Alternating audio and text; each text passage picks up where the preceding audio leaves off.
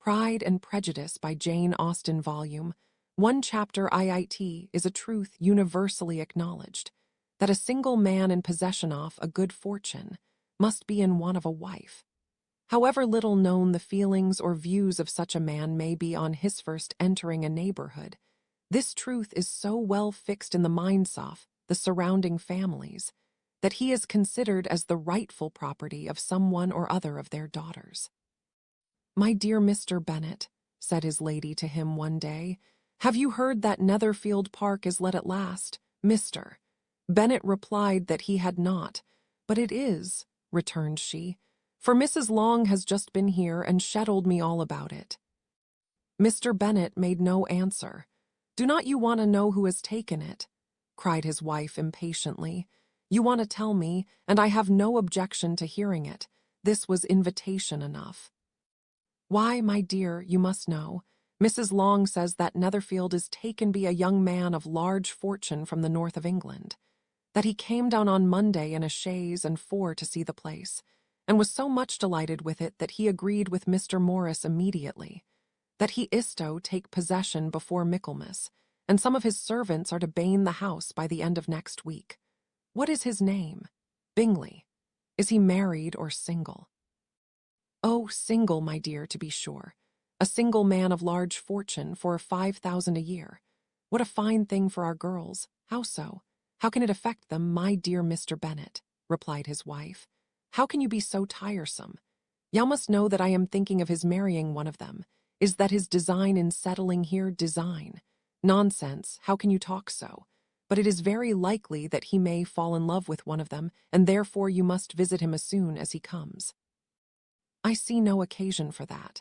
You and the girls may go, or you may send them by themselves, which perhaps will be still better, for as you are as handsome as any of them, Mr. Bingley might like you the best of the party. My dear, you flatter me. I certainly have had my share of beauty, but I do not pretend to be anything extraordinary now. When a woman has 5 grown-up daughters, she ought to give over thinking of her own beauty. In such cases, a woman has not often much beauty to think of. But, my dear, you must indeed go and see Mr. Bingley when he comes into the neighborhood. It is more than I engage for, I assure you. But consider your daughters. Only think what an establishment it would for one of them.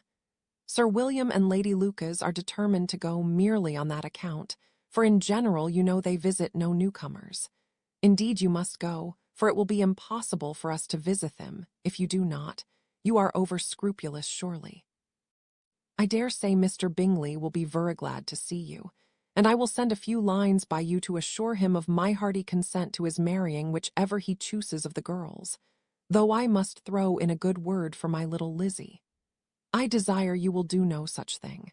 Lizzie is not a bit better than the others, and I am sure she is not half so handsome as Jane, nor half so good-humored as Lydia. But you are always giving her the preference." "They have none of them much to recommend them," replied he.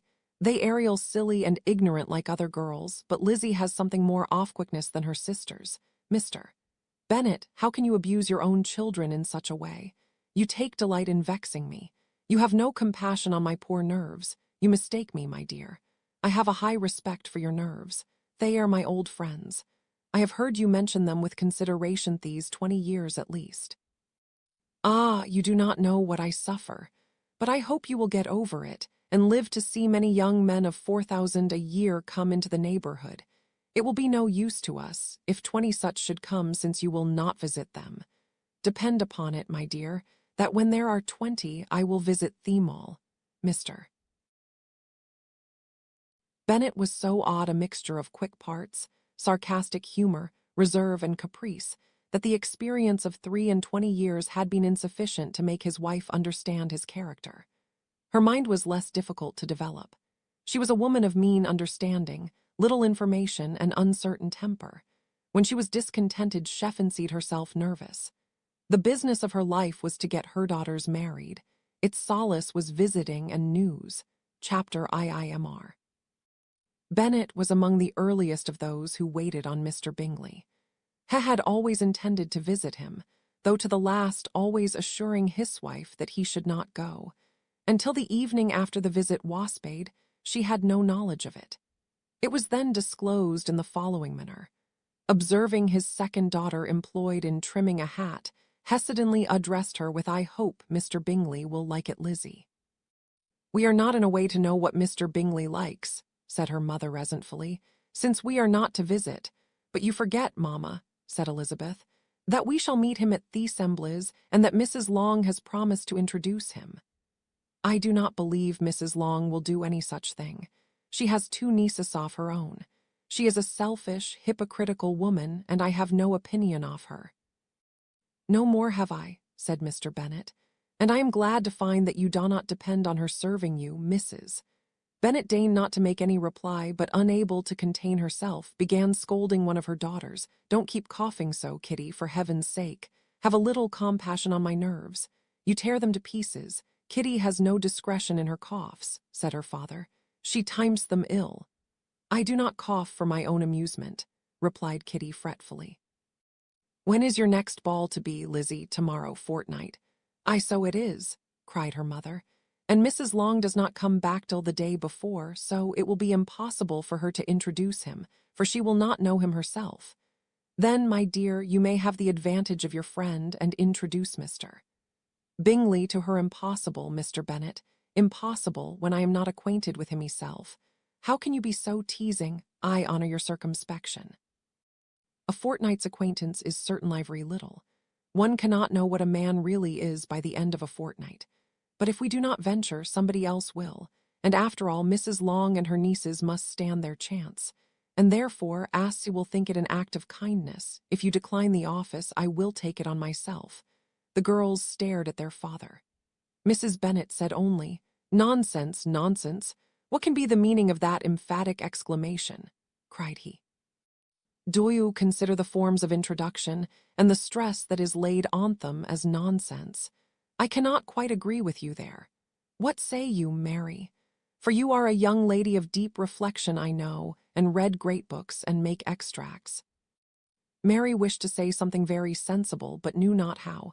"While Mary is adjusting her ideas," he continued, "let us return to Mr. Bingley."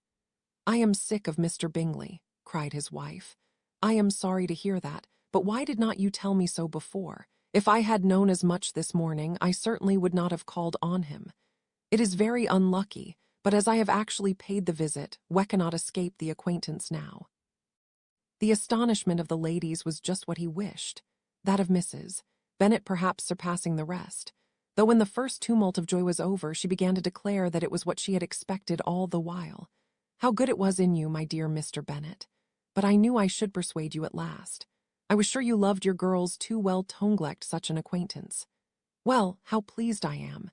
And it is such a good joke, too, that you should have gone this morning, and never sighed a word about it till now." "Now, Kitty, you may cough as much as you choose," said Mr. Bennet, and as he spoke he left the room, fatigued with the raptures of his wife. "What an excellent father you have, girls," said she, when the door was shut. "I do not know how you will ever make him amends for his kindness, or me either, for that matter. At our time of life, it is not so pleasant, I can tell you, to be making new acquaintance every day, but for your sakes we would do anything. Lydia, my love, though you are the youngest, I dare say Mr. Bingley will dance with you at the next ball."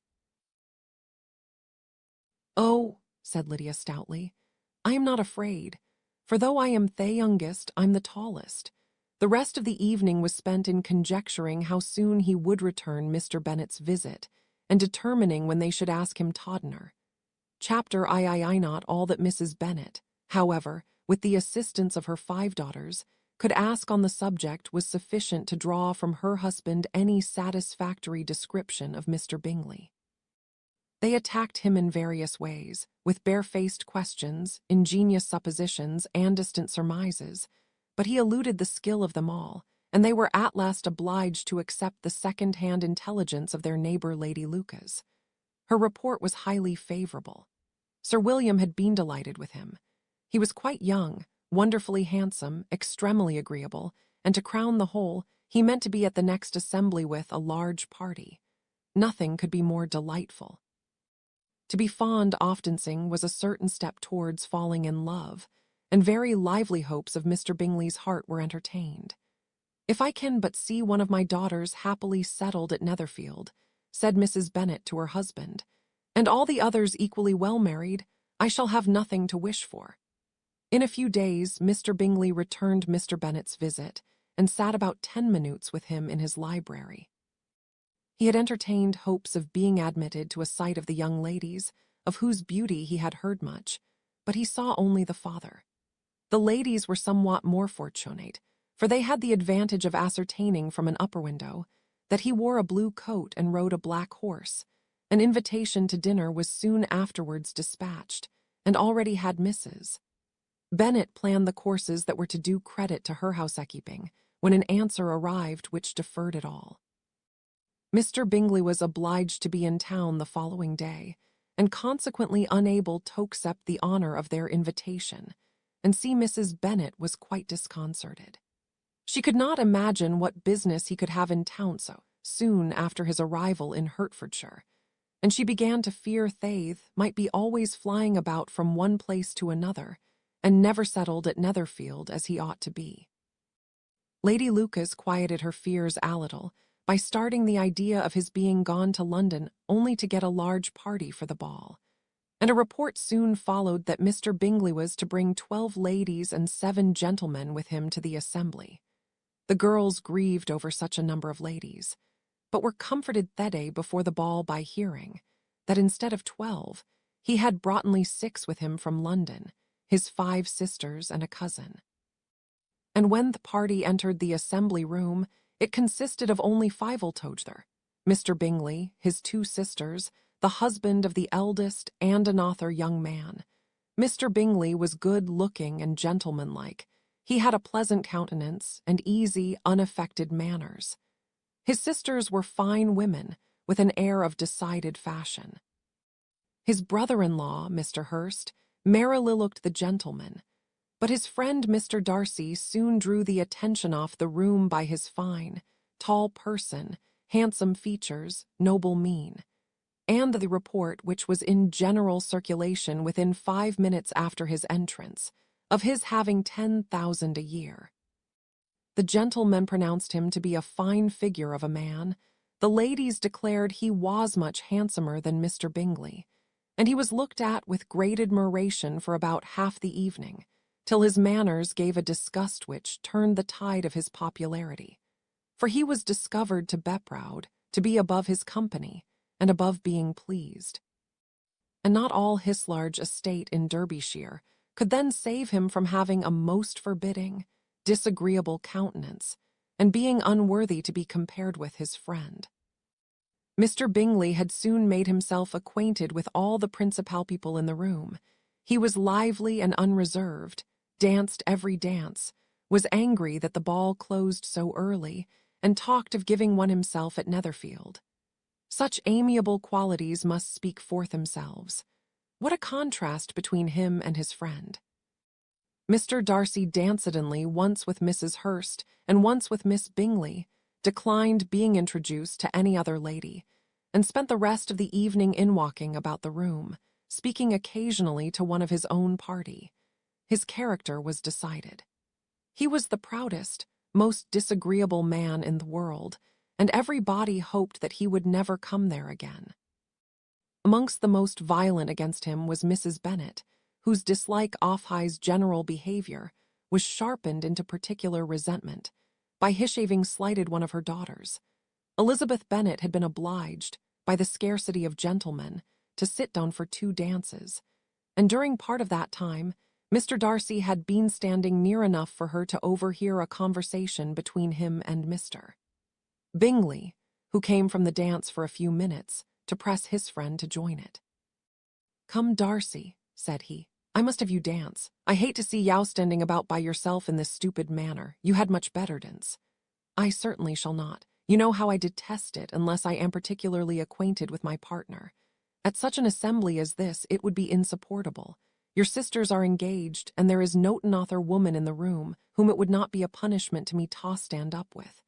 "I would not be so fastidious as you are," cried Bingley, "for a kingdom. Upon my honor, I never met with so many pleasant girls in my life as I have this evening, and there are several of them you see uncommonly pretty. You are dancing with the only handsome girl in the room," said Mr. Darcy, looking at the eldest Miss Bennet. "Oh, she is the most beautiful creature I ever beheld. But there is one of her sisters sitting down just behind you, who is very pretty and, I dare say, very agreeable. Do let me ask my partner to introduce you. Which do you mean?" And turning round, he looked for a moment at Elizabeth, till catching her eye, he withdrew his own and coldly said, "She is tolerable, but not handsome enough to tempt me, and I am in no humor at present to give consequence to young ladies who are slighted by other men. You had better return to your partner and enjoy her smiles, for you are wasting your time with me." Mr. Bingley followed his advice. Mr. Darcy walked off, and Elizabeth remained with no very cordial feelings towards him. She told the story, however, with great spirit among her friends, for she had a lively, playful disposition, which delighted in anything ridiculous. The evening altogether passed off pleasantly to the whole family. Mrs. Bennet had seen her eldest daughter much admired by the Netherfield party. Mr. Bingley had danced with her twice, and she had been distinguished by his sisters. Jane was as much gratified by this as her mother could be, though in a quieter way. Elizabeth felt Jane's pleasure. Mary had heard herself mentioned to Miss Bingley as the most accomplished girl in the neighbourhood, and Catherine and Lydia had been fortunate enough to be never without partners, which was all that they had yet learnt to care for at a ball. They returned therefore in good spirits to Longbourn, the village where they lived, and of which they were the principal inhabitants. They found Mr. Bennet still up.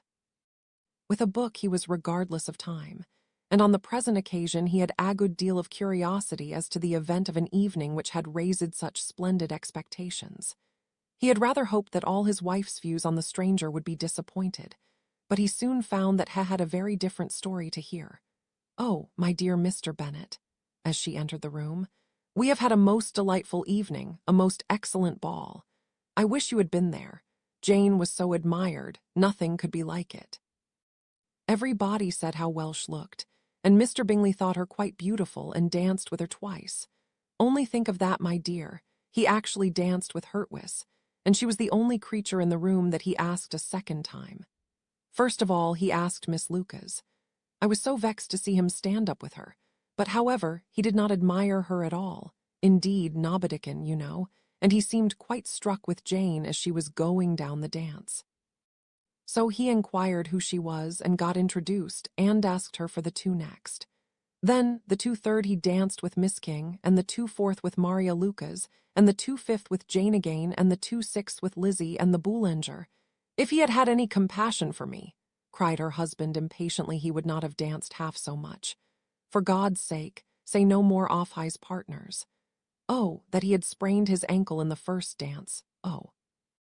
My dear, continued Mrs. Bennet, I am quite delighted with him.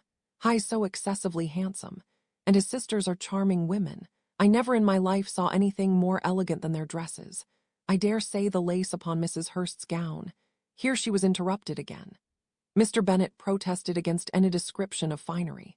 She was therefore obliged to seek another branch off the subject, and related, with much bitterness of spirit and some exaggeration, the shocking rudeness of Mr. Darcy. But I can assure you, she added, that Lizzie does not lose much by not suiting his fancy, for he is a most disagreeable, horrid man, not at all worth pleasing. So high and so conceited that there was no enduring him. He walked here and he walked there, fancying himself so very great, not handsome enough to dance with. I wish you had been there, my dear, to have given him one of your set downs. I quite detest the man. Chapter IV. When Jane and Elizabeth were alone, the former, who had been cautious in her praise of Mr. Bingley before, expressed to her sister how very much admired him. He is just what a young man ought to be, said she. Sensible, good-humoured, lively, and I never saw such happy manners. So much ease with such perfect good breeding. He is also handsome, replied Elizabeth, which a young man ought likewise to be if he possibly can. His character is thereby complete. I was very much flattered by his asking me to dance a second time. I did not expect such a compliment, did not you? I did for you, but that is one great difference between us. Compliments always take you by surprise, and me never. What could be more natural than his asking you again? He could not help seeing that you were about 5 times as pretty as every other woman in the room. No thanks to his gallantry for that. Well, he certainly is very agreeable, and I give you leave to like him. You have liked many a stupider person. Dear Lizzie O, you are a great deal too apt, you know, to like people in general. You never see a fault in anybody. All the world are good and agreeable in your eyes. I never heard you speak ill of a human being in my life. I would wish not to be hasty in censuring anyone, but I always speak what I think. I know you do, and it is that which makes the wonder, with your good sense, to be so honestly blind to the follies and nonsense of others. Affectation of candor is common enough. One meets it everywhere. But to be candid without ostentation or design to take the good off everybody's character and make it still better, and say nothing off bad belongs to you alone. And so you like this man's sisters too, do you? Their manners are not equal to his, certainly not, at first. But they are very pleasing women when you converse with them. Miss Bingley is to live with her brother in Keefi's house, and I am much mistaken if we shall not find a very charming neighbor in her. Elizabeth listened in silence, but was not convinced.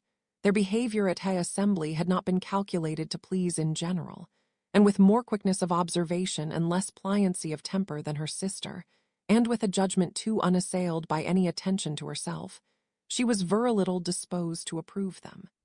They were in fact very fine ladies, not deficient in good humor when they were pleased, nor in the power of being agreeable where they chose it, but proud and conceited.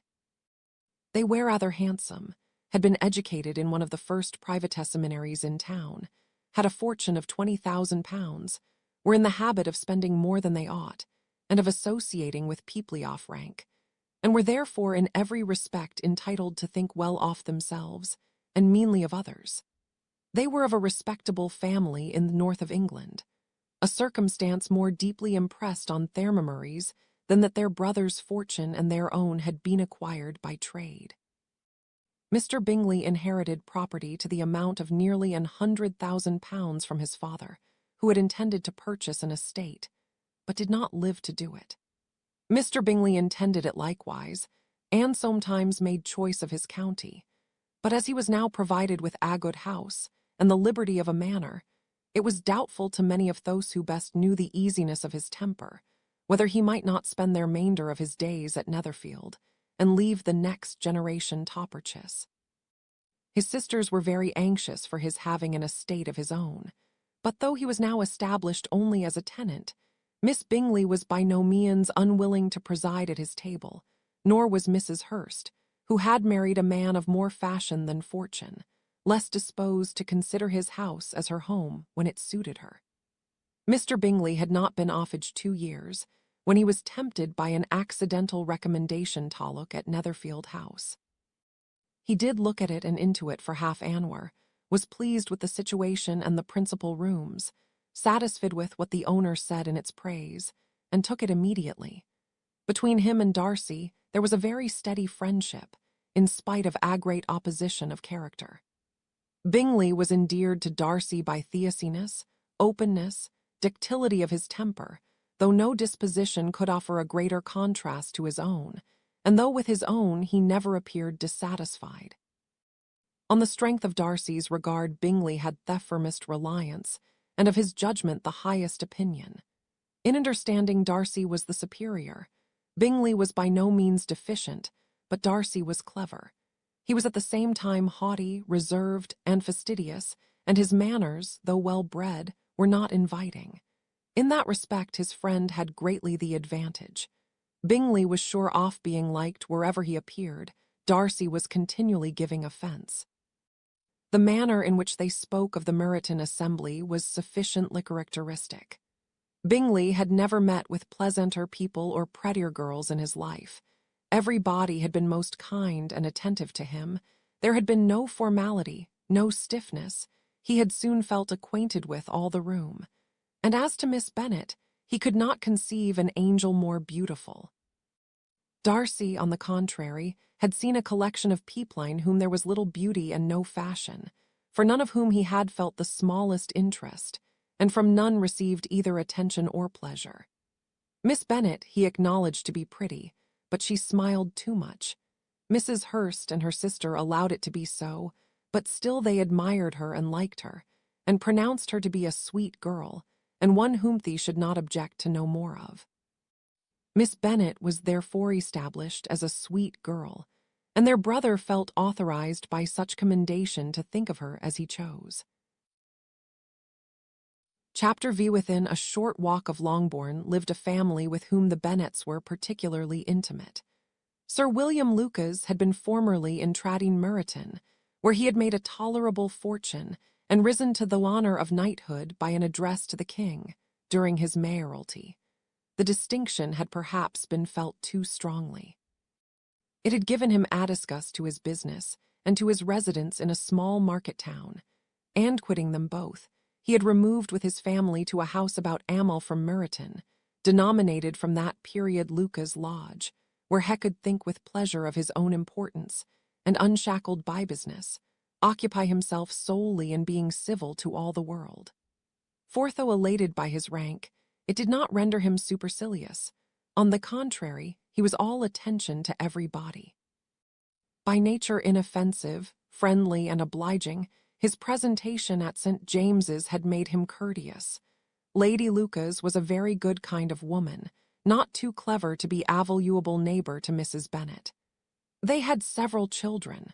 The eldest of them, a sensible, intelligent young woman, about 27, was Elizabeth's intimate friend.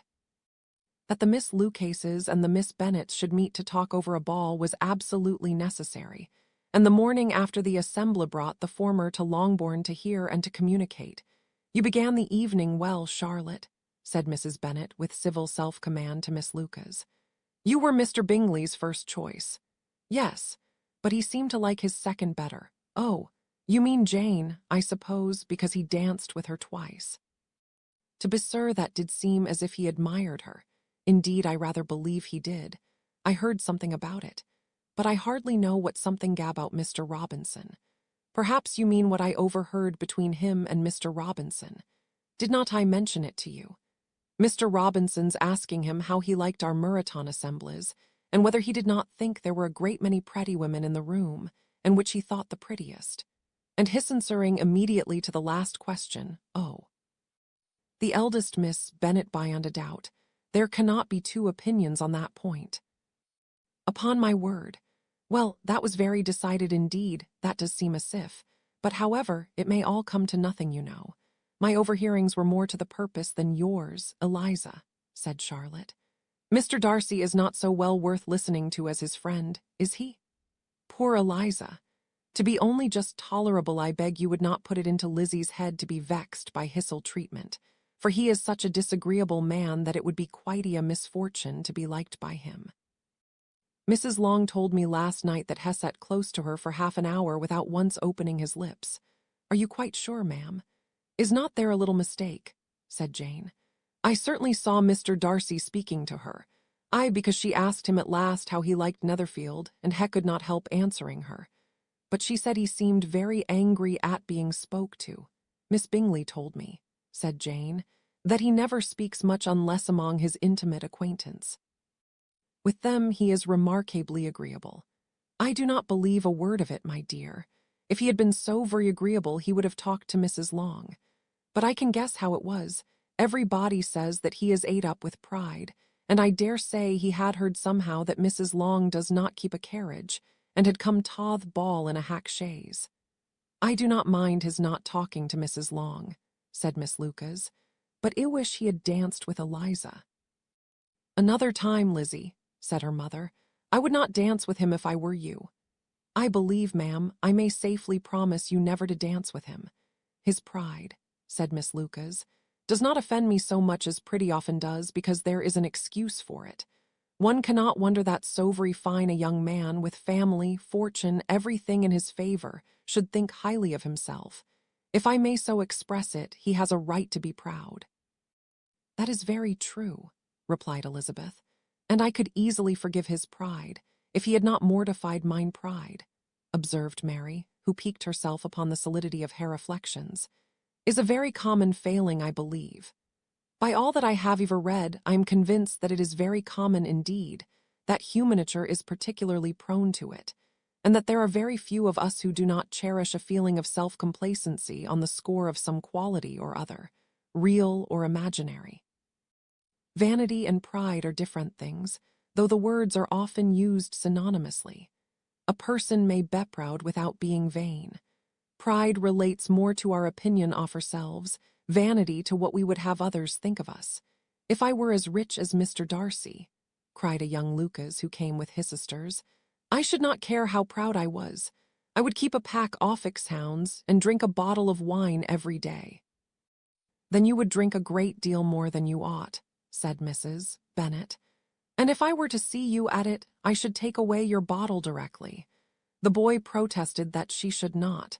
She continued to declare that she would, and the argument ended only with the visit. Chapter VI. The ladies of Longbourn soon waited on those of Netherfield. The visit was returned in due form.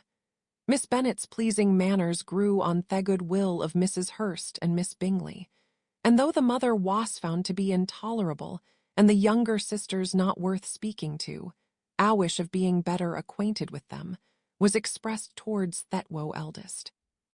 By Jane this attention was received with the greatest pleasure, but Elizabeth still saw superciliousness in their treatment of furry body, hardly accepting even her sister, and could not like them, though their kindness to Jane, such as it was, had a value as arising in all probability from the influence of their brother's admiration. It was generally evident whenever they met that he did admire her, and to her it was equally evident that Jane was yielding to the preference which she had begun to entertain for him from the first, and was in a way to be very much in love. But she considered with pleasure that it was not likely to be discovered by the world in general, since Jane united with great strength of feeling, a composure of temper and uniform cheerfulness of manner, which would guard her from the suspicions of the impertinent. She mentioned this to her friend Miss Lucas. "It may perhaps be pleasant," replied Charlotte, "to be able to impose the public in such a case, but it is sometimes a disadvantage to be so very guarded.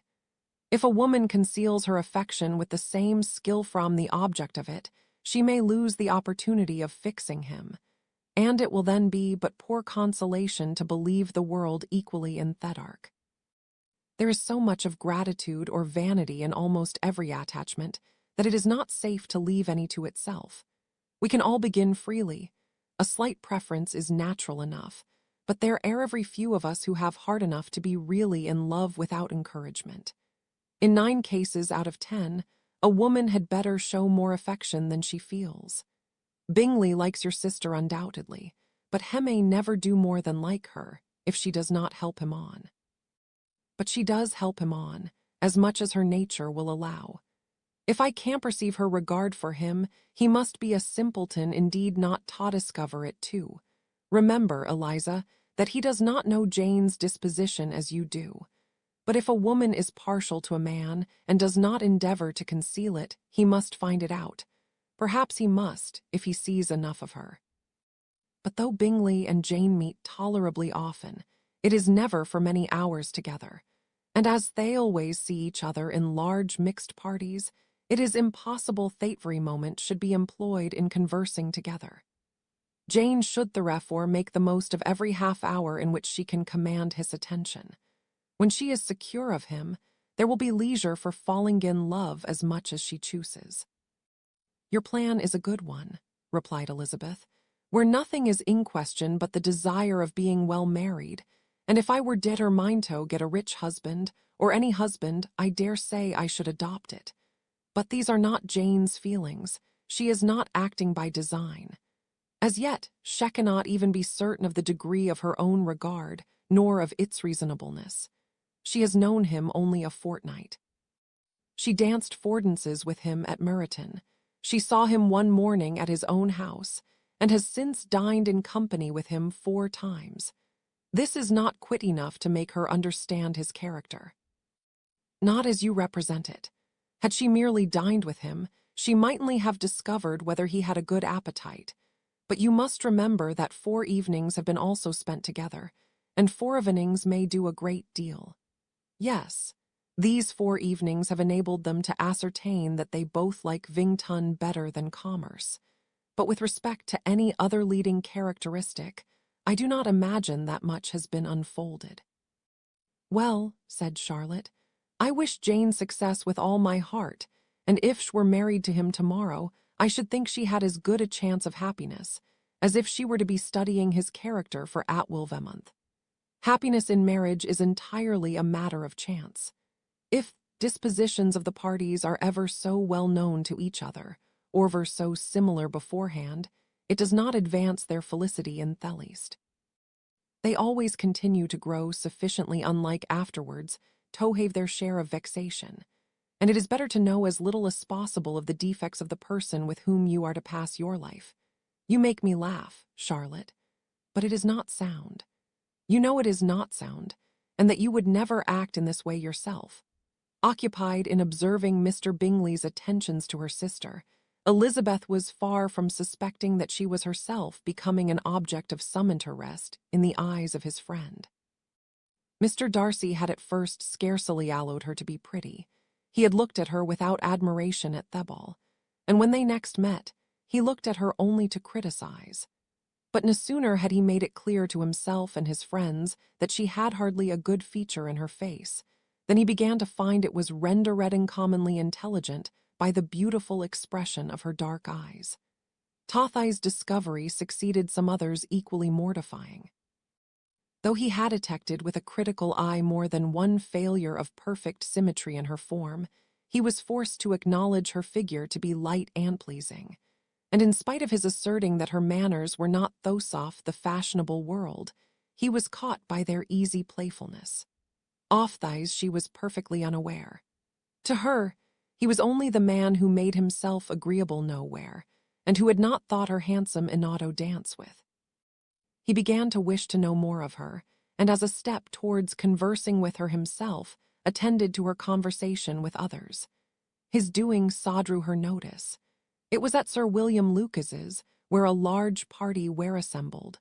"What does Mr. Darcy mean," said she to Charlotte, "by listening to my conversation with Colonel Forster? That is a question which Mr. Darcy only can answer. But if he does it any more, I shall certainly let him know that I see what he is about. He has a very satirical eye, and if I do not begin by being impertinent myself, I shall soon grow afraid of him."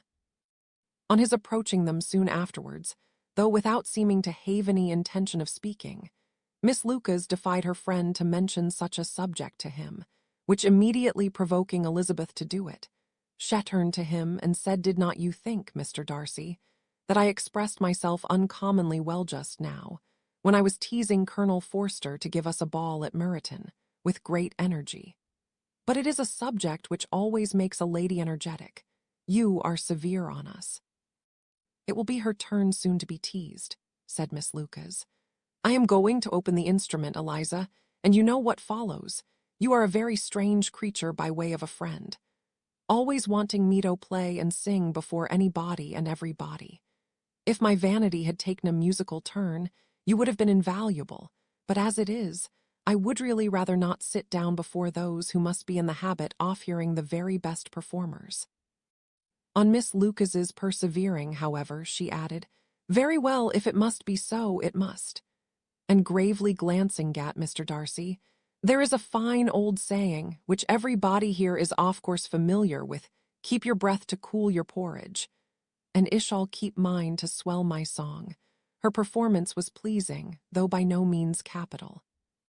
After a song or two, and before she could reply to the entreaties of several that she'd sing again, she was eagerly succeeded at the instrument by her sister Mary, who having, in consequence of being the only plain one in the family, worked hard for knowledge and accomplishments, was always impatient for display.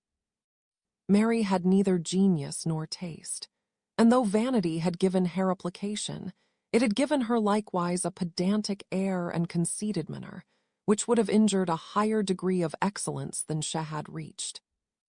Elizabeth, easy and unaffected, had been listened to with much more pleasure, though not playing half so well, and Mary, at the end of a long concerto, was glad to purchase praise and gratitude by Scotch and Irish airs, at the request of her younger sisters, who with some of the Lucases and 2 or 3 officers joined eagerly in dancing at one end of the room.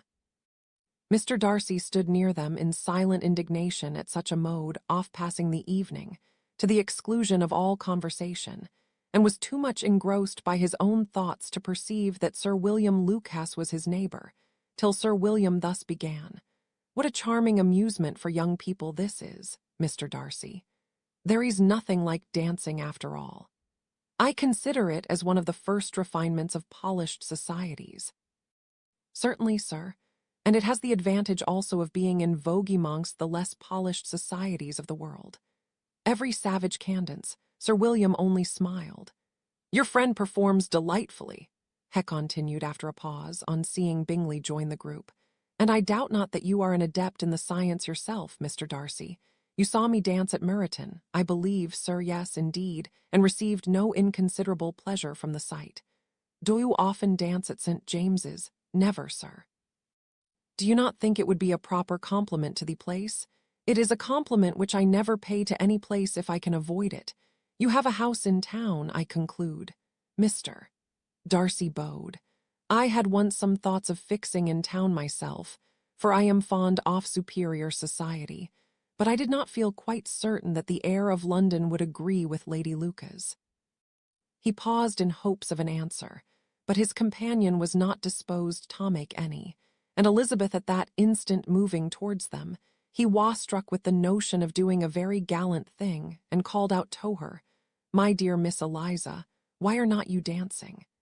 Mr. Darcy, you must allow me to present this young lady to you as a very desirable partner.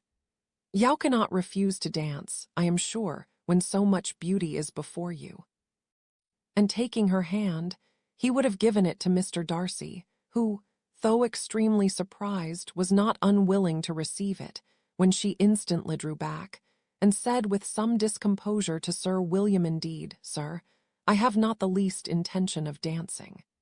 I entreat you not to suppose that I moved this way in order to beg for a partner."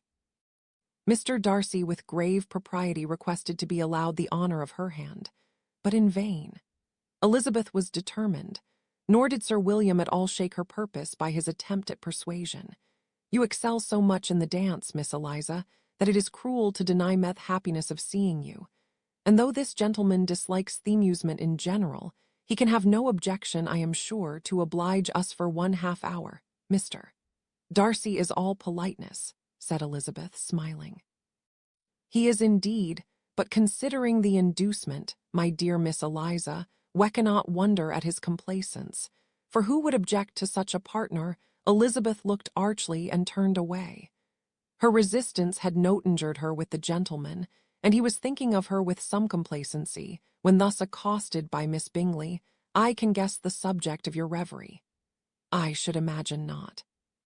You are considering how insupportable it would be to pass many evenings in this manner, in such society, and indeed I am quite of your opinion. I was never more annoyed. The insipidity and yet the noise, the nothingness and yet the self-importance of all these people. What would I give to hear your strictures on them? Your conjecture is totally wrong, I assure you. My mind was more agreeably engaged. I have been meditating on the very great pleasure which a pair of fine eyes in the face of a pretty woman can bestow." Miss Bingley immediately fixed her eyes on his face, and desired Hugh'd tell her what lady had the credit of inspiring such reflections. Mr. Darcy replied with great intrepidity, "Miss Elizabeth Bennet." "Miss Elizabeth Bennet," repeated Miss Bingley. "I am all astonishment. How long has she been such a favourite? And pray when am I to wish Yauja? That is exactly the question which I expected you to ask. A lady's imagination is very rapid. It jumps from admiration to love, from love to matrimony in a moment. I knew you would be wishing me joy. Nay, if you are so serious about it, I shall consider the matter as absolutely settled. You will have a charming mother-in-law, indeed, and of course she will be always at Pemberley with you." He listened to her with perfect indifference, while she chose to entertain herself in this manner, And as his composure convinced her that all was safe, her wit flowed long. Chapter VII. Mr. Bennet's property consisted almost entirely in an estate of 2,000 a year, which, unfortunately for his daughters, was entailed in default of heirs male on a distant relation, and their mother's fortune, though ample for her situation in life, could but ill supply the deficiency of his. Her father had been an attorney in Meryton, and had left her £4,000. She had a sister married to a Mr. Phillips, who had been a clerk to their father, and succeeded him in the business, and a brother settled in London in a respectable line of trade. The village of Longbourn was only 1 mile from Meryton, a most convenient distance for the young ladies, who were usually tempted thither 3 or 4 times a week, to pay their duty to their Aunt Anto, a milliner's shop just over the way. The 2 youngest of the family, Catherine and Lydia, were particularly frequent in these attentions. Their minds were more vacant than their sisters', and when nothing better offered, a walk to Meryton was necessary to amuse their morning hours and furnish conversation for the evening. And however bare of news the country in general might be, they always contrived to learn some from their aunt. At present, indeed, they were well supplied both with news and happiness by the recent arrival of a militia regiment in the neighborhood. It was to remain the whole winter, and Meryton was headquarters. Their visits to Mrs. Phillips were now productive of the most interesting intelligence. Every day added something to their knowledge of the officers' names and connections. Their lodgings were not long a secret, and at length they began to know the officers themselves. Mr. Phillips visited them all, and this opened to his nieces a source of felicity unknown before. They could talk of nothing but officers, and Mr. Bingley's large fortune, the mention of which gave animation to their mother, was worthless in their eyes when opposed to the regimental's often ensign. After listening one morning to their effusions on this subject, Mr. Bennet coolly observed, "From all that I can collect by your manner of talking, you must be 2 off the silliest girls in the country." I have suspected it some time, but I am now convinced. Catherine was disconcerted and made no answer, but Lydia, with perfect indifference, continued to express her admiration of Captain Carter, and her hope of seeing him in the course of the day, as he was going the next morning to London. "I am astonished, my dear," said Mrs. Bennet, "that you should be sorry to think your own children silly. If I wish to think slightingly off anybody's children, it should not be of my own, however. If my children are silly, I must hope to be always sensible of it. Yes, but as it happens, they are all of them very clever. This is the only point, I flatter myself, on which we do not agree.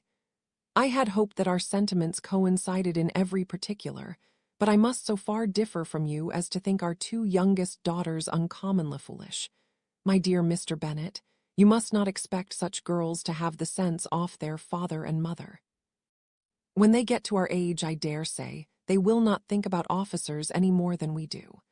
I remember the time when I liked a red coat myself very well, and indeed so I do still at my heart, and if a smart young colonel, with 5,000 or 6,000 a year, should want one of my girls, I shall not say nay to him, and I thought Colonel Forster looked very becoming the other night at Sir William's in his regimentals." "Mamma," cried Lydia, "my aunt says that Colonel Forster and Captain Carter do not go so often to Miss Watson's as they did when they first came. She sees them now very often standing in Clark's library." Mrs.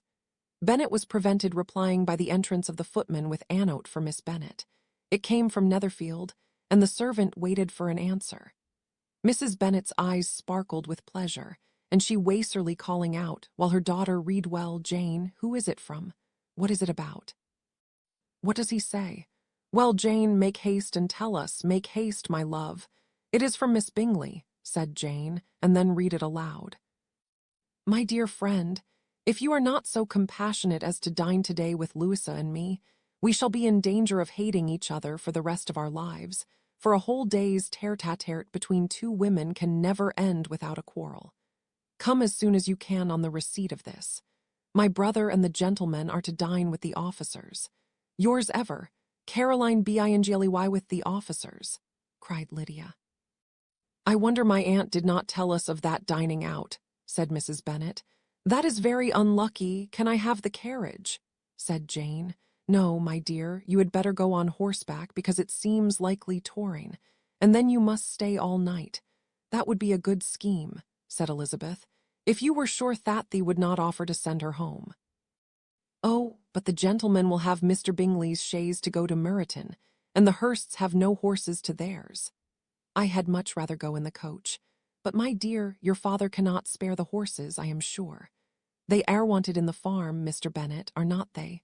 They are wanted in the farm much oftener than I can get them. But if you have got them today," said Elizabeth, "my mother's purpose will be answered. She did at last extort from her father an acknowledgment that the horses were engaged." Jane was therefore obliged to go on horseback, and her mother attended her to the door with many cheerful prognostics of a bad day. Her hopes were answered. Jane had not been gone long before it rained hard. Her sisters were uneasy for her, but her mother was delighted. The rain continued the whole evening without intermission. Jane certainly could not come back. "This was a lucky idea of mine, indeed," said Mrs. Bennet, more thanance, as if the credit of making it rain were all her own. Till the next morning, however, she was not aware of all the felicity of her contrivance. Breakfast was scarcely over when a servant from Netherfield brought the following note for Elizabeth. "My dearest Lizzie, I find myself very unwell this morning, which, I suppose, is to be imputed to my getting wet through yesterday. My kind friends will not hear of my returning home till I am better. They insist also on my seeing Mr. Jones. Therefore do not be alarmed if you should hear of his having been to me, and excepting a sore throat and headache there is not much the matter with me. Yours, and see well, my dear," said Mr. Bennet, when Elizabeth had read the note aloud. "If your daughter should have a dangerous fit of illness, if she should die, it would be a comfort to know that it was all in pursuit of Mr. Bingley and under your orders. Oh, I am not at all afraid of her dying. People do not die of little trifling colds. She will be taken good care of. As long as she stays there, it is all very well. I would go and see her if I could have the carriage." Elizabeth, feeling really anxious, was determined to go to her, thought carriage was not to be had, and as she was no horsewoman, walking was her only alternative. She declared her resolution. "How can you be so silly," cried her mother, "as to think of such a thing in all this dirt? You will not be fit to be seen when you get there." "I shall be very fit to see Jane, which is all I want. Is this a hint to me, Lizzie," said her father, "to send for the horses?" "No, indeed. I do not wish to avoid the walk. The distance is nothing when one has a motive, only 3 miles. I shall be back by dinner." "I admire the activity of your benevolence," observed Mary, "but every impulse of feeling should be guided by reason, and in my opinion exertion should always be in proportion to what is required. We will go as far as Meryton with you," said Catherine and Lydia. Elizabeth accepted their company, and the 3 young ladies set off together. "If we make haste," said Lydia as they walked along, "perhaps we may see something of Captain Carter before he goes." In Meryton they parted. The 2 youngest repaired to the lodgings of one of the officers' wives, and Elizabeth continued her walk alone, crossing field after field at a quick pace, jumping over stiles and springing over puddles with impatient activity, and finding herself at last within view of the house, with weary ankles, dirty stockings, and a face glowing with the warmth of exercise. She was shewn into the breakfast parlor, where all but Jane were assembled, and where her appearance created a great deal of surprise. That she should have walked 3 miles so early in the day, in such dirty weather, and by herself, was almost incredible to Mrs. Hurst and Miss Bingley, and Elizabeth was convinced that they held her in contempt for it. She was received, however, very politely by them, and in their brother's manners there was something better than politeness. There was good humor and kindness. Mr. Darcy said very little, and Mr. Hurst nothing at all. The former was divided between admiration of the brilliancy which exercise had given to her complexion, and doubt as to the occasions justifying her coming so far alone. Thelletter was thinking only of his breakfast. Her inquiries after her sister were not very favorably answered. Miss Bennet had slept ill, and though up, was very feverish and not well enough to leave her room.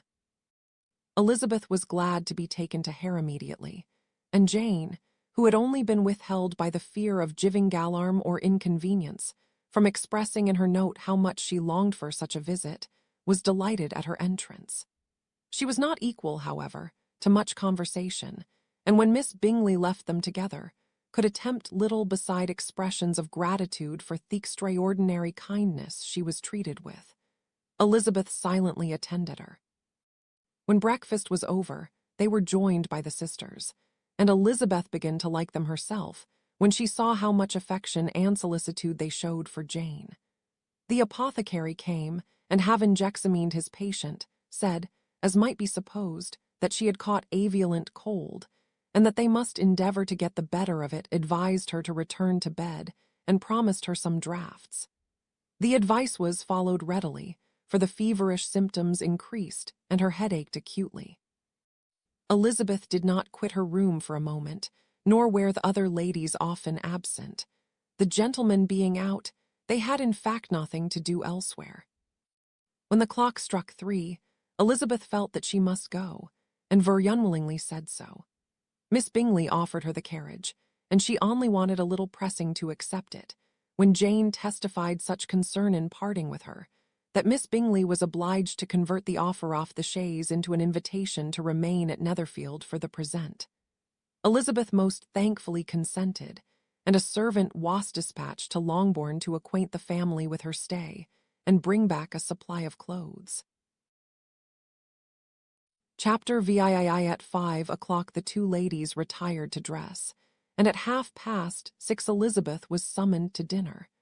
To the civil inquiries which then poured in, and amongst which she had the pleasure of distinguishing the much superior solicitude of Mr. Bingley's, she could not make a very favourable answer. Jane was by no means better. The sisters, on hearing this, repeated 3 or 4 times how much they were grieved, how shocking it was to have a bad cold, and how excessively they disliked being ill themselves, and then thought no more of the matter. And their indifference towards Jane, when not immediately before them, restored Elizabeth to the enjoyment of all her original dislike. Their brother, indeed, was the only one of the party whom she could regard with any complacency. His anxiety for Jane was evident, and his attentions to herself most pleasing, and they prevented her feeling herself so much an intruder as she believed she was considered by the others. She had very little notice from any but him. Miss Bingley was engrossed by Mr. Darcy, her sister scarcely less so. And as for Mr. Hurst, by whom Elizabeth sat, he was an indolent man, who lived only to eat, drink, and play at cards, who, when he found her prefer a plain dish to a ragout, had nothing to say to her. When dinner was over, she returned directly to Jane, and Miss Bingley began abusing her as soon as she was out of the room. Her manners were pronounced to be very bad indeed, a mixture of pride and impertinence. She had no conversation, no style, no taste, no beauty. Mrs. Hurst thought the same, and added she has nothing, in short, to recommend her but being an excellent walker. I shall never forget her appearance this morning. She really looked almost wild. She did indeed, Louisa. I could hardly keep my countenance. Very insensible to come at all. Why must she be scampering about the country because her sister had a cold? Her hair so untidy, so blowsy, yes, and her petticoat. I hope you saw her petticoat, 6 inches deep in mud, I am absolutely certain, and the gown which had been let down to hide it, not doing its office. Your picture may be very exact, Louisa, said Bingley, but this weighs all lost upon me. I thought Miss Elizabeth Bennet looked remarkably well when she came into the room this morning. Her dirty petticoat quite escaped my notice. You observed it, Mr. Darcy, I am sure, said Miss Bingley, and I am inclined to think that you would not wish to see your sister make such an exhibition. Certainly not. To walk 3 miles, or 4 miles, or 5 miles, or whatever it is, above her ankles in dirt, and alone, quite alone. What could she mean by it? It seems to me to show an abominable sort of conceited independence, a most country town indifference to decorum. It shows an affection for her sister that is very pleasing, said Bingley. "I am afraid, Mr. Darcy," observed Miss Bingley, in a half-whisper, "that this adventure has rather affected your admiration of her finny eyes." "Not at all," he replied. "They were brightened by the exercise." A short pause followed this speech, and Mrs. Hurst began again. "I have an excessive regard for Jane Bennet. She is really a very sweet girl, and I wish with all my heart she were well settled. But with such a father and mother, and such low connections, I am afraid there is not chance of it. I think I have heard you say that their uncle is an attorney in Meryton. Yes, and they have another who lives somewhere near Cheapside. That is capital," added her sister, and they both laughed heartily. "If they had uncles enough to fill all Cheapside," cried Bingley, "it would not make them one jot less agreeable, but it must very materially lessen their chance of marrying men of any consideration in the world," replied Darcy. To this speech Bingley made no answer, but his sisters gave it their hearty assent, and indulged their mirth for some time at the expense of their dear friend's vulgar relations. With a renewal of tenderness, however, they repaired to her room on leaving the dining parlour, and sat with her till summoned to coffee. She was still very poorly, and Elizabeth would not quit her at all, till late in the evening, when she had the comfort of seeing her asleep, and when it appeared to her rather right than pleasant that she should go downstairs herself. On entering the drawing-room she found the whole party at loo, and was immediately invited to join them.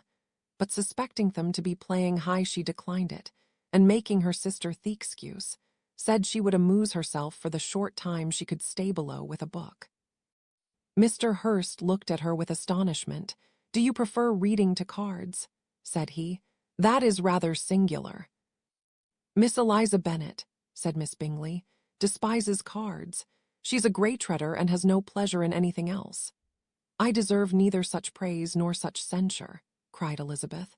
"I am not a great reader, and I have pleasure in many things. In nursing your sister I am sure you have pleasure," said Bingley. "And I hope it will soon be increased by seeing her quite well." Elizabeth thanked him from her heart, and then walked towards a table where a few books were lying. He immediately offered to fetch here others, all that his library afforded. "And I wish my collection were larger for your benefit and my own credit. But I am an idle fellow, and though I have not many, I have more than I ever look into." Elizabeth assured him that she could suit herself perfectly with those in the room. "I am astonished," said Miss Bingley, "that my father should have left so small a collection of books." "What a delightful library you have at Pemberley, Mr. Darcy. It ought to be good," he replied. "It has been the work of many generations. And then you have added so much to it yourself. You are always buying books. I cannot comprehend the neglect of a family library in such days as these. Neglect. I am sure you neglect nothing that can add to the beauties of that noble place. Charles, when you build your house, I wish it may be half as delightful as Pemberley. I wish it may. But I would really advise you to make your purchase in that neighbourhood and take Pemberley for a kind of model. There is not a finer county in England than Derbyshire." "With all my heart. I will buy Pemberley itself if Darcy will sell it." "I am talking of possibilities, Charles. Upon my word, Caroline, I should think it more possible to get Pemberley by purchase than by imitation." Elizabeth was so much caught by what passed as to leave her very little attention for her book, and soon laying it wholly aside, she drew near the card table and stationed herself between Mr. Bingley and his eldest sister to observe the game. "Is Miss Darcy much grown since the spring?" said Miss Bingley. "Will she be as tall as I am? I think she will. She is now about Miss Elizabeth Bennet's height, or rather taller. How I long to see her again. I never met with anybody who delighted me so much. Such a countenance, such manners, and so extremely accomplished for her age. Her performance on the pianoforte is exquisite. It is amazing to me," said Bingley, "how young ladies can have patience to be so very accomplished as they all are, all young ladies accomplished. My dear Charles, what do you mean? Yes, all of them, I think. They all paint tables, cover screens, and net purses. I scarcely know anyone who cannot do all this, and I am sure I never heard a young lady spoken of for the first time, without being informed that she was very accomplished. Your list of the common extent of accomplishments, said Darcy. Haste too much truth. The word is applied to many a woman who deserves it neitherwise than by netting a purse or covering a screen. But I am very far from agreeing with you in your estimation of ladies in general. I cannot boast of knowing more than half a dozen, in the whole range of my acquaintance, that are really accomplished. Nor I am sure, said Miss Bingley. Then, observed Elizabeth, you must comprehend a great deal in your idea of an accomplished woman. Yes, I do comprehend a great deal in it. Oh, certainly, cried his faithful assistant. No one can be really esteemed accomplished who does not greatly surpass what is usually met with. A woman must have a thorough knowledge of music, singing, drawing, dancing, and the modern languages to deserve the word. And besides all this, she must possess a certain something in her air and manner off-walking, the tone of her voice, her address and expressions, or the word will be but half deserved. All this she must possess, added Darcy, and to all this she must yet add something more substantial, in the improvement of her mind by extensive reading. I am no longer surprised at your knowing only 6 accomplished women. I rather wonder now at your knowing any are you so severe upon your own sex, as to doubt the possibility of all this. I never saw such a woman. I never saw such capacity, and taste, and application, and elegance, as you describe, united. Mrs. Hurst and Miss Bingley both cried out against the injustice of Harampled doubt, and were both protesting that they knew many women wonsword this description, when Mr. Hurst called them to order, with bitter complaints of their inattention to what was going forward. As all conversation was thereby at an end, Elizabeth soon afterwards left the room. Eliza Bennet, said Miss Bingley, when the door was closed on her, I son of those young ladies who seek to recommend themselves to the other sex by undervaluing their own, and with many men I dare say it succeeds. But in my opinion it is a paltry device, a very mean art. Undoubtedly, replied Darcy, to whom this remark was chiefly addressed. There is meanness in all the arts which ladies sometimes condescend to employ for captivation. Whatever bears affinity to cunning is despicable. Miss Bingley was not so entirely satisfied with this reply as to continue the subject. Elizabeth joined them again only to say that her sister was worse, and that she could not leave her. Bingley urged Mr. Jones's being sent for immediately, while his sisters, convinced that no country advice could be of any service, recommended an express to town for one of the most eminent physicians. This she would not hear of, but she was not sound willing to comply with their brother's proposal, and it was settled that Mr. Jones should be sent for early in the morning if Miss Bennet were not decidedly better. Bingley was quite uncomfortable. His sisters declared that they were miserable. They solaced their wretchedness, however, by duets after supper, while he could find no better relief to his feelings than by giving his housekeeper directions that every possible attention might be paid to the sick lady and her sister. Chapter X. Elizabeth passed the chief of the night in her sister's room, and in the morning had the pleasure of being able to send a tolerable answer to inquiries, which she very early received from Mr. Bingley by a housemaid, and some time afterwards from the 2 elegant ladies who waited on his sisters. In spite of this amendment, however, she requested to have a note sent to Longbourn, desiring her mother to visit Jane and form her own judgment of her situation. The note was immediately dispatched, and its contents as quickly complied with. Mrs. Bennet, accompanied by Hertwoo youngest girls, reached Netherfield soon after the family breakfast. Had she found Jane in any apparent danger, Mrs. Bennet would have been very miserable, but being satisfied on seeing her that her illness was not alarming, she had no wish of her recovering immediately, as her restoration to health would probably remove her from Netherfield. She would not listen, therefore, to her daughter's proposal of being carried home. Neither did the apothecary, who arrived about the same time, think it at all advisable. After sitting a little while with Jane, on Miss Bingley's appearance and invitation, the mother and 3 daughters all attended her into the breakfast parlour. Bingley met them with hopes that Mrs. Bennet had not found Miss Bennet worse than she expected. "Indeed I have, sir," was her answer. "She is a great deal too ill to be moved. Mr. Jones says we must not think of moving her.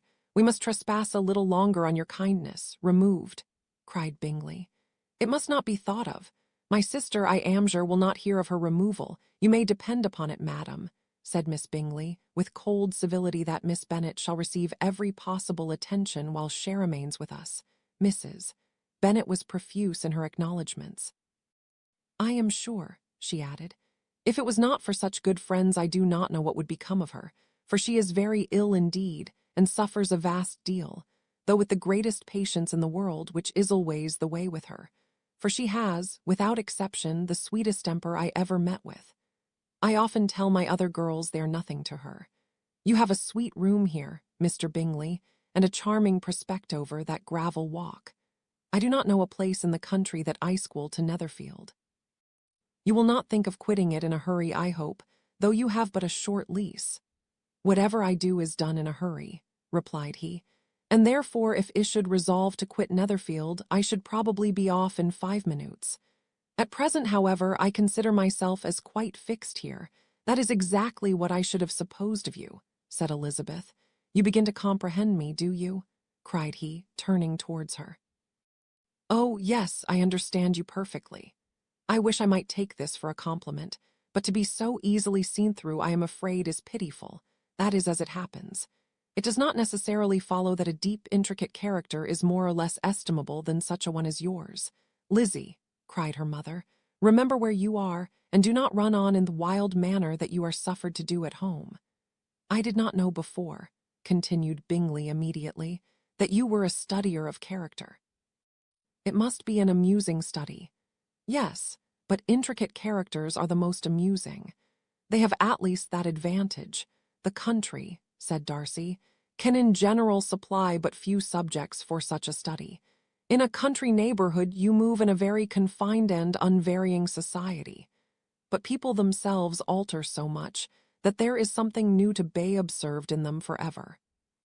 "Yes, indeed," cried Mrs. Bennet, offended by his manner of mentioning a country neighborhood. "I assure you there is quite as much of that going on in the country as in town." Every body was surprised, and Darcy, after looking at her for a moment, turned silently away. Mrs. Bennet, who fancied she had gained a complete victory over him, continued her triumph.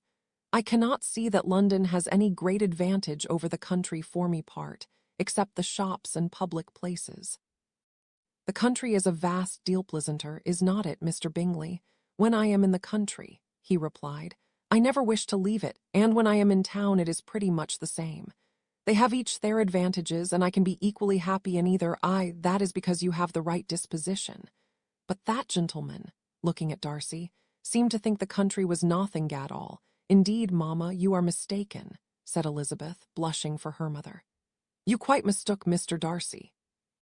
He only meant that there were not such a variety of people to be met with in the country as in town, which you must acknowledge to be true. Certainly, my dear, nobody said there were. But as to not meeting with many people in this neighborhood, I believe there are few neighborhoods larger. I know we dine with 24 families. Nothing but concern for Elizabeth could enable Bingley to keep his countenance. His sister was less delicate, and directed her eye towards Mr.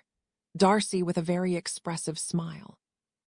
Elizabeth, for the sake of seeing something that might turn her mother's thoughts, now asked her if Charlotte Lucas had been at Longbourn since her coming away. "Yes, she called yesterday with her father. What an agreeable man Sir William is, Mr. Bingley, is not he? So much the man of fashion, so genteel and so easy. He has always something to say to everybody. That is my idea of good breeding, and those persons who fancy themselves very important and never open their mouths quite mistake the matter. Did Charlotte dine with you? No, she would go home. I fancy she was wanted about the mince pies. For me part, Mr. Bingley, I always keep servants that can do their own work. My daughters are brought up differently. But every body is todged for themselves, and the Lucases are very good sort of girls, I assure you. It is a pity they are not handsome. Not that I think Charlotte so very plain, but then she is our particular friend. She seems a very pleasant young woman, said Bingley. Oh, dear, yes, but you must own she is very plain. Lady Lucas herself has often said so, and envied me Jane's beauty. I do not like to boast off my own child, but to be sure, Jane one does not often see any body better looking. It is what every body says. I do not trust my own partiality.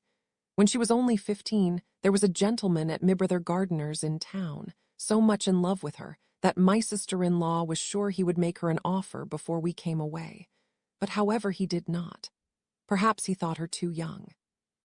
However, he wrote some verses on her, and very pretty they were. And so ended his affection, said Elizabeth impatiently. There has been many a one, I fancy, overcome in the same way. I wonder who first discovered the efficacy of poetry in driving away love. I have been used to consider poetry as the food of love, said Darcy. Of a fine, stout, healthy love it may. Everything nourishes what is strong already. But if it be only a slight, thin sort of inclination, I am convinced that one good sonnet will starve it entirely away. Darcy only smiled, and the general pause which ensued made Elizabeth tremble lest her mother should be exposing herself again. She longed to speak, but could think of nothing to say, and after a short silence Mrs. Bennet began repeating her thanks to Mr. Bingley for his kindness to Jane, with an apology for troubling him also with Lizzie. Mr. Bingley was unaffectedly civil in his answer, and forced his younger sister to be civil also, and say what the occasion required. She performed her part indeed without much graciousness, but Mrs. Bennet was satisfied, and soon afterwards ordered her carriage.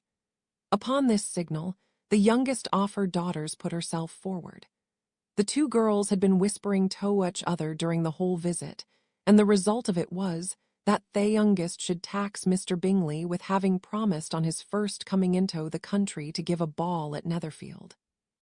Lydia was a stout, well-grown girl of 15, with a fine complexion and good-humoured countenance, a favourite with her mother, whose affection had brought her into public at an early age.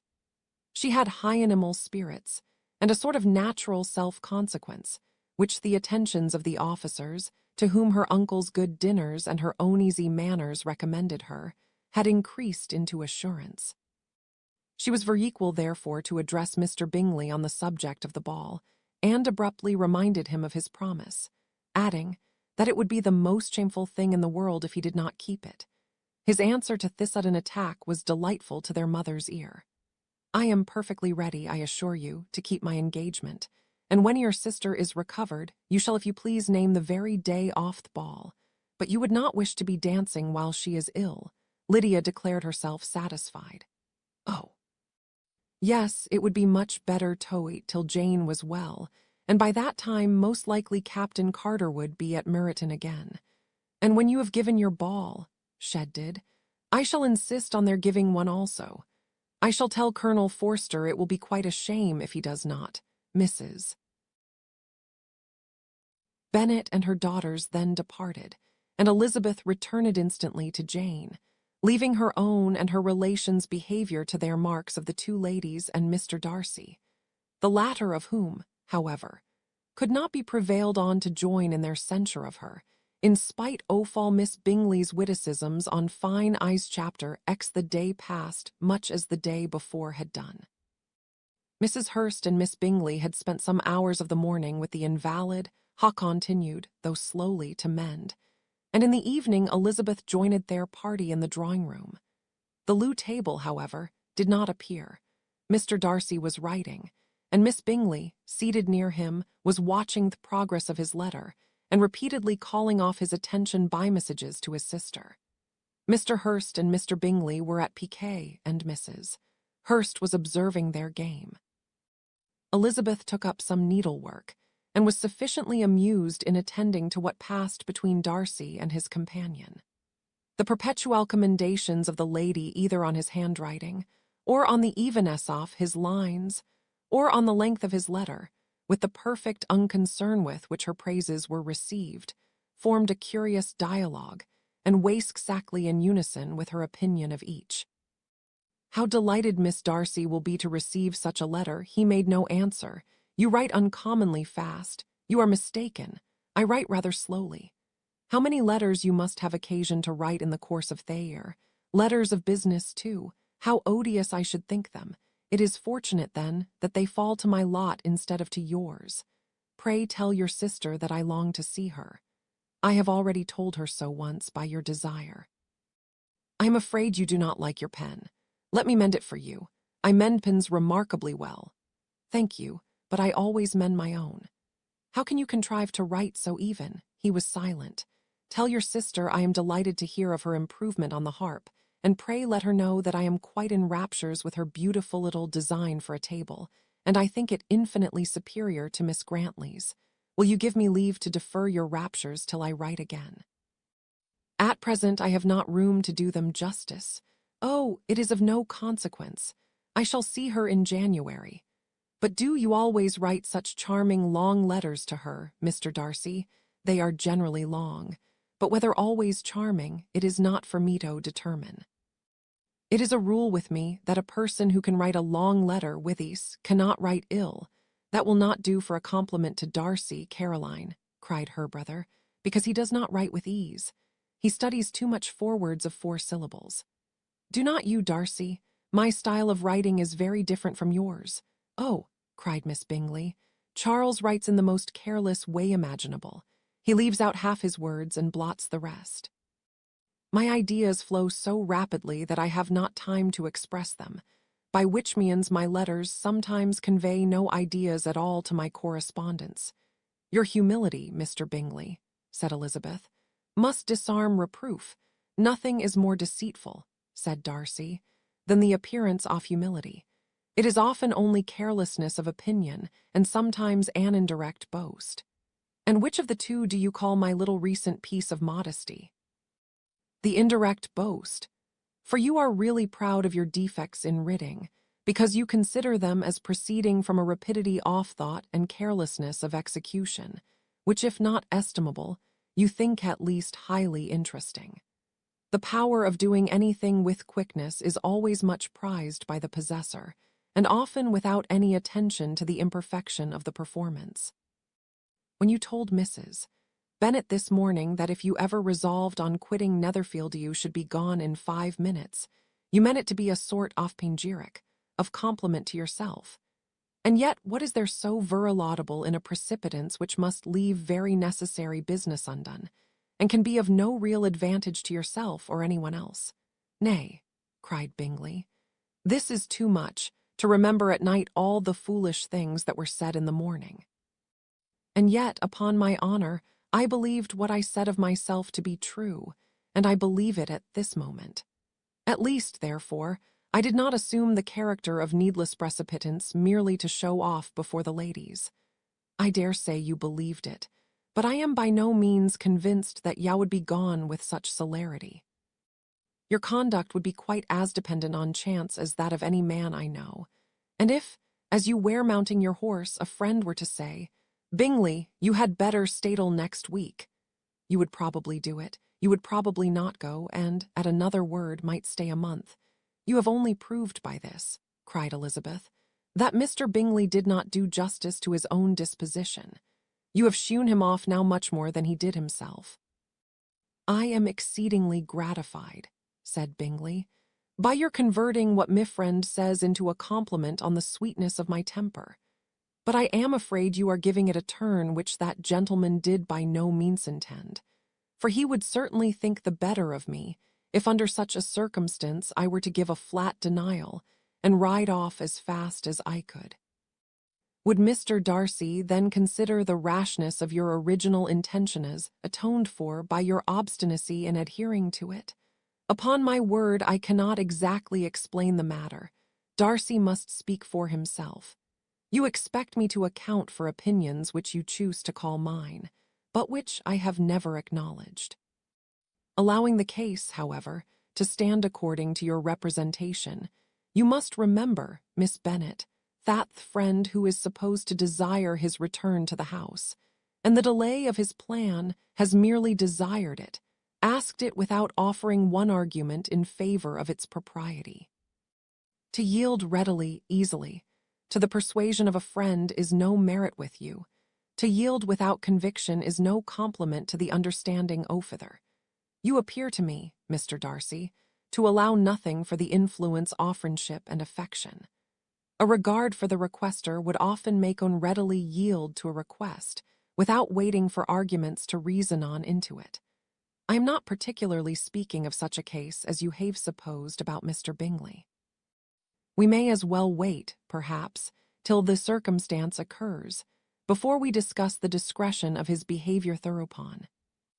But in general and ordinary cases between friend and friend, where one of them is desired by the other to change a resolution of no very great moment, should you think ill of that person for complying with the desire, without waiting to be argued into it?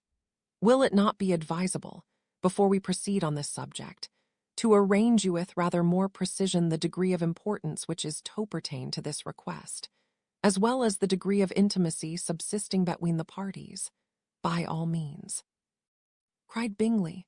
Let us hear all the particulars, not forgetting their comparative height and size, for that will have more weight in the argument, Miss Bennet, than you may be aware of. I assure you that if Darcy were not such a great tall fellow, in comparison with myself, I should not pay him half so much deference. I declare I do not know a more awful object than Darcy, on particular occasions and in particular places, at his own house especially, and of a Sunday evening when he has nothing to do. Mr. Darcy smiled, but Elizabeth thought she could perceive that he was rather offended, and therefore checked her laugh. Miss Bingley warmly resented the indignity he had received, in an expostulation with her brother for talking such nonsense. I see your design, Bingley, said his friend. You dislike an argument and want to silence this. Perhaps I do. Arguments are too much like disputes. If you and Miss Bennet will defer yours till I am out of the room, I shall be very thankful, and then you may say whatever you like of me. What you ask, said Elizabeth, is no sacrifice on my side, and Mr. Darcy had much better finish his letter, Mr. Darcy took her advice and did finish his letter. When that business was over, he applied to Miss Bingley and Elizabeth for the indulgence of some music. Miss Bingley moved with alacrity to the pianoforte, and after a polite request that Elizabeth would lead the way, which the other as politely and more earnestly negatived, satiated herself. Mrs. Hurst sang with her sister, and while they were thus employed Elizabeth could not help observing as she turned over some music books that lay on the instrument, how frequently Mr. Darcy's eyes were fixed in her. She hardly knew how to suppose that she could be an object of admiration to so great a man, and yet that he should look at her because disliked her was still more strange. She could only imagine, however, at last, that she drew his notice because there was a something about her more wrong and reprehensible, according to his ideas of right, than in any other person present. The supposition did not pain her. She liked him too little to care for his approbation. After playing some Italian songs, Miss Bingley varied the charm by a lively Scotch air, and soon afterwards Mr. Darcy, drawing near Elizabeth, said to her, Do not you feel a great inclination, Miss Bennet, to seize such an opportunity of dancing a reel? She smiled, but made no answer. He repeated the question, with some surprise at her silence. Oh, said she, I heard you before, but I could not immediately determine what to say in reply.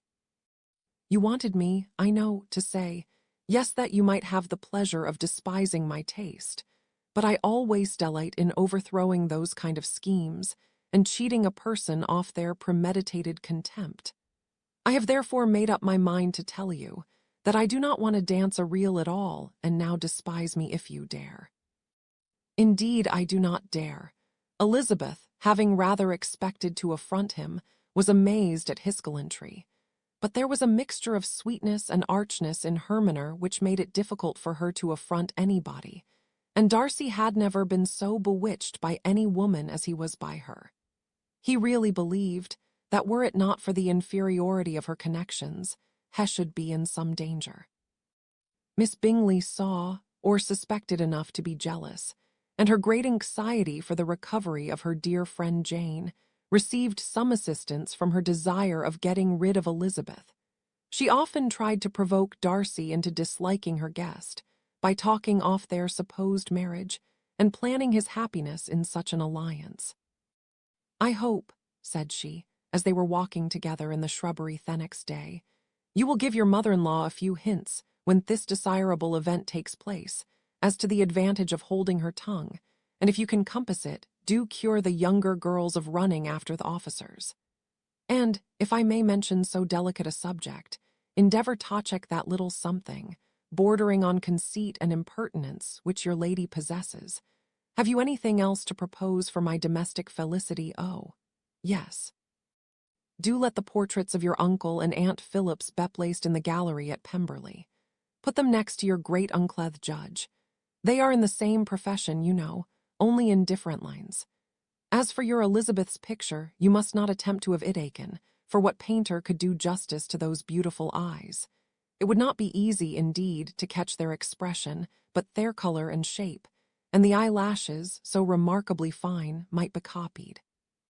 At that moment they were met from another walk, by Mrs. Hurst and Elizabeth herself. "I did not know that you intended to walk," said Miss Bingley, in some confusion, lest they had been overheard. "You used us abominably ill," answered Mrs. Hurst, "in running away without telling us that you were coming out." Then, taking the disengaged arm of Mr. Darcy, she left Elizabeth to walk by herself. The path just admitted 3. Mr. Darcy felt their rudeness and immediately said, "This walk is not wide enough for our party. We had better go into the avenue." But Elizabeth, who had not the least inclination to remain with them, laughingly answered, "No, no, stay where you are. You are charmingly grouped and appear town-common advantage. The picturesque would be spoilt by admitting a firth. Good-bye." She then ran gaily off, rejoicing as she rambled about, in the hope of being at home again in a day or 2. Jane was already so much recovered as to intend leaving her room for a couple of hours that evening. Chapter I. When the ladies removed after dinner, Elizabeth ran up to her sister, and seeing her well guarded from cold, attended her into the drawing-room, where she was welcomed by her 2 friends with many professions of pleasure, and Elizabeth had never seen them so agreeable as they were during the hour which passed before the gentlemen appeared. Their powers of conversation were considerable. They could describe an entertainment with accuracy, relate an anecdote with humor, and laugh at their acquaintance with spirit. But when the gentlemen entered, Jane was no longer the first object.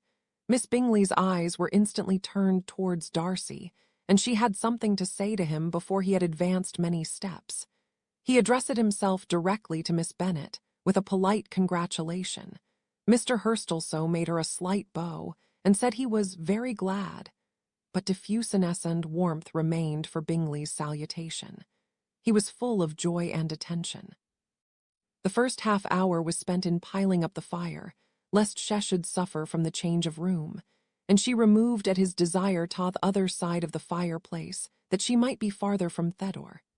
He then sat down by her, and talked scarcely to anyone else. Elizabeth, at work in the opposite corner, saw it all with great delight. When tea was over, Mr. Hurst reminded his sister-in-law of the card table, but in vain. She had obtained private intelligence that Mr. Darcy did not wish for cards, and Mr. Hurst soon found even his open petition rejected. She assured him that no one intended to play, and the silence of the whole party on the subject seemed to justify her. Mr. Hurst had therefore nothing to do but to stretch himself on one of the sofas and go to sleep. Darcy took up a book, Miss Bingley did the same, and Mrs. Hurst, principally occupied in playing with her bracelets and rings, joined now and then in her brother's conversation with Miss Bennet. Miss Bingley's attention was quite as much engaged in watching Mr. Darcy's progress through his book as in reading her own, and she was perpetually either making some inquiry or looking at his page. She could not win him, however, to any conversation. He merely answered her question and read on. At length, quite exhausted by the attempt to be amused with her own book, which she had only chosen because it was the 2nd volume of his, she gave a great yawn and said, "How pleasant it is to spend an evening in this way. I declare, after all, there is no enjoyment like reading. How much sooner one tires of anything than of a book. When I have a house of my own, I shall be miserable if I have not an excellent library. No one made any reply. She then yawned again, threw aside her book, and cast her eyes round the room in quest of some amusement. When hearing her brother mentioning a ball to Miss Bennet, she turned suddenly towards him and said, "By the by, Charles, are you really serious in meditating a dance at Netherfield? I would advise you, before you determine on it, to consult the wishes of the present party. I am much mistaken if there are not some among us to whom a ball would be rather a punishment than a pleasure." "If you mean Darcy," cried her brother, "he may go to bed, if he chooses, before it begins, but as for the ball, it is quite a settled thing, and as soon as Nishalls has made white soup enough, I shall send round my cards." "I should like balls infinitely better," she replied, "if they were carried on in a different manner, but there is something insufferably tedious in the usual process of such a meeting. It would surely be much more rational if conversation instead of dancing made the order of Thede." "Much more rational, my dear Caroline, I dare say, but it would not Bennyar so much like a ball." Miss Bingley made no answer, and soon afterwards got up and walked about the room. Her figure was elegant, and she walked well, but Darcy, at whom it was all aimed, was still inflexibly studious. In the desperation of her feelings, she resolved on one effort more, and, turning to Elizabeth, said, "Miss Eliza Bennet, let me persuade you to follow my example, and take Addern about the room. I assure you it is very refreshing after sitting so long in one attitude." Elizabeth was surprised, but agreed to it immediately. Miss Bingley succeeded no less in the real object of her civility. Mr. Darcy looked up. He was as much awake to the novelty of attention in that quarter as Elizabeth herself could be, and unconsciously closed his book. He was directly invited to join their party, but he declined it, observing that he could imagine but two motives for their choosing to walk up and on the room together, with either of which motives his joining them would interfere. What could he mean? She was dying to know what could be his meaning, and asked Elizabeth whether she could at all understand him. "Not at all," was her answer. "But depend upon it, he means to be severing us, and our surest way of disappointing him will be to ask nothing about it." Miss Bingley, however, was incapable of disappointing Mr. Darcy in anything, and persevered therefore in requiring an explanation of his two motives. "I have not the smallest objection to explaining them," said he, as soon as she allowed him to speak. "You either choose this method of passing the evening because you are in each other's confidence and have secret affairs to discuss, or because you are conscious that your figures appear to the greatest advantage in walking. If the first, I should be completely in your way, and if the second, I can admire you much better as I sit by the fire." "Oh, shocking!" cried Miss Bingley. "I never heard anything so abominable.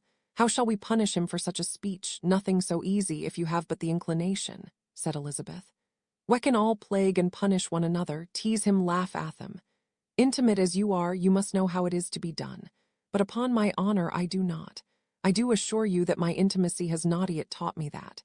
Tease calmness of temper and presence of mind. No, no, I feel he may defy us there.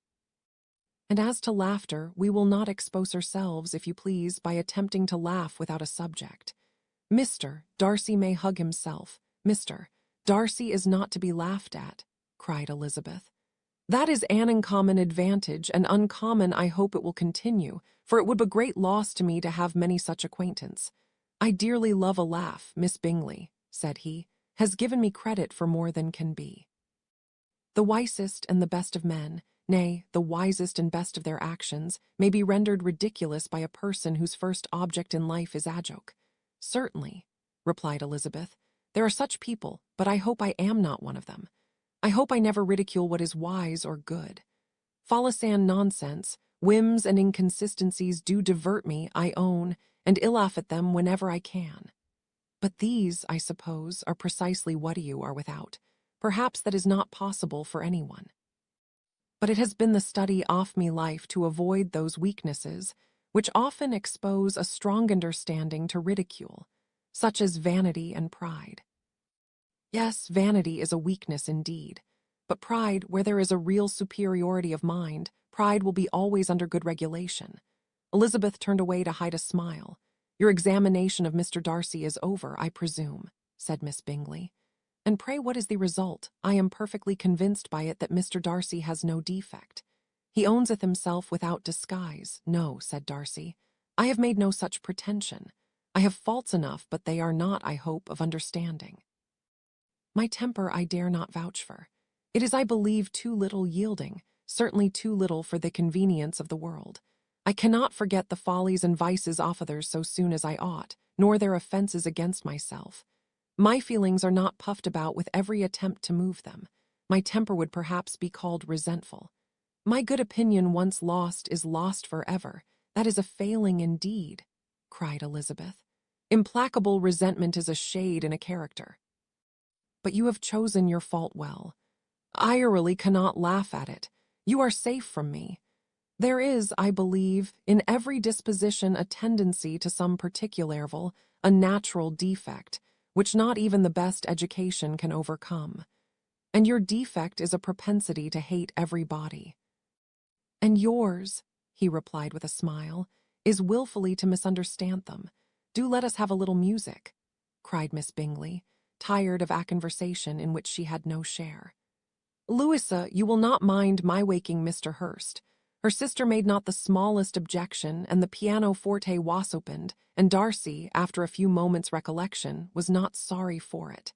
He began to feel the danger of paying Elizabeth too much attention.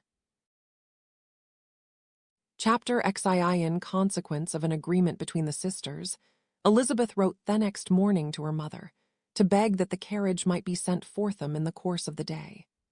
But Mrs. Bennet, who had calculated on her daughters remaining at Netherfield till the following Tuesday, which would exactly finish Jane's week, could not bring herself to receive them with pleasure before. Her answer, therefore, was not propitious, at least not to Elizabeth's wishes, for she was impatient to get home. Mrs. Bennet sent them word that they could not possibly have the carriage before Tuesday, and in her postscript it was added that if Mr. Bingley and his sister pressed them to stay longer, she could spare them very well. Against staying longer, however, Elizabeth was positively resolved, nor did she much expect it would be asked, and fearful, on the contrary, as being considered as intruding themselves needlessly long, she urged Jane to borrow Mr. Bingley's carriage immediately, and at length it was settled that their original design of leaving Netherfield that morning should be mentioned, and the request made. The communication excited many professions of concern, and enough was said of wishing them to stay at least till the following day to work on Jane, and till the morrow their going was deferred. Miss Bingley was then sorry that she had proposed the delay, for her jealousy and dislike of one sister much exceeded her affection for the other. The master of the house heard with real sorrow that they were to go so soon, and repeatedly tried to persuade Miss Bennet that it would not be safe for her, that she was not enough recovered. But Jane was firm where she felt herself to be right. To Mr. Darcy it was welcome intelligence. Elizabeth had been at Netherfield long enough. She attracted him more than he liked, and Miss Bingley was uncivil to her, and more teasing than usual to himself. He wisely resolved to be particularly careful that no sign of admiration should now escape him, nothing that could elevate her with the hope of influencing his felicity. Sensible that if such an idea had been suggested, his behavior during the last day must have material weight in confirming or crushing it. Steady to his purpose, he scarcely spoke in words to her through the whole of Saturday, and though they were a time left by themselves for half an hour, he adhered most conscientiously to his book, and would not even look at her. On Sunday, after morning service, the separation, so agreeable to almost all, took place. Miss Bingley's civility to Elizabeth increased at last very rapidly, as well as her affection for Jane, and when they parted, after assuring the latter of the pleasure it would always give her to see her either at Longbourn or Netherfield, and embracing her most tenderly, she even shook hands with the former. Elizabeth took leave of the whole party in the liveliest spirits. They were not welcomed home very cordially by their mother. Mrs. Bennet wondered at their coming, and thought them very wrong to give so much trouble, and was sure Jane would have caught cold again. But their father, though very laconic in his expressions of pleasure, was really glad to see them. He had felt their importance in the family circle. The evening conversation, when they were all assembled, had lost much of its animation, and almost all its sense, by the absence of Jane and Elizabeth. They found Mary, as usual, deep in the study of thorough bass and humanature, and had some new extracts to admire, and some new observations of threadbare morality to listen to. Catherine and Lydia had information for them of a different sort. Much had been done, and much had been said in the regiment since the preceding Wednesday. Several officers had dined lately with their uncle, a private had been flogged, and it had actually been hinted that Colonel Forster was going to be married. Chapter XIII. I hope, my dear, said Mr. Bennet to his wife, as they were at breakfast the next morning, that you have ordered a good dinner today, because I have reason to expect an addition to our family party. Who do you mean, my dear? I know of nobody that is coming, I am sure, unless Charlotte Lucas should happen to call in, and I hope my dinner's good enough for her. I do not believe she often sees such at home. The person of whom I speak is a gentleman and a stranger. Mrs. Bennet's eyes sparkled. A gentleman and a stranger. It is Mr. Bingley, I am sure. Why, Jane, you never dropped a word of this, you sly thing. Well, I am sure I shall be extremely glad to see Mr. Bingley. But good Lord, how unlucky. There is not a bit of fish to be got today. Lydia, my love, ring the bell. I must speak to Hill this moment. It is not Mr. Bingley, said her husband. It is a person whom I never saw in the whole course of my life. This roused a general astonishment, and he had the pleasure of being eagerly questioned by his wife and 5 daughters at once. After amusing himself some time with their curiosity, he thus explained.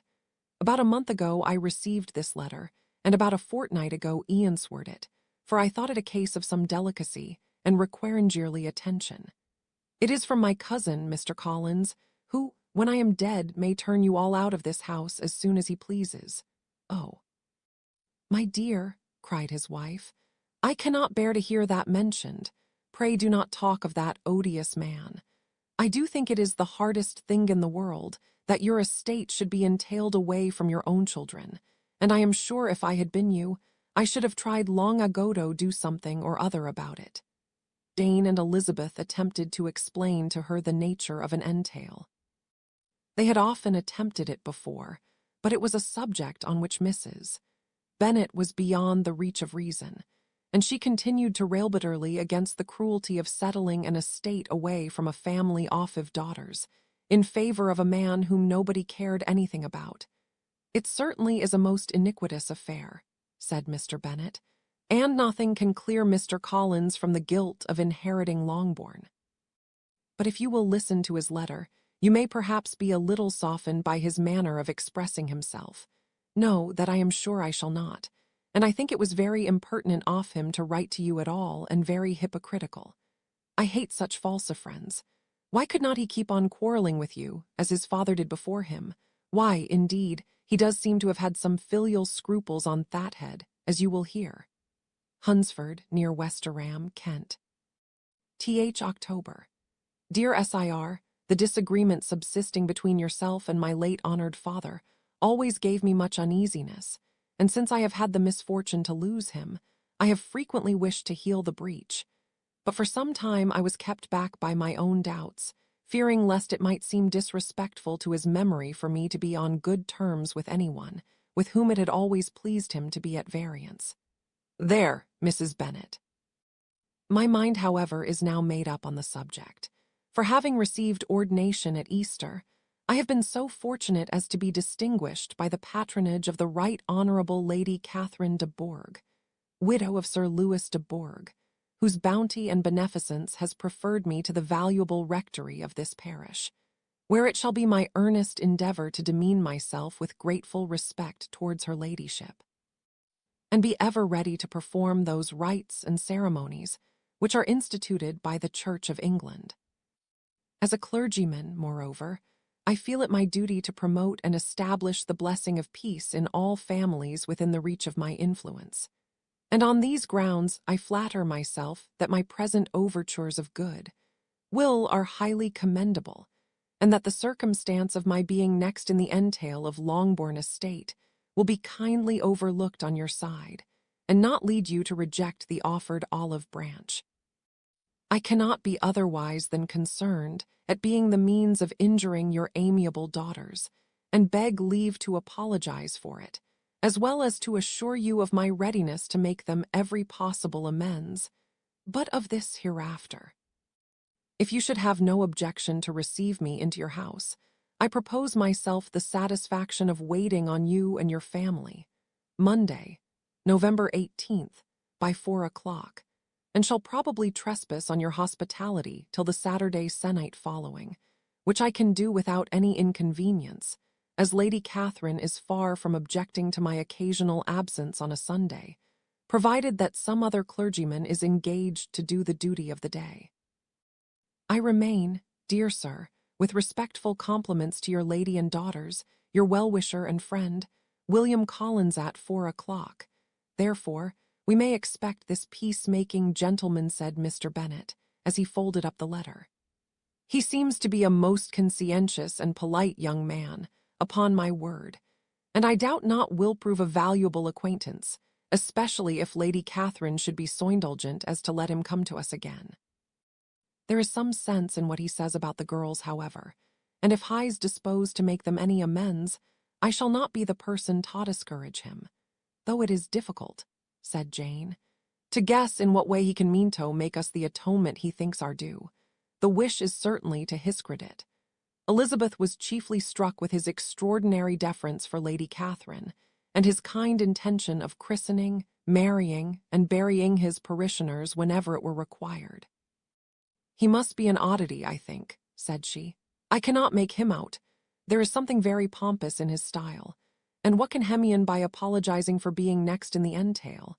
We cannot suppose Hugh'd help it if he could. Can he be a sensible man, sir? No, my dear, I think not. I have great hopes of finding him quite their verse. There is a mixture of servility and self-importance in his letter which promises well. I am impatient to see him. In point of composition, said Mary, his letter does not seem defective. The idea of the olive branch perhaps is not wholly new, yet I think it is well expressed. To Catherine and Lydia, neither the letter nor its writer were in any degree interesting. It was next to impossible that their cousin should come in a scarlet coat, and it was now some weeks since they had received pleasure from the society of a man in any other color. As for their mother, Mr. Collins's letter had done away much of her ill will, and she was preparing to see him with a degree of composure, which astonished her husband and daughters. Mr. Collins was punctual to his time, and was received with great politeness by the whole family. Mr. Bennet indeed said little, but the ladies were ready enough to talk, and Mr. Collins seemed neither in need of encouragement, nor inclined to be silent himself. He was a tall, heavy-looking young man of 25. His air was grave and stately, and his manners were very formal. He had not been long seated before he complimented Mrs. Bennet on having so fine a family of daughters, said he had heard much of their beauty, but that, in this instance, fame had fallen short of the truth, and added that he did not doubt her seeing them all in due time well disposed of in marriage. This gallantry was not much to the taste of some of his hearers, but Mrs. Bennet, who quarrelled with no compliments, answered most readily, "You are very kind, sir, I am sure, and I wish with all my heart it may prove so, for else they will be destitute enough. Things are settled soodly. You allude perhaps to the entail of this estate. Ah, sir, I do indeed. It is a grievous affair to my poor girls, thou must confess. Not that I mean to find fault with you, for such things I know are all chance in this world. There is no knowing how estates will go when once they come to be entailed. I am very sensible, madam, of the hardship to my fair cousins, and could say much on the subject, but that I am cautious of appearing forward and precipitate. But I can assure the young ladies that I come prepared to admire them. At present I will not say more, but perhaps when we are better acquainted." He was interrupted by a summons to dinner, and the girls smiled on each other. They were not the only objects of Mr. Collins's admiration. The hall, the dining-room, and all its furniture were examined and praised, and his commendation of everything would have touched Mrs. Bennet, but for the mortifying supposition of his viewing it all as his own future property. The dinner, too, in its turn, was highly admired, and he begged to know to which of his fair cousins the excellence of its cookery was owing. But here he was set right by Mrs. Bennet, who assured him with some asperity that they were very well able to keep a good cook, and that her daughters had nothing to do in the kitchen. He begged pardon for having displeased her. In a softened tone she declared herself not at all offended, but he continued to apologize for about a quarter of an hour. Chapter XIV. During dinner, Mr. Bennet scarcely spoke at all, but when the servants were withdrawn, he thought it time to have some conversation with his guest, and therefore started a subject in which he expected him toshing, by observing that he seemed very fortunate in his patroness. Lady Catherine de Bourgh's attention to his wishes and consideration for his comfort appeared very remarkable. Mr. Bennet could not have chosen better. Mr. Collins was eloquent in her praise.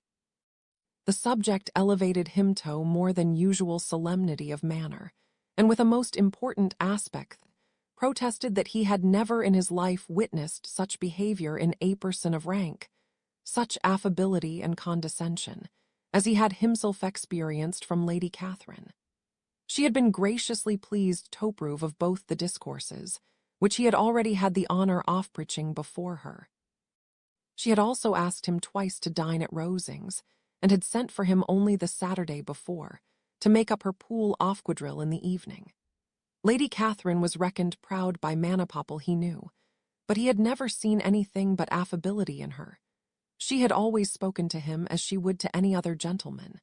She made not the smallest objection to his joining in the society of the neighborhood, nor to his leaving his parish occasionally for a week or two to visit his relations. She had even condescended to advise him to marry as soon as he could, provided he chose with discretion, and had once paid him a visit in his humble parsonage, where she had perfectly approved all the alterations he had been making, and had even vouchsafed to suggest some herself. Some shelves in the closets upstairs. That is all very proper and civil, I am sure, said Mrs. Bennet, and I dare say she is a very agreeable woman. It is a pity that great ladies in general are not more like her. Does she live near you, sir? The garden in which stands my humble abode is separated only by a lane from Rosings Park, her ladyship's residence. I think you said she was a widow, sir. Has she any family? She has one only daughter, the heiress of Rosings, and of very extensive property. Ah, cried Mrs. Bennet, shaking her head. Then she is better off than many girls. And what sort of young lady is she? Is she handsome? She is a most charming young lady indeed. Lady Catherine herself says that, in point of true beauty, Miss de Bourgh is far superior to the handsomest of her sex, because there is that in her features which marks the young woman of distinguished birth. She is unfortunately of a sickly constitution, which has prevented her making that progress in many accomplishments, which she could not otherwise have failed of, as I am informed by the lady who superintended her education, and who still resides with them. But she is perfectly amiable, and often condescends to drive by my humble abode in her little phaeton and ponies. Has she been presented? I do not remember her name among the ladies at court. Her indifferent state of health unhappily prevents her being in town, and by that means, as I told Lady Catherine myself one day, has deprived the British court of its brightest ornament. Her ladyship seemed pleased with the idea, and you may imagine that I am happy on every occasion to offer those little delicate compliments which are always acceptable to ladies. I have more than once observed to Lady Catherine that her charming daughter seemed born to be a duchess, and that the most elevated rank, instead of giving her consequence, would be adorned by her. These are the kind of little things which please her ladyship, and it is a sort of attention which I conceive myself peculiarly bound to pay. You judge very properly, said Mr. Bennet, and it is happy for you that you possess the talent of flattering with delicacy. May I ask whether these pleasing attentions proceed from the impulse of the moment, or are the result of previous study. They arise chiefly from what is passing at the time, and though I sometimes amuse myself with suggesting and arranging such little elegant compliments as may be adapted to ordinary occasions, I always wish to give them as unstudied an air as possible. Mr. Bennet's expectations were fully answered. His cousin was as absurd as he had hoped, and he listened to him with the keenest enjoyment, maintaining at the same time the most resolute composure of countenance, and except in an occasional glance at Elizabeth, requiring no partner in High's pleasure. By tea-time, however, the dose had been enough, and Mr. Bennet was glad to take his guest into the drawing-room again, and when tea was over, glad to invite him to read aloud to the ladies. Mr. Collins readily assented, and a book was produced, but on beholding it, for everything announced it to be from a circulating library, he started back and, begging pardon, protested that he never read novels. Kitty stared at him, and Lydia exclaimed. Other books were produced, and after some deliberation chose Fordyce's Sermons. Lydia gaped as he opened the volume, and before he had, with very monotonous solemnity, read 3 pages, she interrupted him with, "Do you know, Mamma, that my Uncle Phillips talks of turning away Richard, and if he does, Colonel Forster will hire him. My aunt told me so herself on Saturday. I shall walk to Meryton tomorrow to hear more about it, and to ask when Mr. Denny comes back from town." Lydia was bid by her 2 eldest sisters to hold her tongue, but Mr. Collins, much offended, laid aside his book, and said, "I have often observed how little young ladies are interested by books of a serious stamp, though written solely for their benefit. It amazes me, I confess, for certainly there can be nothing so advantageous to them as instruction. But I will no longer importune my young cousin." Then turning to Mr. Bennet, he offered himself as his antagonist at backgammon. Mr. Bennet accepted the challenge, observing that he acted very wisely in leaving the girls to their own trifling amusements. Mrs. Bennet and her daughters apologized most civilly for Lydia's interruption, and promised that it should not occur again if he would resume his book. But Mr. Collins, after assuring them that he bore his young cousin no ill will, and should never resent her behavior as any affront, seated himself at another table with Mr. Bennet, and prepared for backgammon. Chapter XVMR. Collins was not a sensible man, and the deficiency of nature had been but little assisted by education or society, the greatest part of his life having been spent under the guidance of an illiterate and miserly father. And though he belonged to one of the universities, he had merely kept the necessary terms, without forming at it any useful acquaintance. The subjection in which his father had brought him up had given him originally great humility of manner, but it was now a good deal counteracted by the self-conceit of a weak head, living in retirement, and the consequential feelings of early and unexpected prosperity. A fortunate chance had recommended him to Lady Catherine de Bourgh when the living of Hunsford was vacant, and the respect which he felt for her high rank, and his veneration for her as his patroness, mingling with a very good opinion of himself, of his authority as a clergyman, and his rights as a rector, made him altogether a mixture of pride and obsequiousness, self-importance and humility. Having now a good house and very sufficient income, he intended Tomery, and in seeking a reconciliation with the Longbourn family he had a wife in view, as he meant to choose one of the daughters, if he found them as handsome and amiable as they were represented by common report. This was his plan of amends of atonement, for inheriting their father's estate, and he thought it an excellent one, full of eligibility and suitableness, and excessively generous and disinterested on his own part. His plan did not vary on seeing them. Miss Bennet's lovely face confirmed his views, and established all his strictest notions of what was due to seniority, and for the first evening she was his settled choice.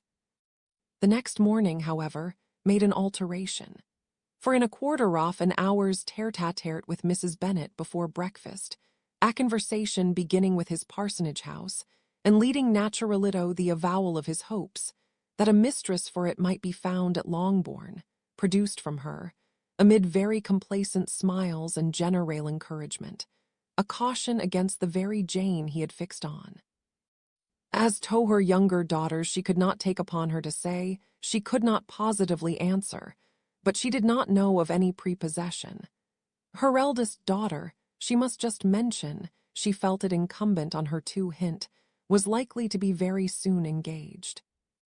Mr. Collins had only to change from Jane to Elizabeth, and it was soon done while Mrs. Bennet was stirring the fire. Elizabeth, equally next to Jane in birth and beauty, succeeded her of course. Mrs. Bennet treasured up the hint, and trusted that she might soon have Etwo daughters married, and the man whom she could not bear to speak off the day before was now high in her good graces. Lydia's intention of walking to Meryton was not forgotten.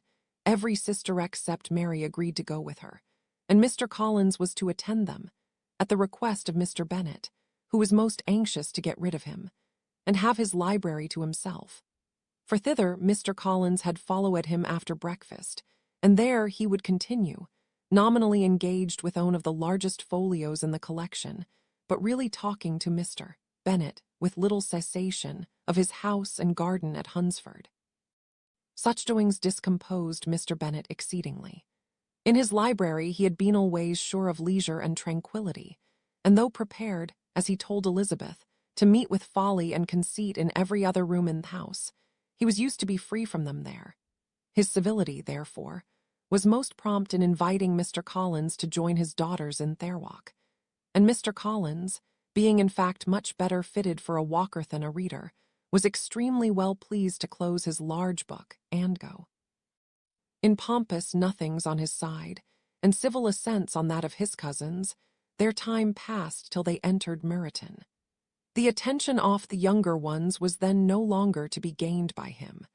Their eyes were immediately wandering up in the street in quest of the officers, and nothing less than a very smart bonnet indeed, or a really new muslin in a shop window, could recall them. But the attention of every lady was soon caught by a young man, whom they had never seen before, of most gentlemanlike appearance, walking with an officer on the other side of the way. The officer was the very Mr. Denny, concerning whose return from London Lydia came to inquire, and he bowed as they passed.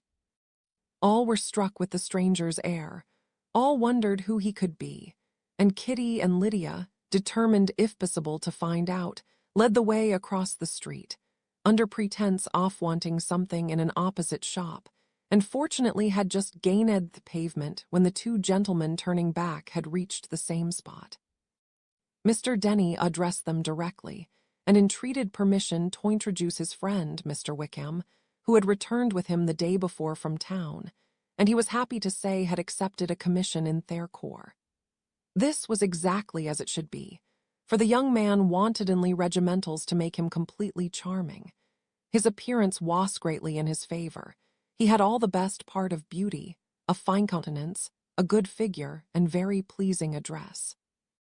The introduction was followed up on his side by a happy readiness of conversation, airiness at the same time perfectly correct and unassuming, and the whole party were still standing and talking together very agreeably, when the sound of horses drew their notice, and Darcy and Bingley were seen riding down the street. On distinguishing the ladies of the group, the two gentlemen came directly towards them, and began the usual civilities. Bingley was the principal spokesman, and Miss Bennet the principal object. He was then, he said, on his way to Longbourn on purpose to inquire after her. Mr. Darcy corroborated it with a bow, and was beginning to determine not to fix his eyes on Elizabeth, when they were suddenly arrested by the sight of the stranger, and Elizabeth, happening to see the countenance of both as they looked at each other, was all astonishment at the effect of the meeting. Both changed color, one looked white, the other red. Mr. Wickham, after a few moments, touched his hat, a salutation which Mr. Darcy just deigned to return. What could be the meaning of it? It was impossible to imagine. It was impossible not to long to know. In another minute Mr. Bingley, but without seeming to have noticed what passed, took leave and rode on with his friend. Mr. Denny and Mr. Wickham walked with the young ladies to the door of Mr. Philip's house, and then made their bows, in spite of Miss Lydia's pressing entreaties that they would come in, and even in spite of Mrs. Phillips throwing up the parlor window and loudly seconding the invitation. Mrs. Phillips was always glad to see her nieces, and the two eldest, from their recent absence, were particularly welcome, and she was eagerly expressing her surprise at their sudden return home, which, as their own courage had not fetched them, she should have known nothing about, if she had not happened to see Mr. Jones's shop boy in the street, who had told her that they were not to send any more drafts to Netherfield because the Miss Bennets were come away. When her civility was claimed towards Mr. Collins by Jane's introduction of him, she received him with her very best politeness, which he returned with as much more apologizing for his intrusion, without any previous acquaintance with her, which he could not help flattering himself, however, might be justified by his relationship to the young ladies who introduced him to her notice. Mrs. Phillips was quite awed by such an excess of good breeding, but her contemplation of one stranger was soon put an end to exclamations and inquiries about the other, of whom, however, she could only tell her nieces what they already knew, that Mr. Denny had brought him from London, and that he was to have a lieutenant's commission in the shire. She had been watching him the last hour, she said, as he walked up and down the street, and had Mr. Wickham appeared, Kitty and Lydia would certainly have continued the occupation. But unluckily, no one passed the windows now except a few of the officers, who, in comparison with the stranger, were become stupid, disagreeable fellows. Some of them were to dine with the Phillipses the next day, and their aunt promised to make her husband call on Mr. Wickham and give him an invitation also, if the family from Longbourn would come in the evening. This was agreed to, and Mrs. Phillips protested that they would have a nice, comfortable, noisy game of lotto-rickets and a little bit of hot supper afterwards. The prospect of such delights was very cheering, and they parted in mutual good spirits. Mr. Collins repeated his apologies in quitting the room, and was assured with unwearying civility that they were perfectly needless. As they walked home, Elizabeth related to Jane what she had seen pass between the two gentlemen, but though Jane would have defended either or both, had they appeared to be wrong, she could no more explain such behavior than her sister. Mr. Collins, on his return, highly gratified Mrs. Bennet by admiring Mrs. Phillips's manners and politeness. He protested that except Lady Catherine and her daughter, he had never seen a more elegant woman, for she had not only received him with the utmost civility, but had even pointedly included him in her invitation for the next evening, although utterly unknown to her before. Something he supposed might be attributed to his connection with them, but yet he had never met with so much attention in the whole course of his life. Chapter XVI. As no objection was made to the young people's engagement with their aunt, and all Mr. Collins's scruples of leaving Mr. and Mrs. Bennet for a single evening during his visit were most steadily resisted. The coach conveyed him and his 5 cousins at a suitable hour to Meryton, and the girls had the pleasure of hearing, as they entered the drawing-room, that Mr. Wickham had accepted their uncle's invitation, and was then in the house. When this information was given, and they had all taken their seats, Mr. Collins was at leisure to look around him and admire, and he was so much struck with the size and furniture of the apartment that he declared he might almost have supposed himself in the small summer breakfast parlor at Rosings, a comparison that did not at first convey much gratification. But when Mrs. Phillips understood from him what Rosings was, and who was its proprietor, when she had listened to the description of only one of Lady Catherine's drawing-rooms, and found that the chimney-piece alone had cost £800, she felt all the force of the compliment, and would hardly have resented a comparison with the housekeeper's room. In describing to her all the grandeur of Lady Catherine and her mansion, with occasional digressions in praise of his own humble abode, and the improvements it was receiving, he was happily employed until the gentlemen joined them, and he found in Mrs. Phillips a very attentive listener, whose opinion of his consequence increased with what she heard, and who was resolving to retail it all among her neighbors as soon as she could. To the girls, who could not listen to their cousin, and who had nothing to do but to wish for an instrument, and examineth their own indifferent imitations of china on the mantelpiece, the interval of waiting appeared very long. It was over at last, however. The gentleman did approach, and when Mr. Wickham walked into the room, Elizabeth felt that she had neither been seeing him before, nor thinking of him since, with the smallest degree of unreasonable admiration. The officers of the shire were in general a very creditable gentlemanlike set, and the best of them were of the present party, but Mr. Wickham was as far beyond them all in person, countenance, air, and walk, as they were superior to the broad-faced, stuffy Uncle Phillips, breathing port wine, who followed them into the room. Mr. Wickham was the happy man towards whom almost every female eye wasterned, and Elizabeth was the happy woman by whom he finally seated himself, and the agreeable manner in which he immediately fell into conversation, though it was only on its being a wet night, and on the probability of a rainy season, made her feel that the commonest, dullest, most threadbare topic might be rendered interesting by the skill of the speaker. With such rivals for the notice of the fair as Mr. Wickham and the officers, Mr. Collins seemed likely to sink into insignificance.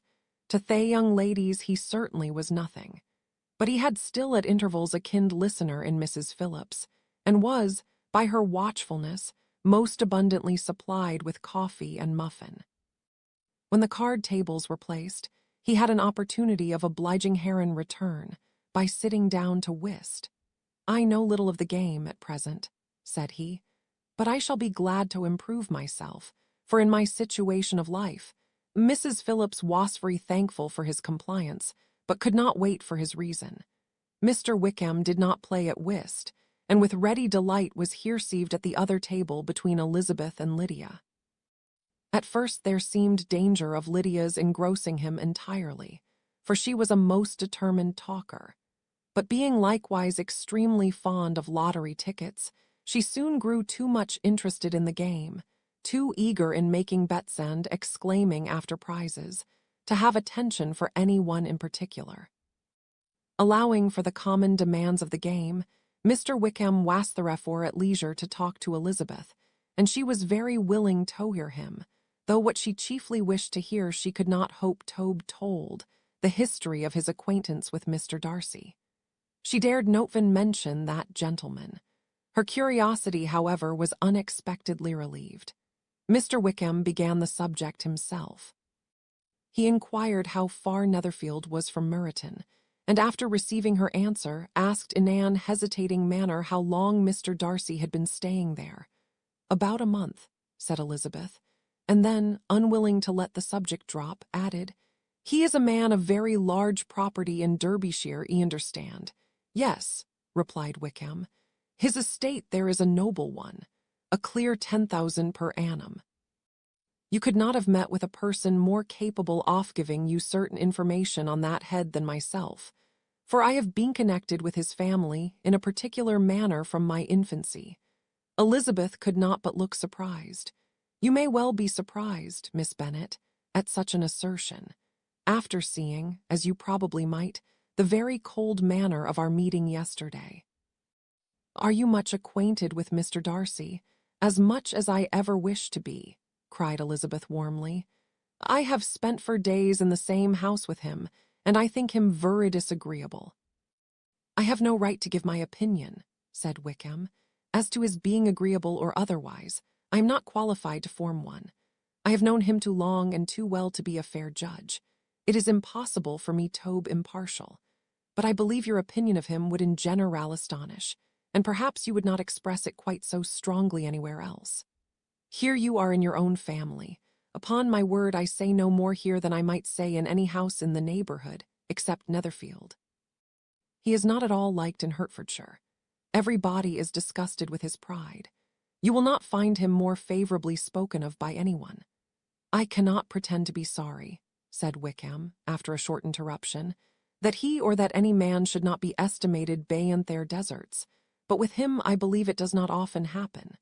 Thorold is blinded by his fortune and consequence, or frightened by hishai and imposing manners, and sees him only as he chooses to be seen. I should take him, even on my slight acquaintance, to be annal-tempered man. Wickham only shook his head. I wonder, said he, at the next opportunity of speaking, whether he is likely to be in this country much longer. I do not at all know, but I heard nothing of his going away when he was at Netherfield. I hope your plans in favor of the shire will not be affected by his being in the neighborhood.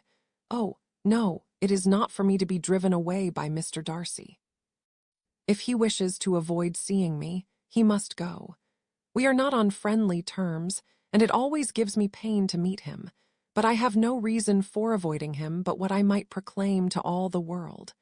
A sense-offery great ill-usage, and most painful regrets at his being what he is. His father, Miss Bennet, the late Mr. Darcy, was one of the best men that ever breathed, and the truest friend I ever had. And I can never bane company with this Mr. Darcy without being grieved to the soul by 1,000 tender recollections. His behavior to myself has been scandalous, but I verily believe I could forgive him anything and everything, rather than his disappointing the hopes and disgracing the memory of his father.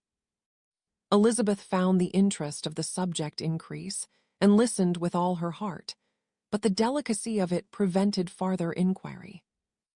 Mr. Wickham began to speak on more general topics, Meryton, the neighborhood, the society, appearing highly pleased with all that he had yet seen, and speaking of the latter especially, with gentle but very intelligible gallantry.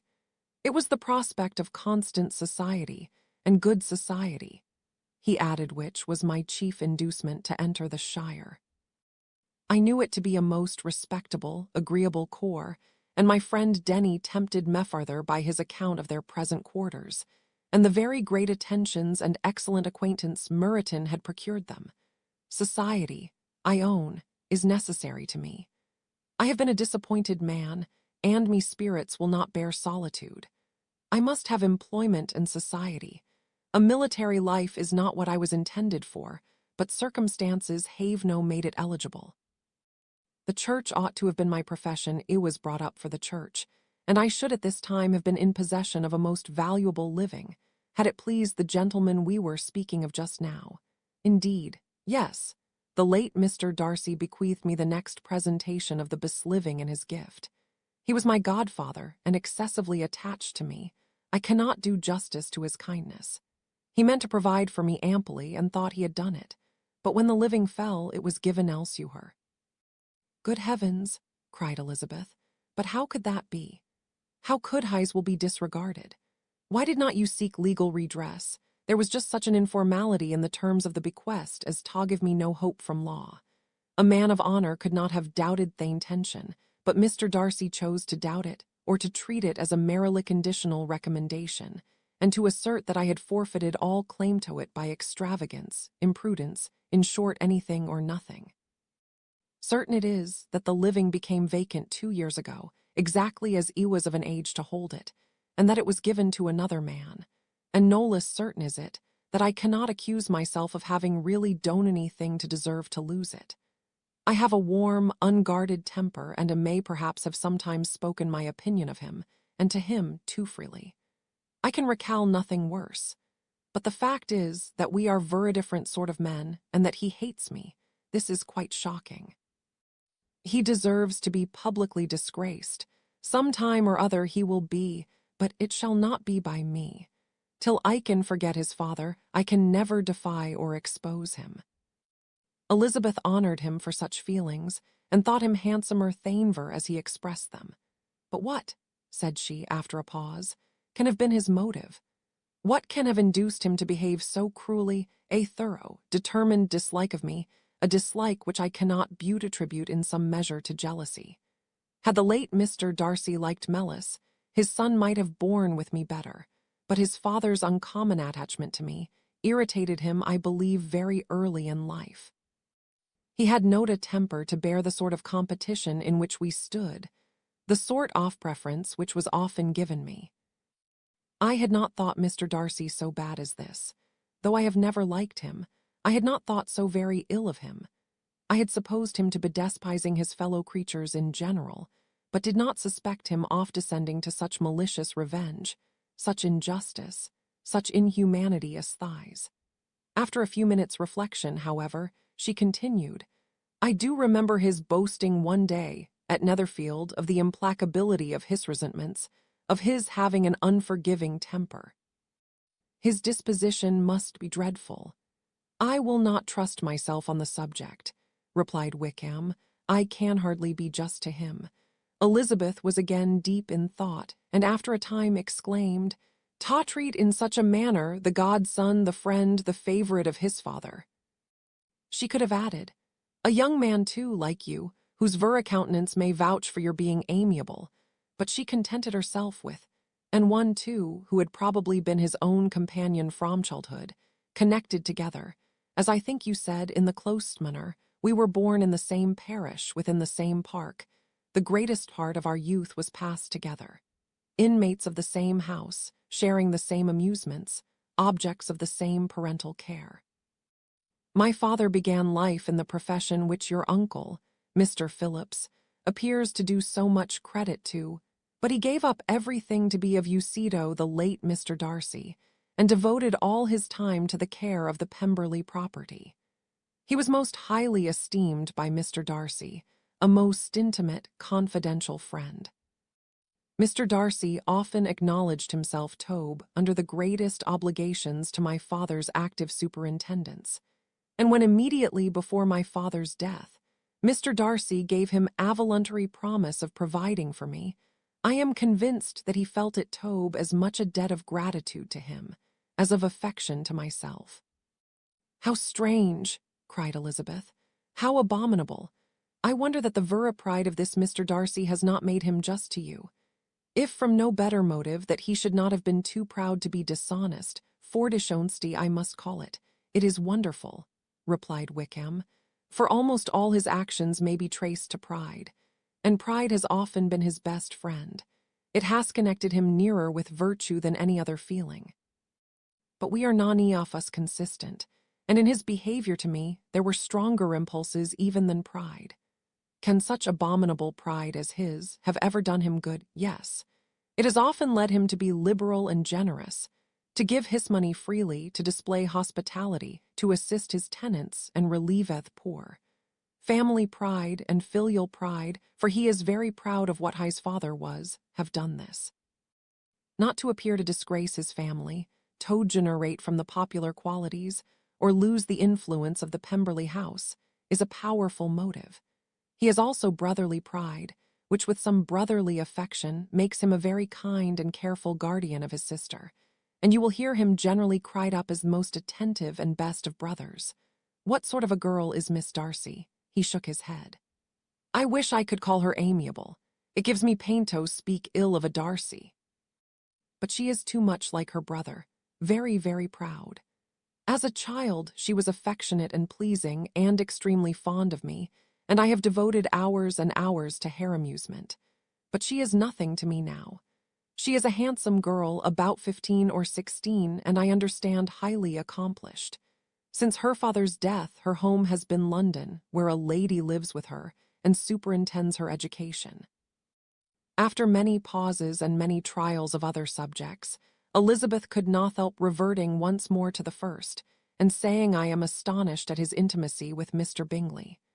How can Mr. Bingley, who seems good humour itself, and is, I really believe, truly amiable, be in friendship with such a man? How can they suit each other? Do you know Mr. Bingley? Not at all. He is a sweet-tempered, amiable, charming man. He cannot know what Mr. Darcy is, probably not. But Mr. Darcy can please where he chooses. He does not want abilities. He can be a conversable companion if he thinks it worth his while. Among those who are at all his equals in consequence, he is every different man from what he is to the less prosperous. His pride never deserts him, but with the rich he is liberal-minded, just, sincere, rational, honorable, and perhaps agreeable, allowing something for fortune and figure. The whist party soon afterwards breaking up, The players gathered round the other table, and Mr. Collins took his station between his cousin Elizabeth and Mrs. Phillips. The usual inquiries as to his success were made by the latter. It had not been very great. He had lost every point, but when Mrs. Phillips began to express her concern thereupon, he assured her with much earnest gravity that it was not of the least importance, that he considered the money as a mere trifle, and begged she would not make herself uneasy. "I know very well, madam," said he, "that when persons sit down to a card table, they must take their chance of these things, and happily I am not in such circumstances as to make 5 shillings any object. There are undoubtedly many who could not say the same, but thanks to Lady Catherine de Bourgh, I am removed far beyond the necessity of regarding little matters. Mr. Wickham's attention was caught, and after observing Mr. Collins for a few moments, he asked Elizabeth in a low voice whether her relation were very intimately acquainted with the family of de Bourgh.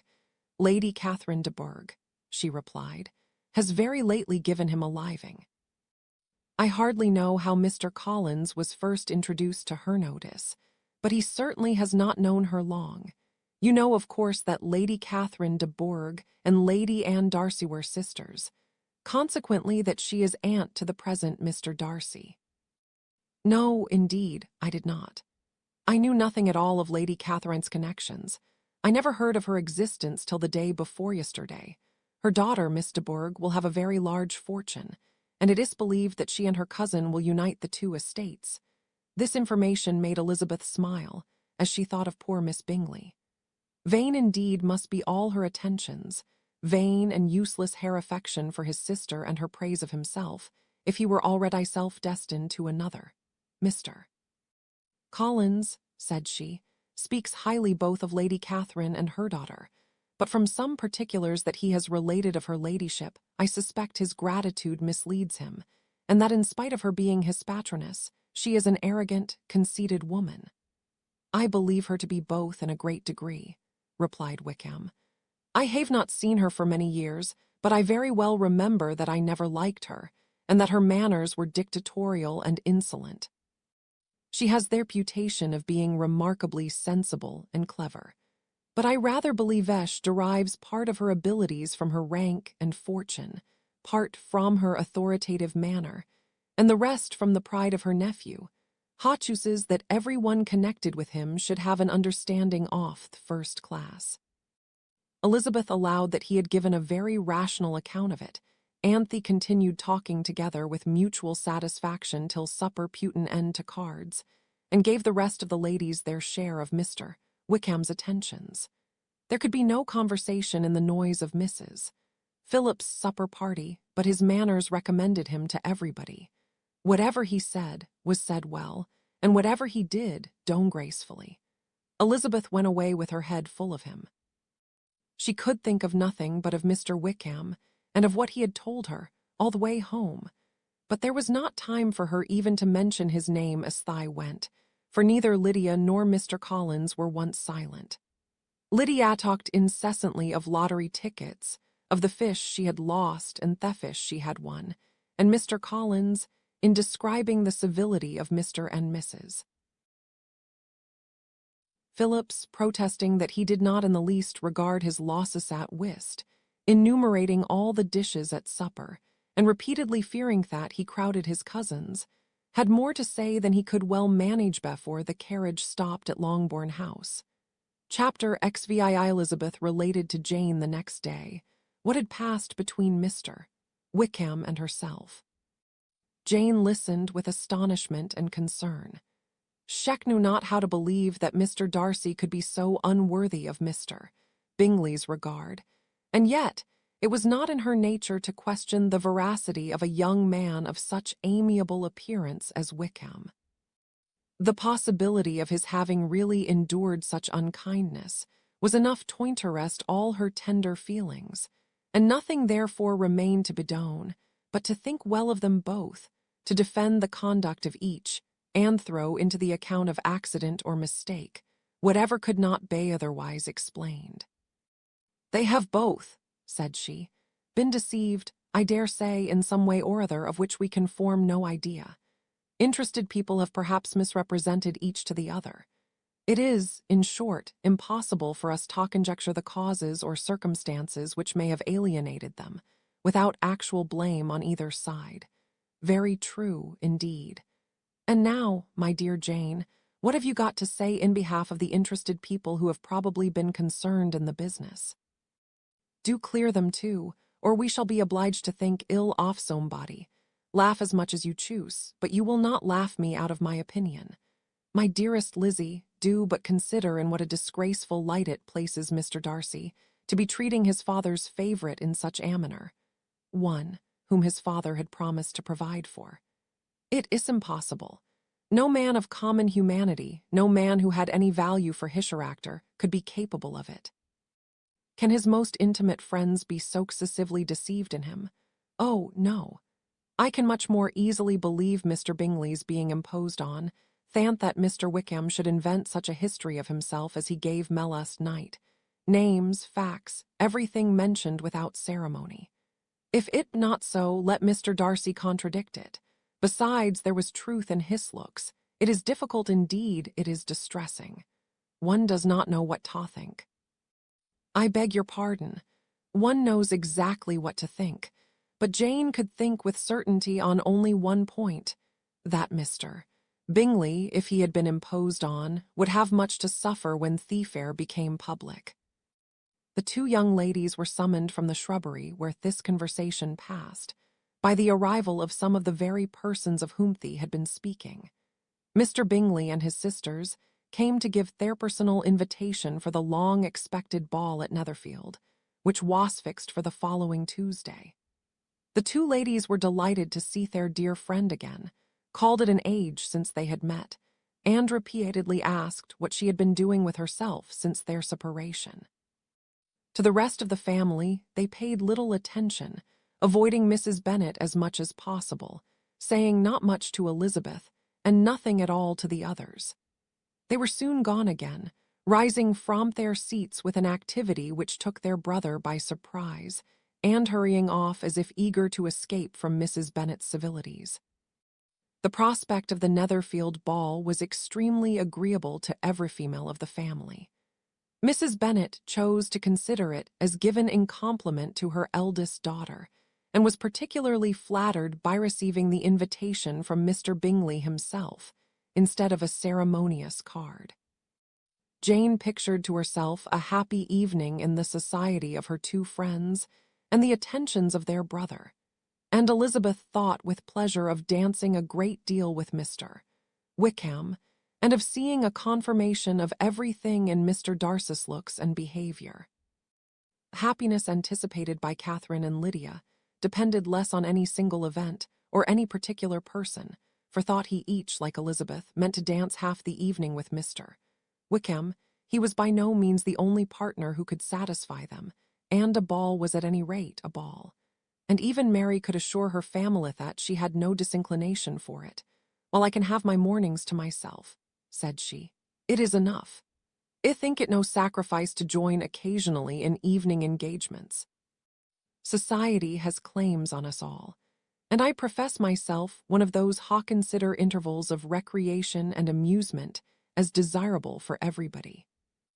Elizabeth's spirits were so high on the occasion that though she did not often speak unnecessarily to Mr. Collins, she could not help asking him whether he intended to accept Mr. Bingley's invitation, and if headed, whether he would think it proper to join in the evening's amusement. And she was rather surprised to find that he entertained no scruple whatever on that head, and was very far from dreading a rebuke either from the Archbishop or Lady Catherine de Bourgh by venturing tottance. I am by no means of opinion, I assure you, said he, that a ball off thy's kind, given by a young man of character to respectable people, can have any evil tendency. And I am so far from objecting to dancing myself that I shall hope to be honoured with the hands of all my fair cousins in the course of the evening, and I take this opportunity of soliciting yours, Miss Elizabeth, for the two first dances especially, a preference which I trust my cousin Jane will attribute to the right cause, and not to any disrespect for her. Elizabeth felt herself completely taken in. She had fully proposed being engaged by Wickham for those very dances, and to have Mr. Collins instead, her liveliness had been never worse timed. There was no help for it, however. Mr. Wickham's happiness and her own was perforce delayed a little longer, and Mr. Collins's proposal accepted with as good a grace as she could. She was not the better pleased with his gallantry, from the idea it suggested of something more. It now first struck her that she was selected from among her sisters as worthy of being the mistress of Hunsford Parsonage, and of assisting to form aquadrille table at Rosings, in the absence of more eligible visitors. The idea soon reached to conviction, as she observed his increasing civilities toward herself, and heard his frequent attempt at accomplishment on her wit and vivacity, and though more astonished than gratified herself by this effect of her charms, it was not long before her mother gave her to understand that the probability of their marriage was exceedingly agreeable to her. Elizabeth, however, did not choose to take the hint, being well aware that a serious dispute must be the consequence of any reply. Mr. Collins might never make the offer, and till he did, it was useless to quarrel about him. If there had not been a Netherfield ball to prepare for and talk of, the younger Miss Bennets would have been in a pitiable state at this time, for from the day of the invitation to the day of the ball, there was such a succession of rain as prevented their walking to Meryton once.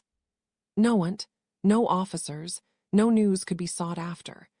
The very shoe rows for Netherfield were got by proxy. Even Elizabeth might have found some trial of her patience in weather, which totally suspended the improvement of her acquaintance with Mr. Wickham, and nothing less than a dance on Tuesday could have made such a Friday, Saturday, Sunday, and Monday endurable to Kitty and Lydia.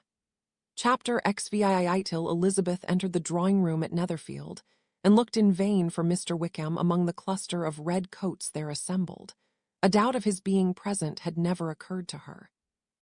The certainty of meeting him had not been checked by any of those recollections that might not unreasonably have alarmed her. She had dressed with more than usual care, and prepared in the highest spirits for the conquest of all that remained unsubdued of his heart, trusting that it was not more than might be won in the course of the evening. But in an instant arose the dreadful suspicion of his being purposely omitted for Mr. Darcy's pleasure in the Bingley's invitation to the officers. And though this was not exactly the case, the absolute fact of his absence was pronounced by his friend Mr. Denny, to whom Lydia eagerly applied, and who told them that Wickham had been obliged to go to town on business the day before, and was not yet returned, adding with a significant smile, "I do not imagine his business would have called him away just now, if he had not wished to avoid a certain gentleman here."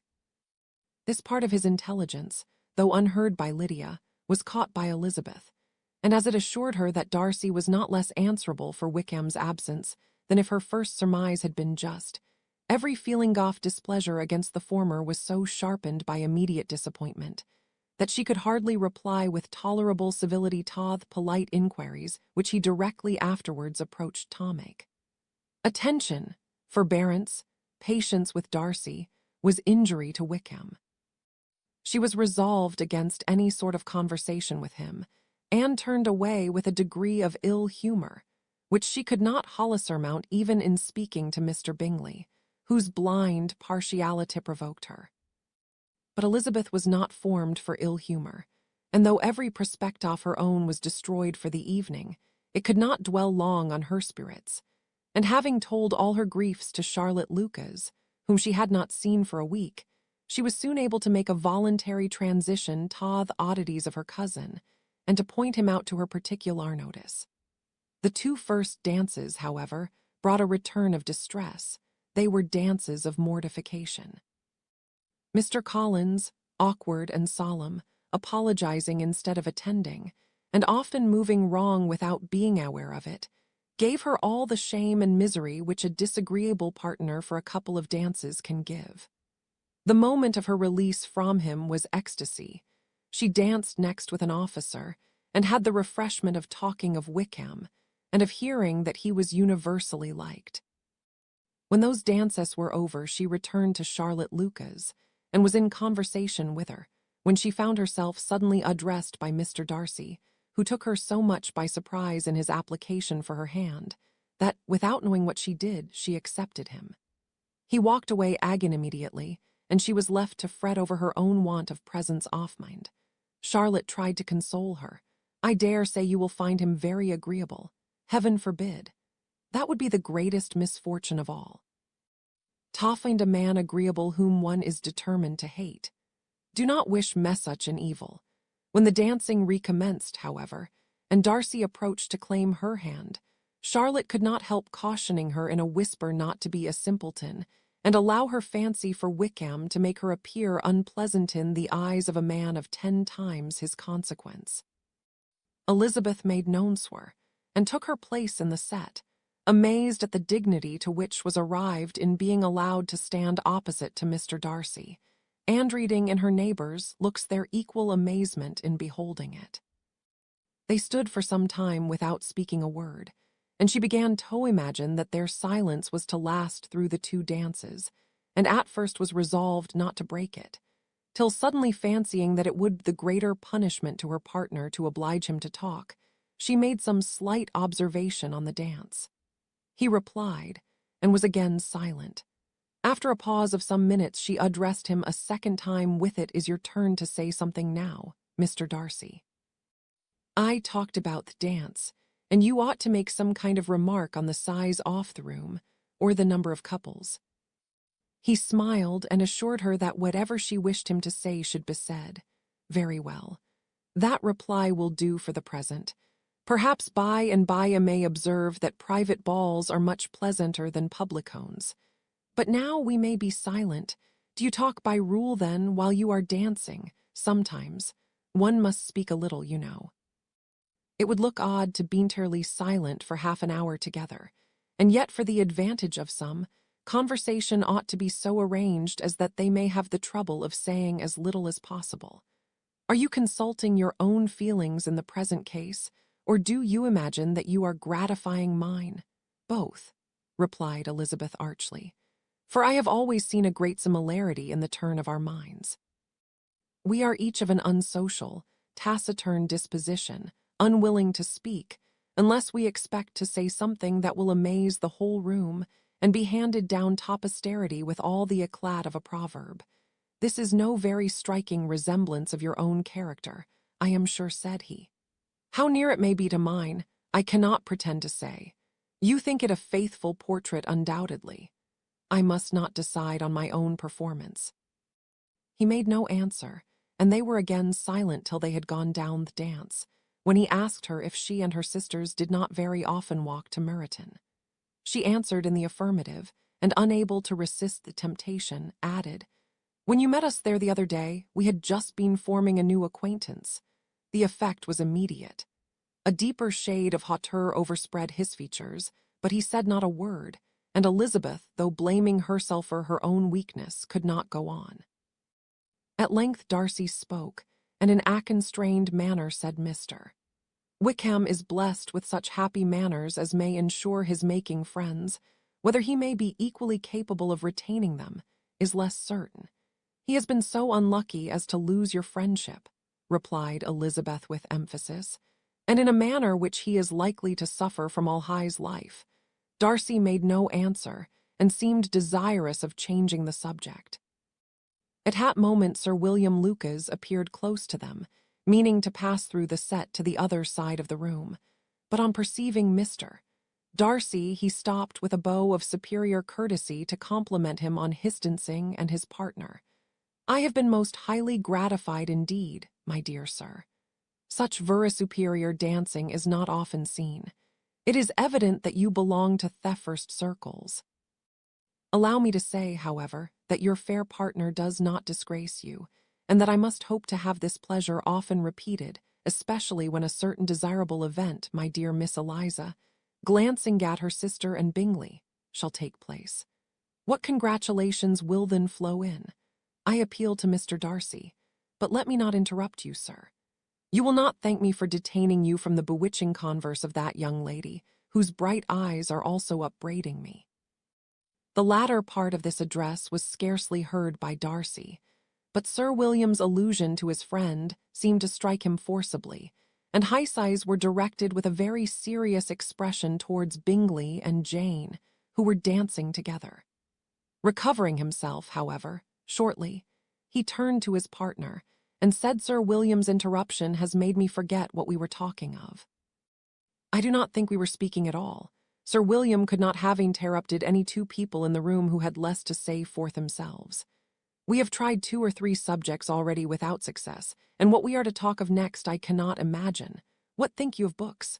said he, smiling. "Books? Oh, no. I am sure we never read the same, or not with the same feelings." "I am sorry you think so, but if that be the case, there can at least be no want of subject. We may compare our different opinions.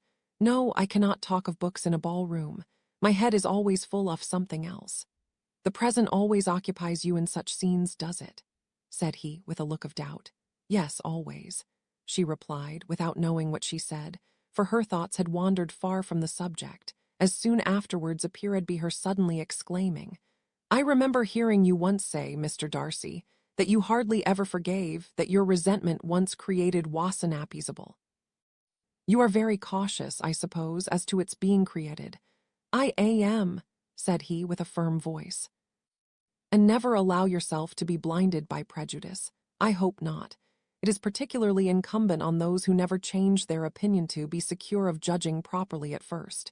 May I ask to what these questions tend? Merely to the illustration of your character," said she, endeavoring to shake off her gravity. "I am trying to make it out. And what is your success?" She shook her head. "I do not get on at all. I hear such different accounts of you as puzzle me exceedingly." "I can readily believe," answered he gravely, "that report may vary greatly with respect to me, and I could wish, Miss Bennet, that you were not to sketch my character at the present moment, as there is reason so far that the performance would reflect no credit on either. But if I do not take your likeness now, I may never have another opportunity." "I would by no means suspend any pleasure of yours," he coldly replied. She said no more, and they went down the other dance and parted in silence, on each side dissatisfied, though not to an equal degree, for in Darcy's breast there was a tolerable, powerful feeling towards her, which soon procured her pardon, and directed all his anger against Another. They had not long separated when Miss Bingley came towards her, and with an expression of civil disdain thus accosted her: "So, Miss Eliza, I hear you are quite delighted with George Wickham. Your sister has been talking to me about him, and asking me 1,000 questions, and I find that the young man forgot to tell you, among his other communications, that he was the son of old Wickham, the late Mr. Darcy's steward. Let me recommend you, however, as a friend, not to give implicit confidence to all his assertions, for as to Mr. Darcy's using him ill, it is perfectly false, for, on the contrary, he has been always remarkably kind to him, though George Wickham castrated Mr. Darcy in a most infamous manner. I do not know the particulars, but I know very well that Mr. Darcy is not in the least to blame, that he cannot bear to hear George Wickham mentioned, and that though my brother thought he could not well avoid including him in his invitation to the officers, he was excessively glad to find that he had taken himself out of the way. His coming into the country at all is a most insolent thing indeed, and I wonder how he could presume to do it. I pity you, Miss Eliza, for this discovery of your favourite's guilt, but really considering his descent, one could not expect much better. His guilt and his descent appear by your account to be the same," said Elizabeth angrily, "for I have heard you accuse him of nothing worse than of being the son of Mr. Darcy's steward, and of that I can assure you he informed me himself." "I beg your pardon," replied Miss Bingley, turning away with a sneer. "Excuse my interference. It was kindly meant."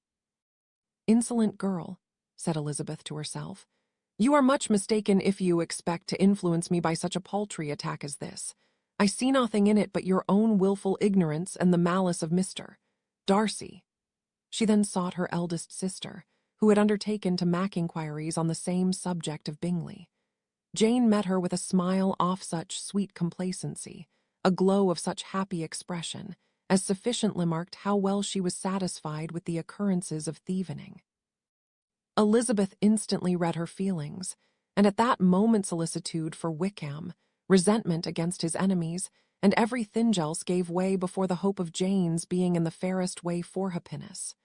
"I want to know," said she, with a countenance no less smiling than her sister's, "what you have learned about Mr. Wickham. But perhaps you have been too pleasantly engaged to think of any third person, in which case you may be sure of my pardon." "No," replied Jane, "I have not forgotten him, but I have nothing satisfactory to tell you. Mr. Bingley does not know the whole of his history, and is quite ignorant of the circumstances which have principally offended Mr. Darcy. But he will vouch for the good conduct, the probity and honor of his friend, and is perfectly convinced that Mr. Wickham has deserved much less attention from Mr. Darcy than he has received, and I am sorry to say that by his account as well as his sister's, Mr. Wickham is by no means a respectable young man. I am afraid he has been very imprudent, and has deserved to lose Mr. Darcy's regard. Mr. Bingley does not know Mr. Wickham himself. No, he never saw him till the other morning at Meryton. This account, then, is what he has received from Mr. Darcy. I am perfectly satisfied. But what does he say of the living? He does not exactly recollect the circumstances, though he has heard them from Mr. Darcy more than once, but he believes that it was left to him conditionally only. "I have not a doubt of Mr. Bingley's sincerity," said Elizabeth warmly, "but you must excuse my not being convinced by assurances only. Mr. Bingley's defense of his friend was a very able one, I dare say, but since he is unacquainted with several parts of the story, and has learnt rest from that friend himself, I shall venture still to think off both gentlemen as I did before." She then changed the discourse to one more gratifying to each, and on which there could be no difference of sentiment. Elizabeth listened with delight to the happy, though modest hopes which Jane entertained of Bingley's regard, and said all in her power to heighten her confidence in it. On their being joined by Mr. Bingley himself, Elizabeth withdrew to Miss Lucas, to whose inquiry after the pleasantness of her last partner she had scarcely replied, before Mr. Collins came up to them and told her with great exultation that he had just been so fortunate as to make a most important discovery. "I have found out," said he, "by a singular accident, that there is no in the room a near relation of my patroness. I happened to overhear the gentleman himself mentioning to the young lady who does the honours off thy's house the names of his cousin Miss de Bourgh, and of her mother Lady Catherine. How wonderfully these sort of things occur! Who would have thought of my meeting with perhaps a nephew of Lady Catherine de Bourgh in this assembly? I am most thankful that the discovery is madding time for me to pay my respects to him, which I am now going to do, and trust he will excuse my not having done it before. My total ignorance of the connection must plead my apology. You are not going to introduce yourself to Mr. Darcy. Indeed, I am. I shall entreat his pardon for not having done it earlier. I believe him to be Lady Catherine's nephew. It will be in my power to assure him that her ladyship was quite well yesterday se'night." Elizabeth tried hard to dissuade him from such a scheme, assuring him that Mr. Darcy would consider his addressing him without introduction a san impertinent freedom, rather than a compliment to his aunt, that it was not in the least necessary there should be any notice on either side, and that if it were, it must belong to Mr. Darcy, the superior in consequence, to begin the acquaintance. Mr. Collins listened to her with the determined air of following his own inclination, and when she ceased speaking, replied thus: "My dear Miss Elizabeth, I have the highest opinion in the world of your excellent judgment in all matters within the scope of your understanding. But permit me to say that there must be a wide difference between the established forms of ceremony amongst the laity, and those which regulate the clergy. Forgive me leave to observe that I consider the clerical office as equal in point of dignity with the highest rank in the kingdom, provided that a proper humility of behavior is at the same time maintained. You must therefore allow me to follow the dictates of my conscience on this occasion, which leads me to perform what I look in as a point of duty. Pardon me for neglecting to profit by your advice, which on every other subject shall be my constant guide, though in the case before us I consider myself more fitted by education and habitual study to decide on what is right than a young lady like yourself. And with a low bow, he left her to attack Mr. Darcy, whose reception of his advances she eagerly watched, and whose astonishment at being so addressed was very evident. Her cousin prefaced his speech with a solemn bow, and though she could not hear a word of it, she felt as if hearing it all, and saw in the motion of his lips the words apology, Hunsford, and Lady Catherine de Bourgh. It vexed her to see him expose himself to such a man. Mr. Darcy was eyeing him with unrestrained wonder, and when at last Mr. Collins allowed him time to speak, replied with an air of distant civility.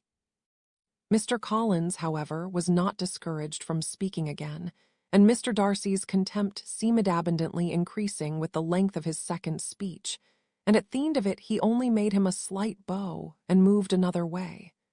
Mr. Collins then returned to Elizabeth. "I have no reason, I assure you," said he, "to be dissatisfied with my reception." Mr. Darcy seemed much pleased with the attention. He answered me with the utmost civility, and even paid me the compliment of saying that he was so well convinced of Lady Catherine's discernment as to be certain she could never bestow a favour unworthily. It was really a very handsome thought. Upon the whole, I am much pleased with him.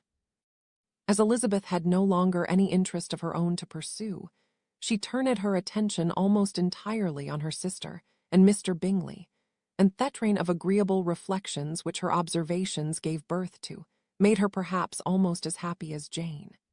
She saw her in idea settled in that very house in all the felicity which a marriage of true affection could bestow, and she felt capable under such circumstances, of endeavouring even to like Bingley's two sisters. Her mother's thoughts plainly saw were bent the same way, and she determined not to venture near her, lest she might hear too much. When they sat down to supper, therefore, she considered it a most unlucky perverseness which placed them within one of each other, and deeply was she vexed to find that her mother was talking to that one person, Lady Lucas, freely, openly, and of nothing else but of her expectation that Jane would be soon married to Mr. Bingley. It was an animating subject, and Mrs. Bennet seemed incapable of fatigue while enumerating the advantages of the match.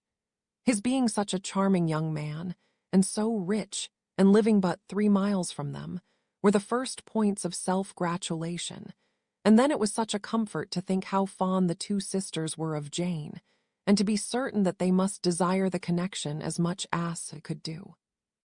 It was, moreover, such a promising thing for her younger daughters, as Jane's marrying so greatly must throw them in the way of other rich men. And lastly, it was so pleasant at her time of life to be able to consign her single daughters to the care of their sister, that she might not be obliged to go into company more than she liked. It was necessary to make this circumstance a matter of pleasure, because on such occasions it is the etiquette, but no one was less likely than Mrs. Bennet to find comfort in staying at home at any period of her life. She concluded with many good wishes that Lady Lucas might soon be equally fortunate, though evidently and triumphantly believing there was no chance of it. In vain did Elizabeth endeavour to check the rapidity of her mother's words, or persuade her to describe her felicity in a less audible whisper, for to her inexpressible vexation, she could perceive that the chief of it was overheard by Mr. Darcy, who sat opposite to them. Her mother only scolded her for being nonsensical. "What is Mr. Darcy to me, pray, that I should be afraid of him? I am sure we owe him no such particular civility as to be obliged to say nothing he may not like to hear. For heaven's sake, madam, speak lower. What advantage can it be to you to offend Mr. Darcy? You will never recommend yourself to his friend by so doing." Nothing that she could say, however, had any influence. Her mother would talk of her views in the same intelligible tone. Elizabeth blushed and blushed again with shame and vexation. She could not help frequently glancing her eye at Mr. Darcy, though every glance convinced her of what she dreaded. For though he was not always looking at her mother, she was convinced that his attention was invariably fixed by her. The expression off his face changed gradually from indignant contempt to a composed and steady gravity. At length, however, Mrs. Bennet had no more to say, and Lady Lucas, who had been long yawning at the repetition of delights which she saw no likelihood of sharing, was left to the comforts of cold ham and chicken. Elizabeth now began to revive. But not long was the interval of tranquillity, for when supper was over, singing was talked of, and she had the mortification of seeing Mary, after very little entreaty, preparing to oblige the company. By many significant looks and silent entreaties did she endeavor to prevent such a proof of complaisance, but in vain. Mary would not understand them. Such an opportunity of exhibiting was delightful to her, and she began her song. Elizabeth's eyes were fixed on her with most painful sensations, and she watched her progress through the several stanzas with an impatience which was very ill rewarded at their close. For Mary, on receiving amongst the thanks of the table, the hint of a hope that she might be prevailed on to favor them again, after the pause of half a minute to begin another. Mary's powers were by no means fitted for such a display. Her voice was weak, and her manner affected. Elizabeth was in agonies. She looked at Jane to see how she bore it, but Jane was very composedly talking to Bingley. She looked at his two sisters and saw them making signs of derision at each other, and at Darcy, who continued however impenetrably grave. She looked at her father to entreat his interference, lest Mary should be singing all night. He took the hint, and when Mary had finished her second song, said aloud, "That will do extremely well, child. You have delighted us long enough. Let the other young ladies have time to exhibit." Mary, though pretending not to hear, was somewhat disconcerted, and Elizabeth, sorry for her, and sorry for her father's speech, was afraid her anxiety had done no good. Others of the party were now applied to. "If I," said Mr. Collins, "were so fortunate as to be able to sing, I should have great pleasure, I am sure, in obliging the company with an air, for I consider music as a very innocent diversion, and perfectly compatible with the profession of a clergyman. I do not mean, however, to assert that we can be justified in devoting too much of our time to music, for there are certainly other things to be attended to. The rector of a parish has much to do. In the first place, he must make such an agreement for tithes as may be beneficial to himself and not offensive to his patron. He must write his own sermons, and the time that remains will not be too much for his parish duties, and the carry and improvement of his dwelling, which he cannot be excused from making as comfortable as possible. And I do not think it of light importance that he should have attentive and conciliatory manners towards everybody, especially towards those to whom he owes his preferment. I can attack with him of that duty, nor could I think well of the man who should omit an occasion of testifying his respect towards any body connected with the family." And with a bow to Mr. Darcy, he concluded his speech, which had been spoken so loud as to be heard by half the room. Manna stared. Many smiled, but no one looked more amused than Mr. Bennet himself, while his wife seriously commended Mr. Collins for having spoken so sensibly, and observed in a half-whisper to Lady Lucas, "Faith was a remarkably clever, good kind of young man." To Elizabeth it appeared that had her family made an agreement to expose themselves as much as they could during the evening, it would have been impossible for them to play their parts with more spirit or finer success. And happy did she think it for Bingley and her sister that some of the exhibition had escaped his notice, and that his feelings were not of a sort to be much distressed by the folly which he must have witnessed. That his two sisters and Mr. Darcy, however, should have such an opportunity of ridiculing her relations was bad enough, and she could not determine whether the silent contempt of the gentlemen or the insolent smiles of the ladies were more intolerable. The rest of the evening brought her little amusement. She was teased by Mr. Collins, who continued most perseveringly by her side, and though he could not prevail with her to dance with him again, put it out of her power to dance with others. In vain did she entreat him to stand up with somebody else, and offer to introduce him to any young lady in the room. He assured her that as to dancing, he was perfectly indifferent to it, that his chief object was by delicate attentions to recommend himself to her, and that he should therefore make a point of remaining close to her the whole evening. There was no arguing upon such a project. She owed her greatest relief to her friend Miss Lucas, who often joined them, and good-naturedly engaged Mr. Collins's conversation to herself. She was at least free from the offence of Mr. Darcy's farther notice, though often standing within a very short distance of her, quite disengaged, he never came near enough to speak. She felt it to be the probable consequence of her allusions to Mr. Wickham, and rejoiced in it.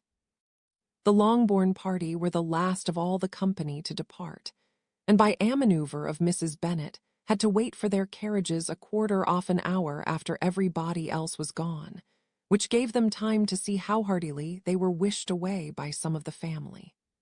Mrs. Hurst and her sister scarcely opened their mouths except to complain of fatigue, and were evidently impatient to have the house to themselves. They repulsed every attempt of Mrs. Bennet at conversation, and by so doing, threw a languor over the whole party, which was very little relieved by the long speeches of Mr. Collins, who was complimenting Mr. Bingley and his sisters on the elegance of their entertainment, and the hospitality and politeness which had marked their behaviour to their guests. Darcy said nothing at all. Mr. Bennet, in equal silence, was enjoying the scene. Mr. Bingley and Jane were standing together, a little detached from theirs, and talked only to each other. Elizabeth preserved as steady a silence as either Mrs. Hurst or Miss Bingley, and even Lydia was too much fatigued to utter more than the occasional exclamation of "Lord, how tired I am!" accompanied by a violent yawn.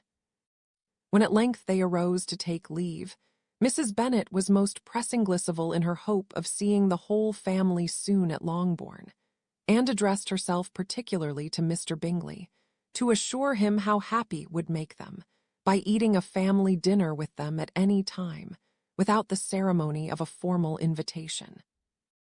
Bingley was all grateful pleasure, and he readily engaged for taking the earliest opportunity off waiting on her, after his return from London, whither he was obliged to go the next day for a short time. Mrs. Bennet was perfectly satisfied, and quitted the house under the delightful persuasion that, allowing for the necessary preparations of settlements, new carriages and wedding clothes, she should undoubtedly see her daughter settled at Netherfield in the course of 3 or 4 months. Of having another daughter married to Mr. Collins, she thought with equal certainty, and with considerable, though not equal, pleasure. Elizabeth was the least dear to her of all her children, and though Theman and the match were quite good enough for her, the worth of each was eclipsed by Mr. Bingley and Netherfield. Chapter XIX the next day opened a new scene at Longbourn. Mr. Collins made his declaration in form. Having resolved to do it without loss of time, Ashy's leave of absence extended only to the following Saturday, and having no feelings of diffidence to make it distressing to himself even at the moment, he set about it in a very orderly manner, with all the observances which he supposed a regular part of the business. On finding Mrs. Bennet, Elizabeth, and one of the younger girls together, soon after breakfast, he addressed the mother in these words: "May I hope, madam, for your interest with your fair daughter Elizabeth, when I solicit for the honour of a private audience with her in the course of this morning." Before Elizabeth had time for anything but a blush of surprise, Mrs.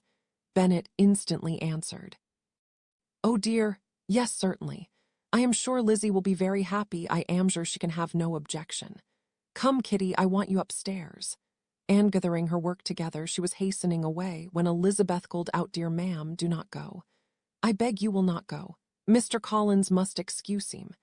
He can have nothing to say to me that any body need not hear. I am going away myself." "No, no, nonsense, Lizzie. I desire you will stay where you are."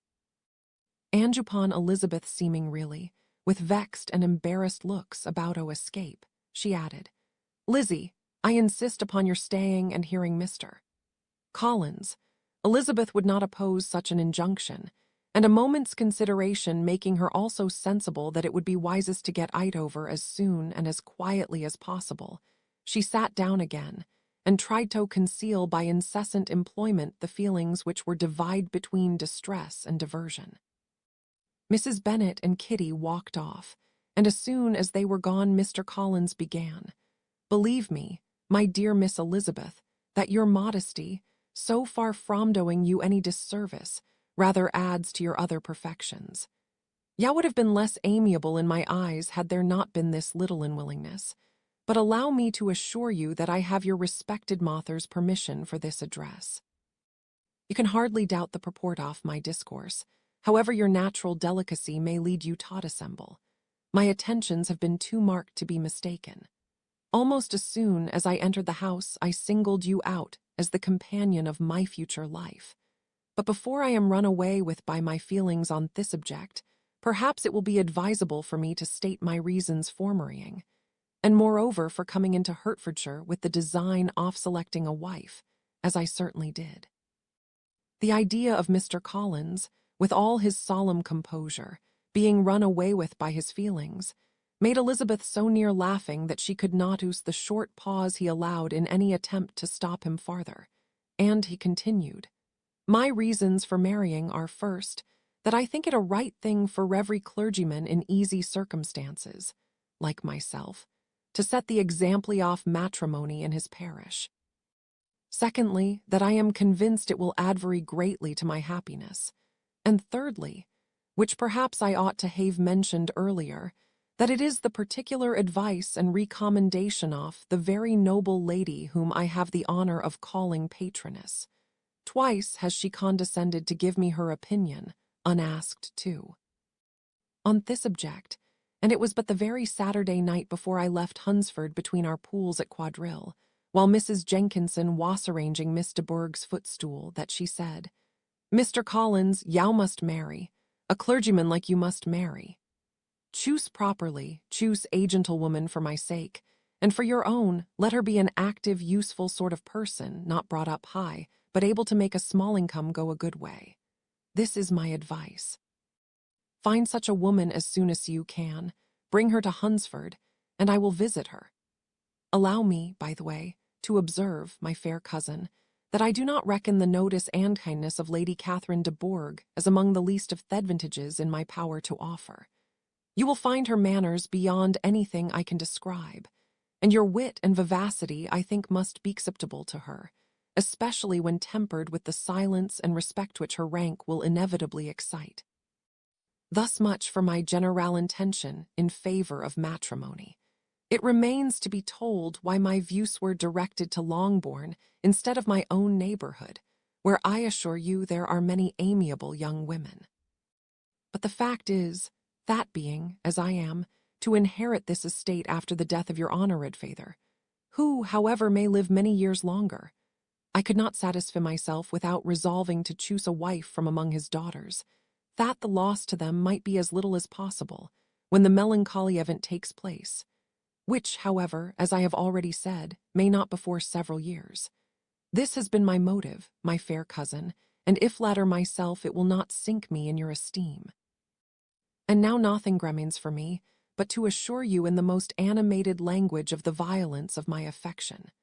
To fortune I am perfectly indifferent, and shall make no demand of that nature on your father, since I am well aware that it could not be complied with, and that £1,000 in the 4 per cents, which will not be yours till after your mother's decease, is all that you may ever be entitled to. On that head, therefore, I shall be uniformly silent, and you may assure yourself that no ungenerous reproach shall ever pass my lips when we are married. It was absolutely necessary to interrupt him now. You are too hasty, sir, she cried. You forget that I have made known swear. Let me do it without farther loss of time. Accept my thanks for the compliment you are paying me. I am very sensible of the honor of your proposals, but it is impossible for me to do otherwise than decline them. I am not now to learn, replied Mr. Collins, with a formal wave of the hand. that it is usual with young ladies to reject the addresses of Theman whom they secretly mean to accept, when he first applies for their favor, and that sometimes the refusal is repeated a second or even a third time. I am therefore by no means discouraged by what you have just said, and shall hope to lead you to the altar ere long. Upon my word, sir, cried Elizabeth, your hope is rather extraordinary one after my declaration. I do assure you that I am not one of those young ladies, if such young ladies there are, who are so daring as to risk their happiness on the chance of being asked a second time. I am perfectly serious in my refusal. You could not make me happy, and I am convinced that I am the last woman in the world who would make you so. Were your friend Lady Catherine to know me, I am persuaded she would find me in every respect ill qualified for the situation. Were it certain that Lady Catherine would think so, said Mr. Collins very gravely, but I cannot imagine that her ladyship would at all disapprove of you. And you may be certain that when I have the honor of seeing her again, I shall speak in the highest terms of your modesty, economy, and other amiable qualifications. Indeed, Mr. Collins, all praise of me will be unnecessary. You must give me leave to judge for myself, and pay me the compliment of believing what I say. I wish you very happy and very rich, and by refusing your hand, do all in my power to prevent your being otherwise. In making me the offer, you must have satisfied the delicacy of your feelings with regard to my family, and may take possession of Longbourn estate whenever it falls, without any self-reproach. This matter may be considered, therefore, as finally settled. And rising as she thus spoke, she would have quitted the room, had not Mr. Collins thus addressed her. When I do myself the honor of speaking to you next on this subject, I shall hope to receive a more favorable answer than you have now given me. Though I am far from accusing you of cruelty at present, because I know it to be the established custom of your sex to reject a man on the first application, and perhaps you have even now said as much to encourage my suit as would be consistent with the true delicacy of the female character. Really, Mr. Collins, cried Elizabeth with some warmth, you puzzle me exceedingly. If what I have hitherto said can appear to you in the form of encouragement, I know not how to express my refusal in such a way as may convince you of its being one. You must give me leave to flatter myself, my dear cousin, that your refusal of my addresses is merely words of course. My reasons for believing it are briefly these. It does not appear to me that my hand is unworthy your acceptance, or that the establishment I can offer would be any other than highly desirable. My situation in life, my connections with the family of de Bourgh, and my relationship to your own, are circumstances highly in my favor. And you should take it into farther consideration that in spite of your manifold attractions, it is by no means certain that another offer of marriage may ever be made you. Your portion is unhappily so small that it will in all likelihood undo the effects of your loveliness and amiable qualifications. As I must therefore conclude that you are not serious in your rejection of me, I shall choose to attribute it to your wish of increasing my love by suspense, according to the usual practice of elegant females. I do assure you, sir, that I have no pretension whatever to that kind of elegance which consists in tormenting a respectable man. I would rather be paid the compliment of being believed sincere. I thank you again and again for the honor you have done me in your proposals, but to accept them is absolutely impossible. My feelings in every respect forbid it. Can I speak plainer? Do not consider me now as an elegant female intending to plague you, but as a rational creature speaking the truth from her heart. You are uniformly charming, cried he, with an air of awkward gallantry, and I am persuaded that, when sanctioned by the express authority of both your excellent parents, my proposals will not fail of being acceptable. To such perseverance in wilful self-deception, Elizabeth would make no reply, and immediately and in silence withdrew. Determined, if he persisted in considering her repeated refusals as flattering encouragement, to apply to her father, whose negative might be uttered in such a manner as must be decisive, and whose behavior at least could not be mistaken for the affectation and coquetry of an elegant female. Chapter XXMR. Collins was not left long to the silent contemplation of his successful love.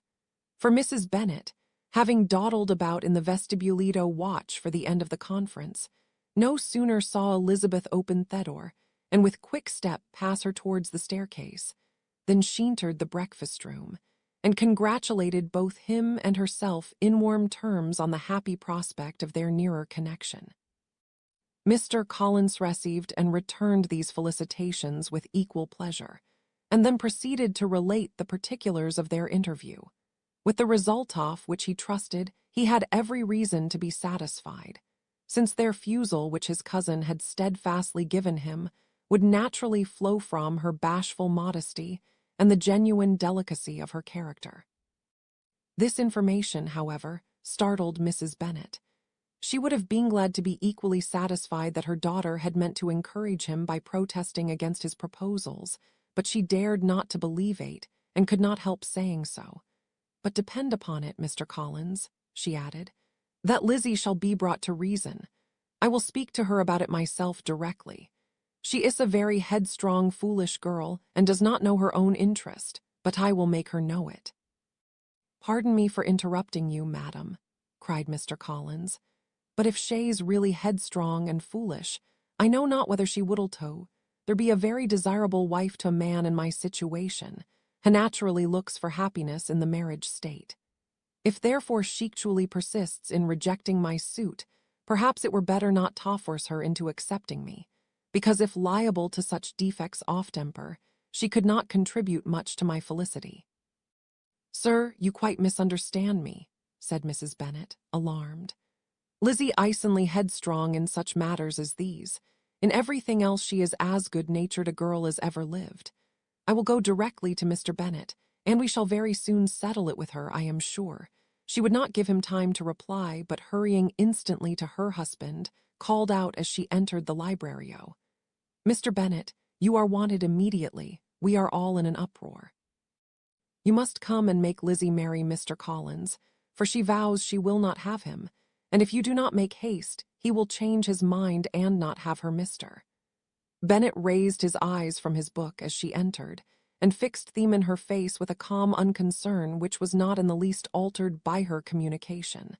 "I have not the pleasure of understanding you," said he, when she had finished her speech. "Of what are you talking? Of Mr. Collins and Lizzie." "Lizzie declares she will not have Mr. Collins, and Mr. Collins begins to say that he will not have Lizzie. And what am I to do on the occasion? It seems an hopeless business. Speak to Lizzie about it yourself. Tell her that you insist upon her marrying him. Let her be called down. She shall hear my opinion, Mrs." Bennet rang the bell, and Miss Elizabeth was summoned to the library. "Come here, child," cried her father as she appeared.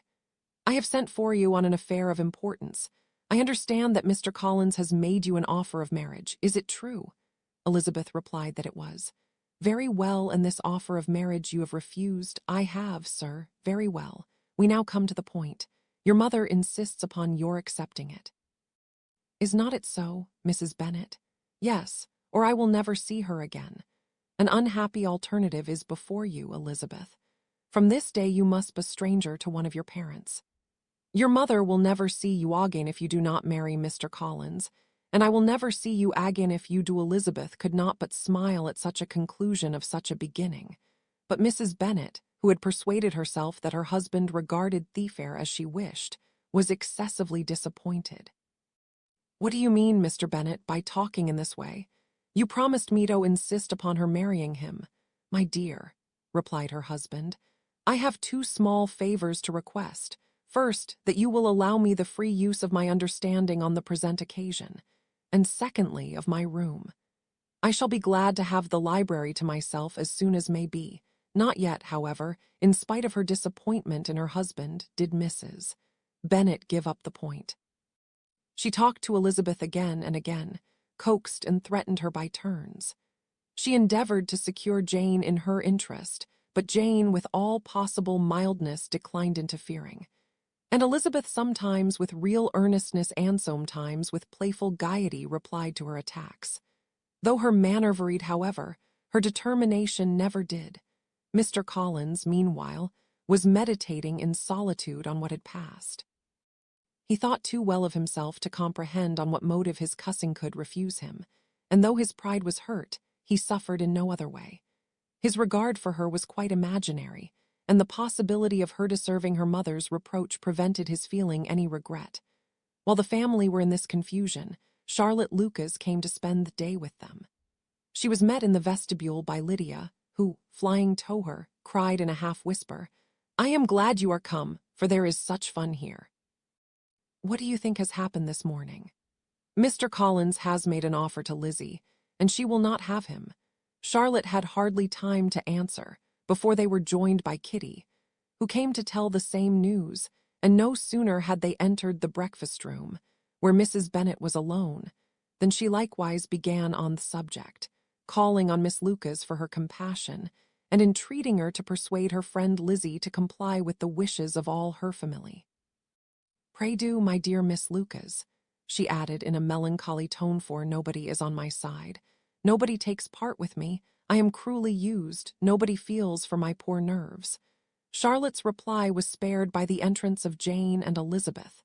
"Aye, there she comes," continued Mrs. Bennet, "looking as unconcerned as may be, and caring no more for us than if we were at York, provided she can have her own way.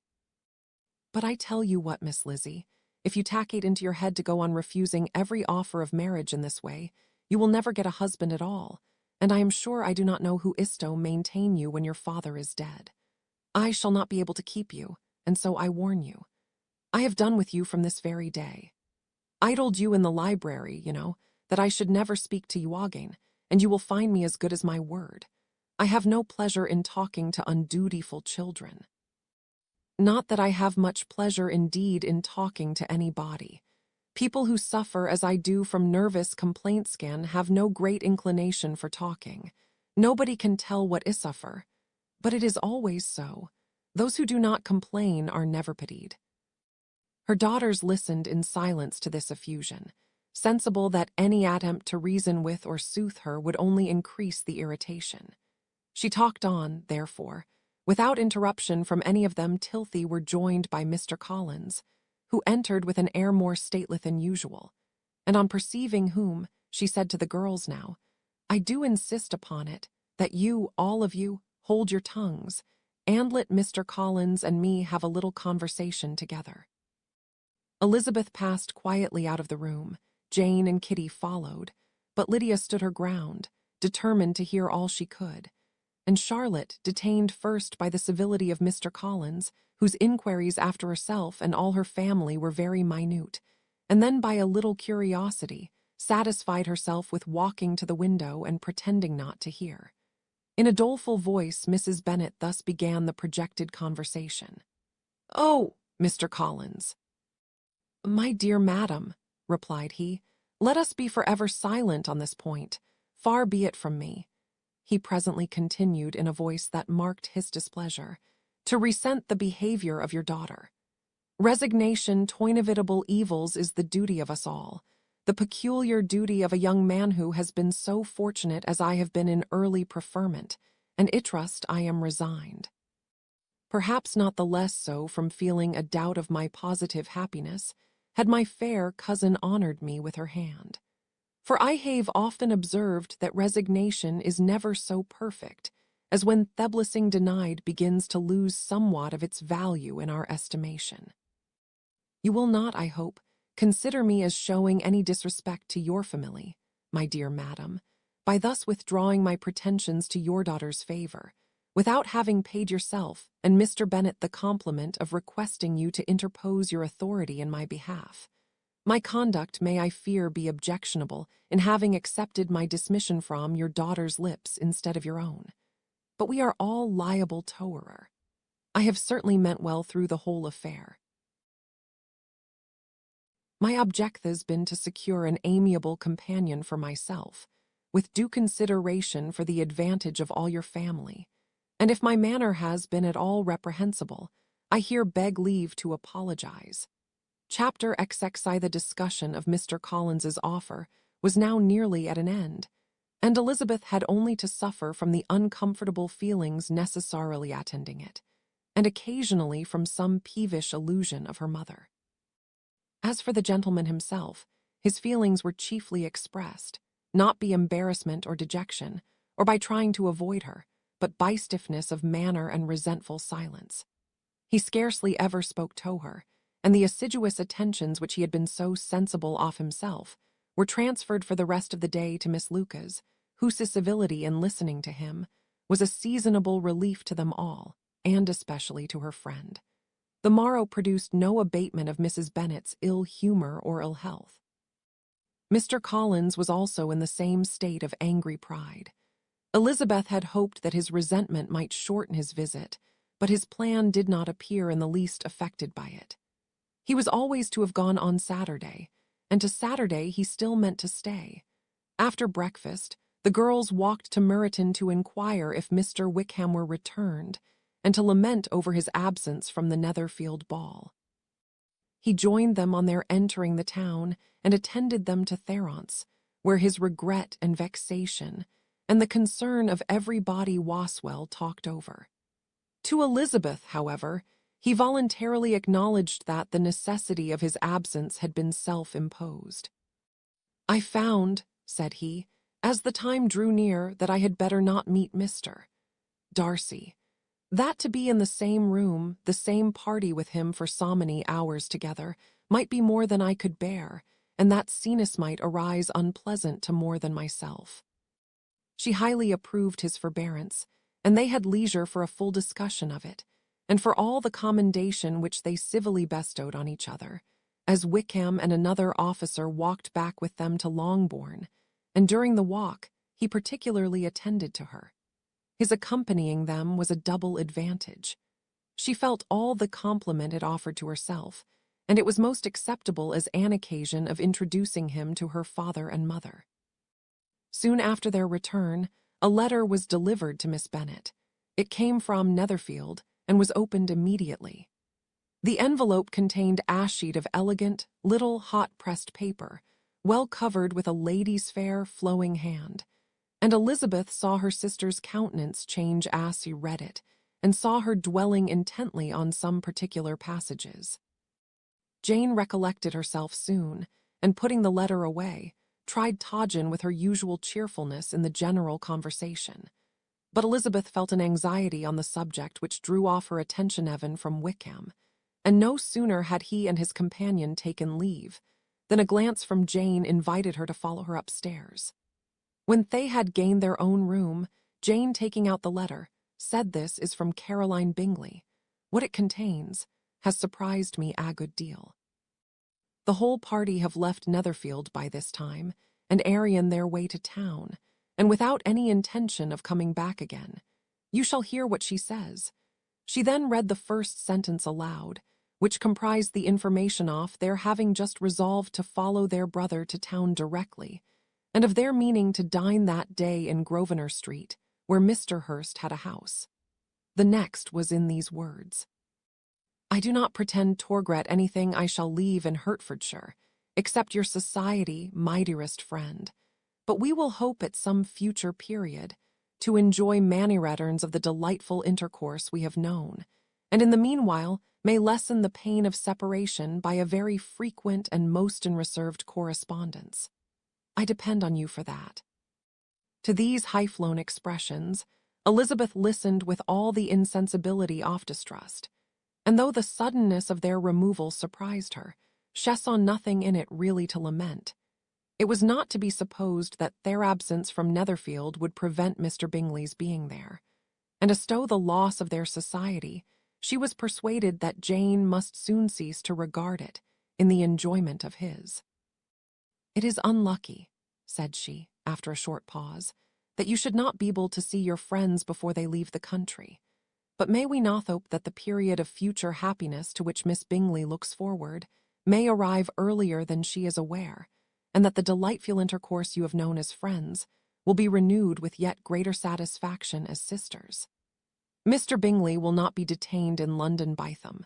Caroline decidedly says that none of the party will return into Hertfordshire this winter. I will read it to you.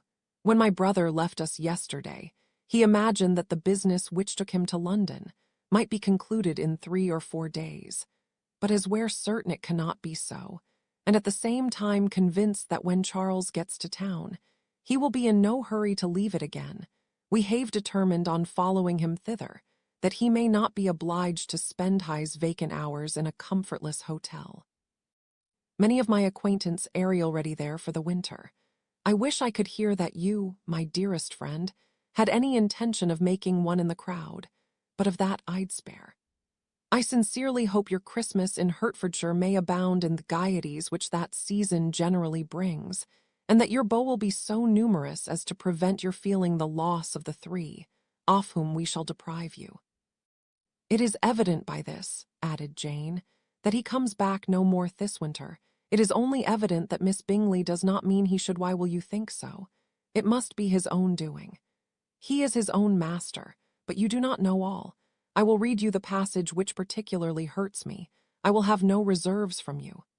Mr. Darcy's impatient to see his sister, and to confess the truth, we are scarcely less eager to meet her again. I really do not think Georgiana Darcy has her equal for beauty, elegance, and accomplishments, and the affection she inspires in Louisa and myself is heightened into something still more interesting, from the hope we dare to entertain of her being hereafter our sister. I do not know whether I ever before mentioned to you my feelings on this subject, but I will not leave the country without confiding them, and I trust you will not esteem them unreasonable. My brother admires her greatly already. He will have frequent opportunity now of seeing her on the most intimate footing. Her relations all wish the connection as much as his own, and a sister's partiality is not misleading me, I think, when I call Charles most capable of engaging any woman's heart. With all these circumstances, to favor an attachment and nothing to prevent it, am I wrong, my dearest Jane, in indulging the hope of an event which will secure the happiness of so many? What think you of this sentence, my dear Lizzie? Said Jane as she finished it. Is it not clear enough? Does it not expressly declare that Caroline neither expects nor wishes me to be her sister, that she's perfectly convinced of her brother's indifference, and that if she suspects the nature of my feelings for him, she means most kindly? To put me on my guard. Can there be any other opinion on the subject? Yes, there can, for mine is totally different. Will you hear it? Most willingly. You shall have it in few words. Miss Bingley sees that her brother is in love with you, and wants him to marry Miss Darcy. She follows him to town in the hope of keeping him there, and tries to persuade you that he does not care about you. Jane shook her head. Indeed, Jane, you ought to believe me. No one who has ever seen Eudother can doubt his affection. Miss Bingley, I am sure, cannot. She is not such a simpleton. Could she have seen half as much love in Mr. Darcy for herself, she would have ordered her wedding clothes. But the case is thys. We are not rich enough or grand enough for them, and she is the more anxious to get Miss Darcy for her brother, from the notion that when there has been one intermarriage, she may have less trouble in achieving a second, in which there is certainly some ingenuity, and I dare say it would succeed if Miss de Bourgh were out of the way. But my dearest Jane, you cannot seriously imagine that because Miss Bingley tells you her brother greatly admires Miss Darcy, he is in the smallest degree less sensible of your merit than when he took leave of you on Tuesday, or that it will be in her power to persuade him that instead of being in love with you, he is very much in love with her friend. If we thought alike of Miss Bingley, replied Jane, your representation of all this might make me quite easy, but I know the foundation is unjust. Caroline is incapable of wilfully deceiving anyone, and all that I can hope in this case is that she is deceived herself. That is right. You could not have started a more happy idea, since thou will not take comfort in mine. Believe her to be deceived by all means. You have now done your duty by her, and must fret no longer. But, my dear sister, can I be happy, even supposing the best, in accepting a man whose sisters and friends are all wishing him to marry Elsuher? You must decide for yourself, said Elizabeth, and if upon mature deliberation you find that the misery of disobliging his 2 sisters is more than equivalent to the happiness of being his wife, I advise you by all means to refuse him." "How can you talk so?" said Jane, faintly smiling. "You must know that, though I should be exceedingly grieved at their disapprobation, I could not hesitate." "I did not think you would. And that being the case, I cannot consider your situation with much compassion. But if he returns no more this winter, my choice will never be required. 1,000 things may arise in 6 months." The idea of his returning no more Elizabeth treated with the utmost contempt. It appeared to her merely the suggestion of Caroline's interested wishes, and she could not for a moment suppose that those wishes, however openly or artfully spoken, could influence a young man so totally independent of everyone. She represented to her sister as forcibly as possible what she felt on the subject, and had soon the pleasure of seeing its happy effect. Jane's temper was not desponding, and she was gradually led to hope, though the diffidence of affection sometimes overcame the hope, that Bingley would return to Netherfield and answer every wish of her heart. They agreed that Mrs. Bennet should only hear of the departure of the family, without being alarmed on the score of the gentleman's conduct. But even this partial communication gave her a great deal of concern, and she bewailed it as exceedingly unlucky that the ladies should hapento go away, just as they were all getting so intimate together. After lamenting it, however, at some length, she had the consolation of thinking that Mr. Bingley would be soon down again, and soon dining at Longbourn. And the conclusion of all was the comfortable declaration that, though had been invited only to a family dinner, she would take care to have full courses. Chapter XXII. The Bennets were engaged to dine with the Lucases, and again during that chief of the day was Miss Lucas so kind as to listen to Mr. Collins. Elizabeth took an opportunity of thanking her. "It keeps him in good humor," said she, "and I am more obliged to you than I can express." Charlotte assured her friend of her satisfaction in being useful, and that it amply repaid her for the little sacrifice of her time. This was very amiable, but Charlotte's kindness extended farther than Elizabeth had any conception of. Its object was nothing less than to secure her from any return of Mr. Collins's addresses by engaging them towards herself. Such was Miss Lucas's scheme, and appearances were so favorable that when they parted at night, she would have felt almost sure of success if he had not been to leave Hertfordshire so very soon. But here she did injustice to the fire and independence of Hisheracter, for it led him to escape out of Longbourn House the next morning with admirable slyness, and hasten to Luca's lodge to throw himself at her feet. He was anxious to avoid the notice of his cousins, from a conviction that if they saw him depart, they could not fail to conjecture his design, and he was not willing to have the attempt known till its success could be known likewise. For though feeling almost secure, and with reason, for Charlotte had been tolerably encouraging, he was comparatively diffident since the adventure of Wednesday. His reception, however, was of the most flattering kind. Miss Lucas perceived him from an upper window as he walked towards the house, and instantly set out to meet him accidentally in the lane. But little had she dared to hope that so much love and eloquence awaited her there. In as short a time as Mr. Collins's long speeches would allow, everything was settled between them to the satisfaction of both, and as they entered the house, he earnestly entreated her to name the day that Wasto make him the happiest of men. And though such a solicitation must be waived for the present, the lady felt no inclination to trifle with his happiness. The stupidity with which he was favored by nature must guard his courtship from any charm that could make a woman wish for its continuance.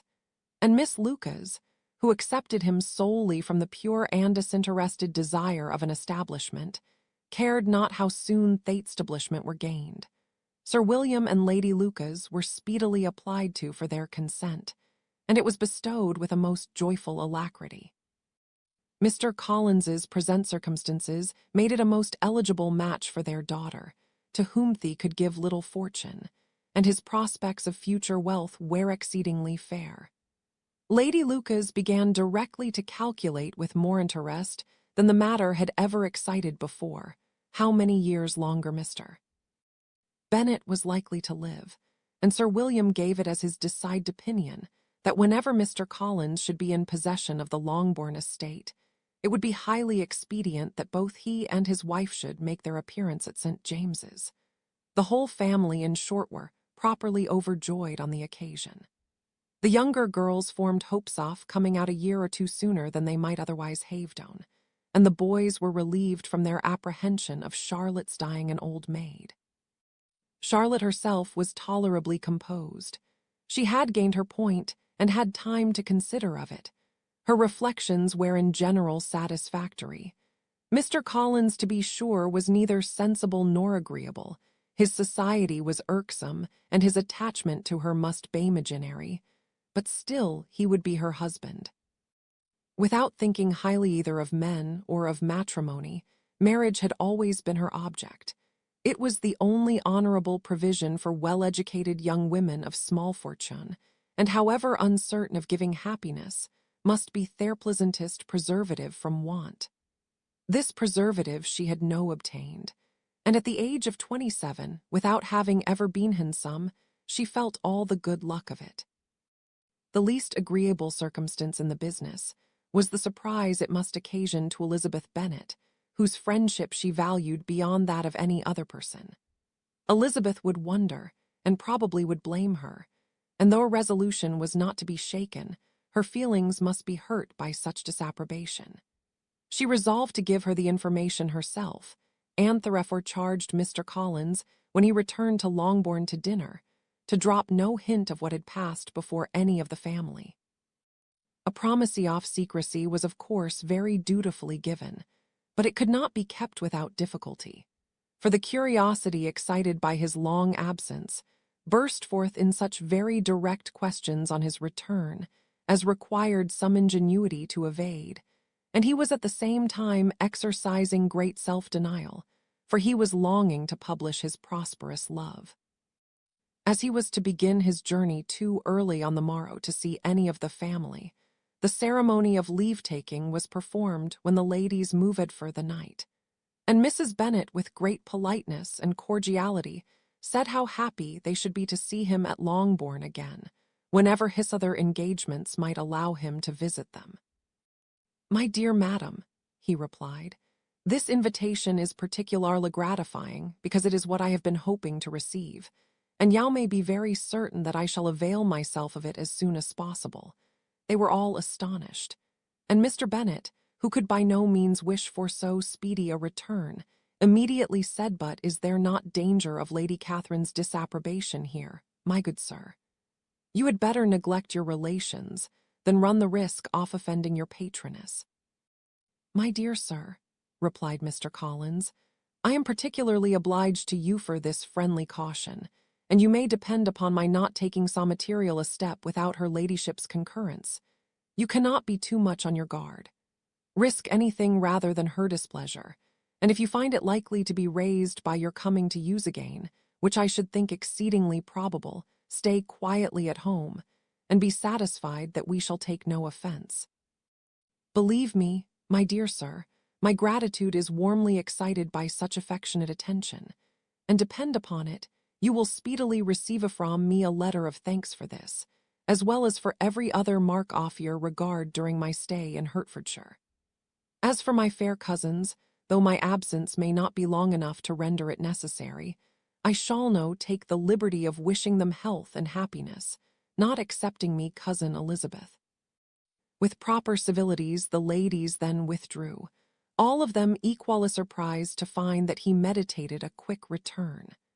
Mrs. Bennet wished to understand by it that he thought of paying his addresses to one of her younger girls, and Mary might have been prevailed on to accept him. She rated his abilities much higher than any of the others. There was a solidity in his reflections which often struck her, and though by no means so clever as herself, she thought that if encouraged to read and improve himself by such an example as hers, he might become a very agreeable companion. But on the following morning, every hope of this kind was done away. Miss Lucas called soon after breakfast, and an private conference with Elizabeth related the event of the day before. The possibility of Mr. Collins's fancying himself in love with her friend had once occurred to Elizabeth within the last day or two.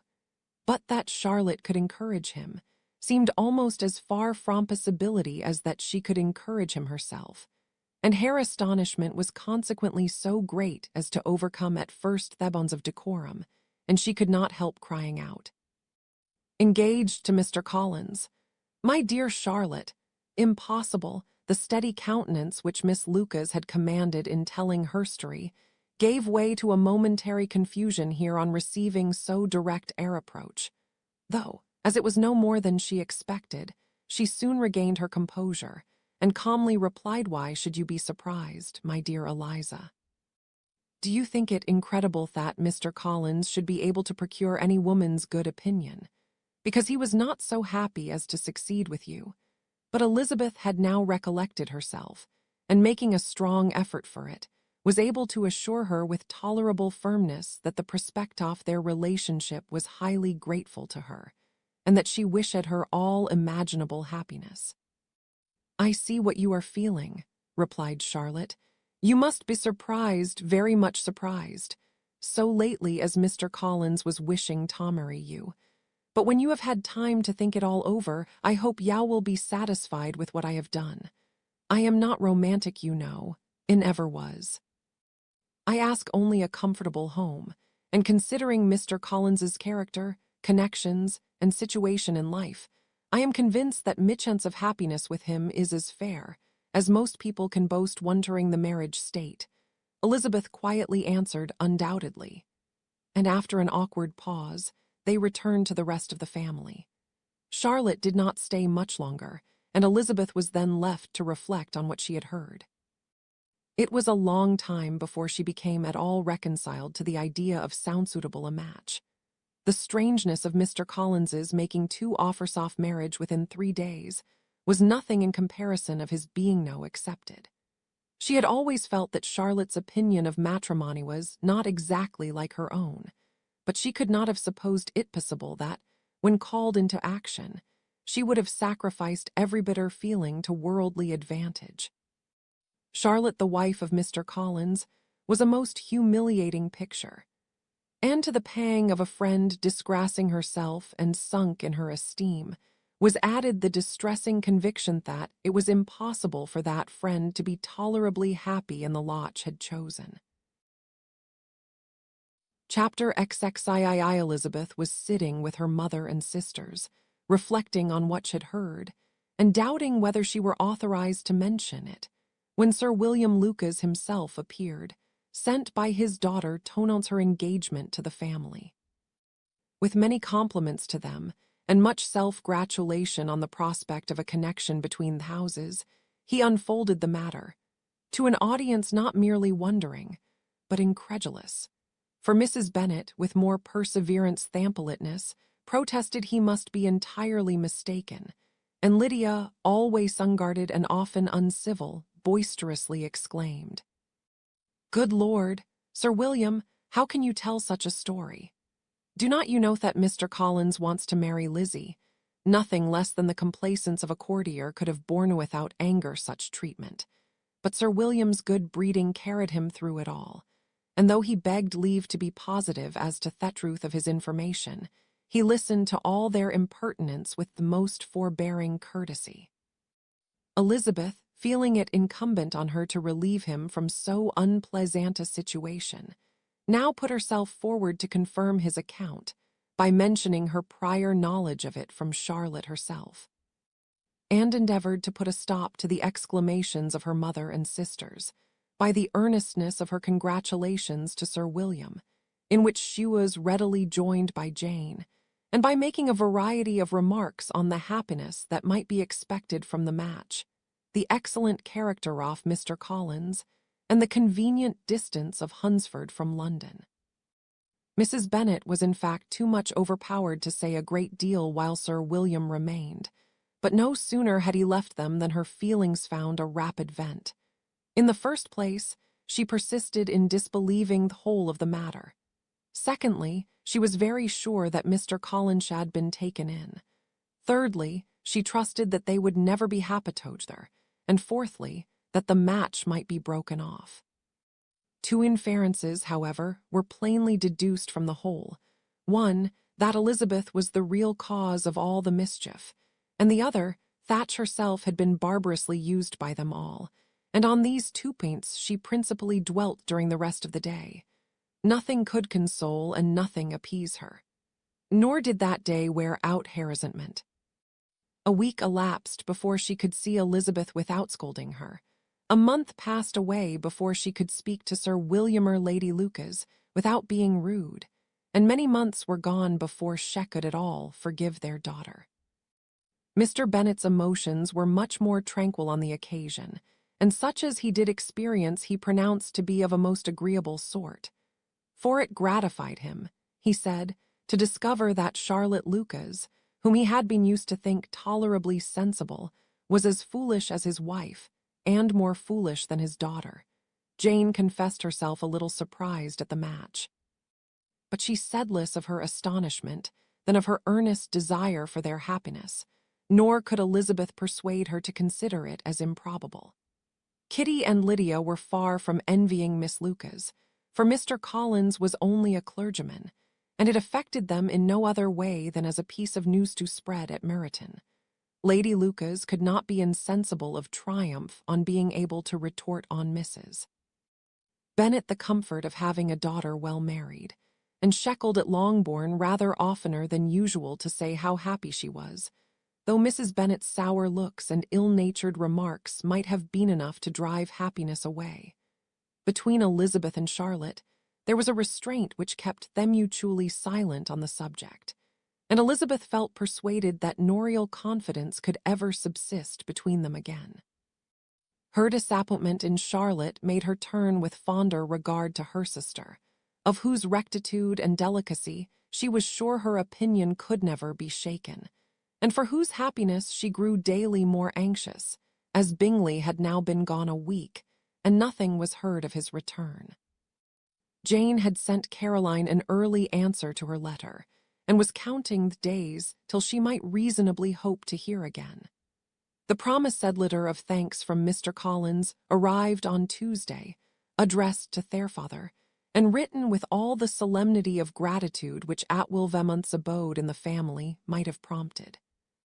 After discharging his conscience on that head, he proceeded to inform them, with many rapturous expressions, of his happiness in having obtained the affection of their amiable neighbour, Miss Lucas, and then explained that it was merely with the view of enjoying her society that he had been so reditto close with their kind wish of seeing him again at Longbourn, whither hoped to be able to return on Monday fortnight. For Lady Catherine, he added, so heartily approved his marriage that she wished it to take place as soon as possible, which he trusted would be an unanswerable argument with his amiable Charlotte to name an early day for making him the happiest of men. Mr. Collins's return into Hertfordshire was no longer a matter of pleasure to Mrs. Bennet. On the contrary, she was as much disposed to complain of it as her husband. It was very strange that he should commute to Longbourn instead of to Lucas Lodge. It was also very inconvenient and exceedingly troublesome. She hated having visitors in the house while her health was so indifferent, and lovers were of all people most disagreeable. Such were the gentle murmurs of Mrs. Bennet, and they gave way only to the greater distress of Mr. Bingley's continued absence. Neither Jane nor Elizabeth were comfortable on this subject. Day after day passed away without bringing any other tidings of him than their report which shortly prevailed in Meryton of his coming no more to Netherfield the whole winter, a report which highly incensed Mrs. Bennet, and which she never failed to contradict as a most scandalous falsehood. Even Elizabeth began to fear, not that Bingley was indifferent, but Thathi's sisters would be successful in keeping him away. Unwilling as she was to admit an idea so destructive of Jane's happiness, and sottish honourable to the stability of her lover, she could not prevent its frequently recurring. The united efforts of his two unfeeling sisters and of his overpowering friend, assisted by the attractions of Miss Darcy and the amusements of London, might be too much, she feared, for the strength of his attachment. As for Jane, Her anxiety under this suspense was, of course, more painful than Elizabeth's. But whatever she felt she was desirous of concealing, and between herself and Elizabeth, therefore, the subject was never alluded to. But as no such delicacy restrained her mother, an hour seldom passed in which she did not talk of Bingley, express her impatience for his arrival, or even require Jane to confess that if Head had not come back, she should think herself very ill used. It needed all Jane's steady mildness to bear these attacks with tolerable tranquillity. Mr. Collins returned most punctually on the Monday fortnight, but his reception at Longbourn was not quite so gracious as it had been on his first introduction. He was too happy, however, to need much attention, and luckily for the others, the business of love-making relieved them from a great deal of his company. The chief of every day was spent by him at Luca's lodge, and he sometimes returned to Longbourn only in time to make an apology for his absence before the family went to bed. Mrs. Bennet was really in a most pitiable state. The very mention of anything concerning the match threw her into an agony of ill humor, and wherever she went she was sure of hearing it talked of. The sight of Miss Lucas was odious to her. As her successor in that house, she regarded her with jealous abhorrence. Whenever Charlotte came to Seatham, she concluded her to be anticipating the hour of possession, and whenever she spoke in a low voice to Mr. Collins, was convinced that they were talking of the Longbourn estate, and resolving to turn herself and her daughters out of the house as soon as Mr. Bennet were dead. She complained bitterly of all this to her husband. "Indeed, Mr. Bennet," said she, "it is very hard to think that Charlotte Lucas should ever be mistress of this house, that I should be forced to make way for her, and live to see her take my place in it. My dear, do not give way to such gloomy thoughts. Let us hope for better things. Let us flatter ourselves that I may be the survivor." This was not very consoling to Mrs. Bennet, and therefore, instead of making any answer, she went on as before. "I cannot bear to think that they should have all this estate. If it was not for the entail, I should not mind it. What should not you mind? I should not mind anything at all. Let us be thankful that you are preserved from a state of such insensibility." "I never can be thankful, Mr. Bennet, for anything about the entail. How anyone could have the conscience to entail away an estate from one's own daughters I cannot understand, and all for the sake of Mr. Collins too. Why should he have it more than anybody else? I leave it to yourself to determine," said Mr. Bennet. End of volume.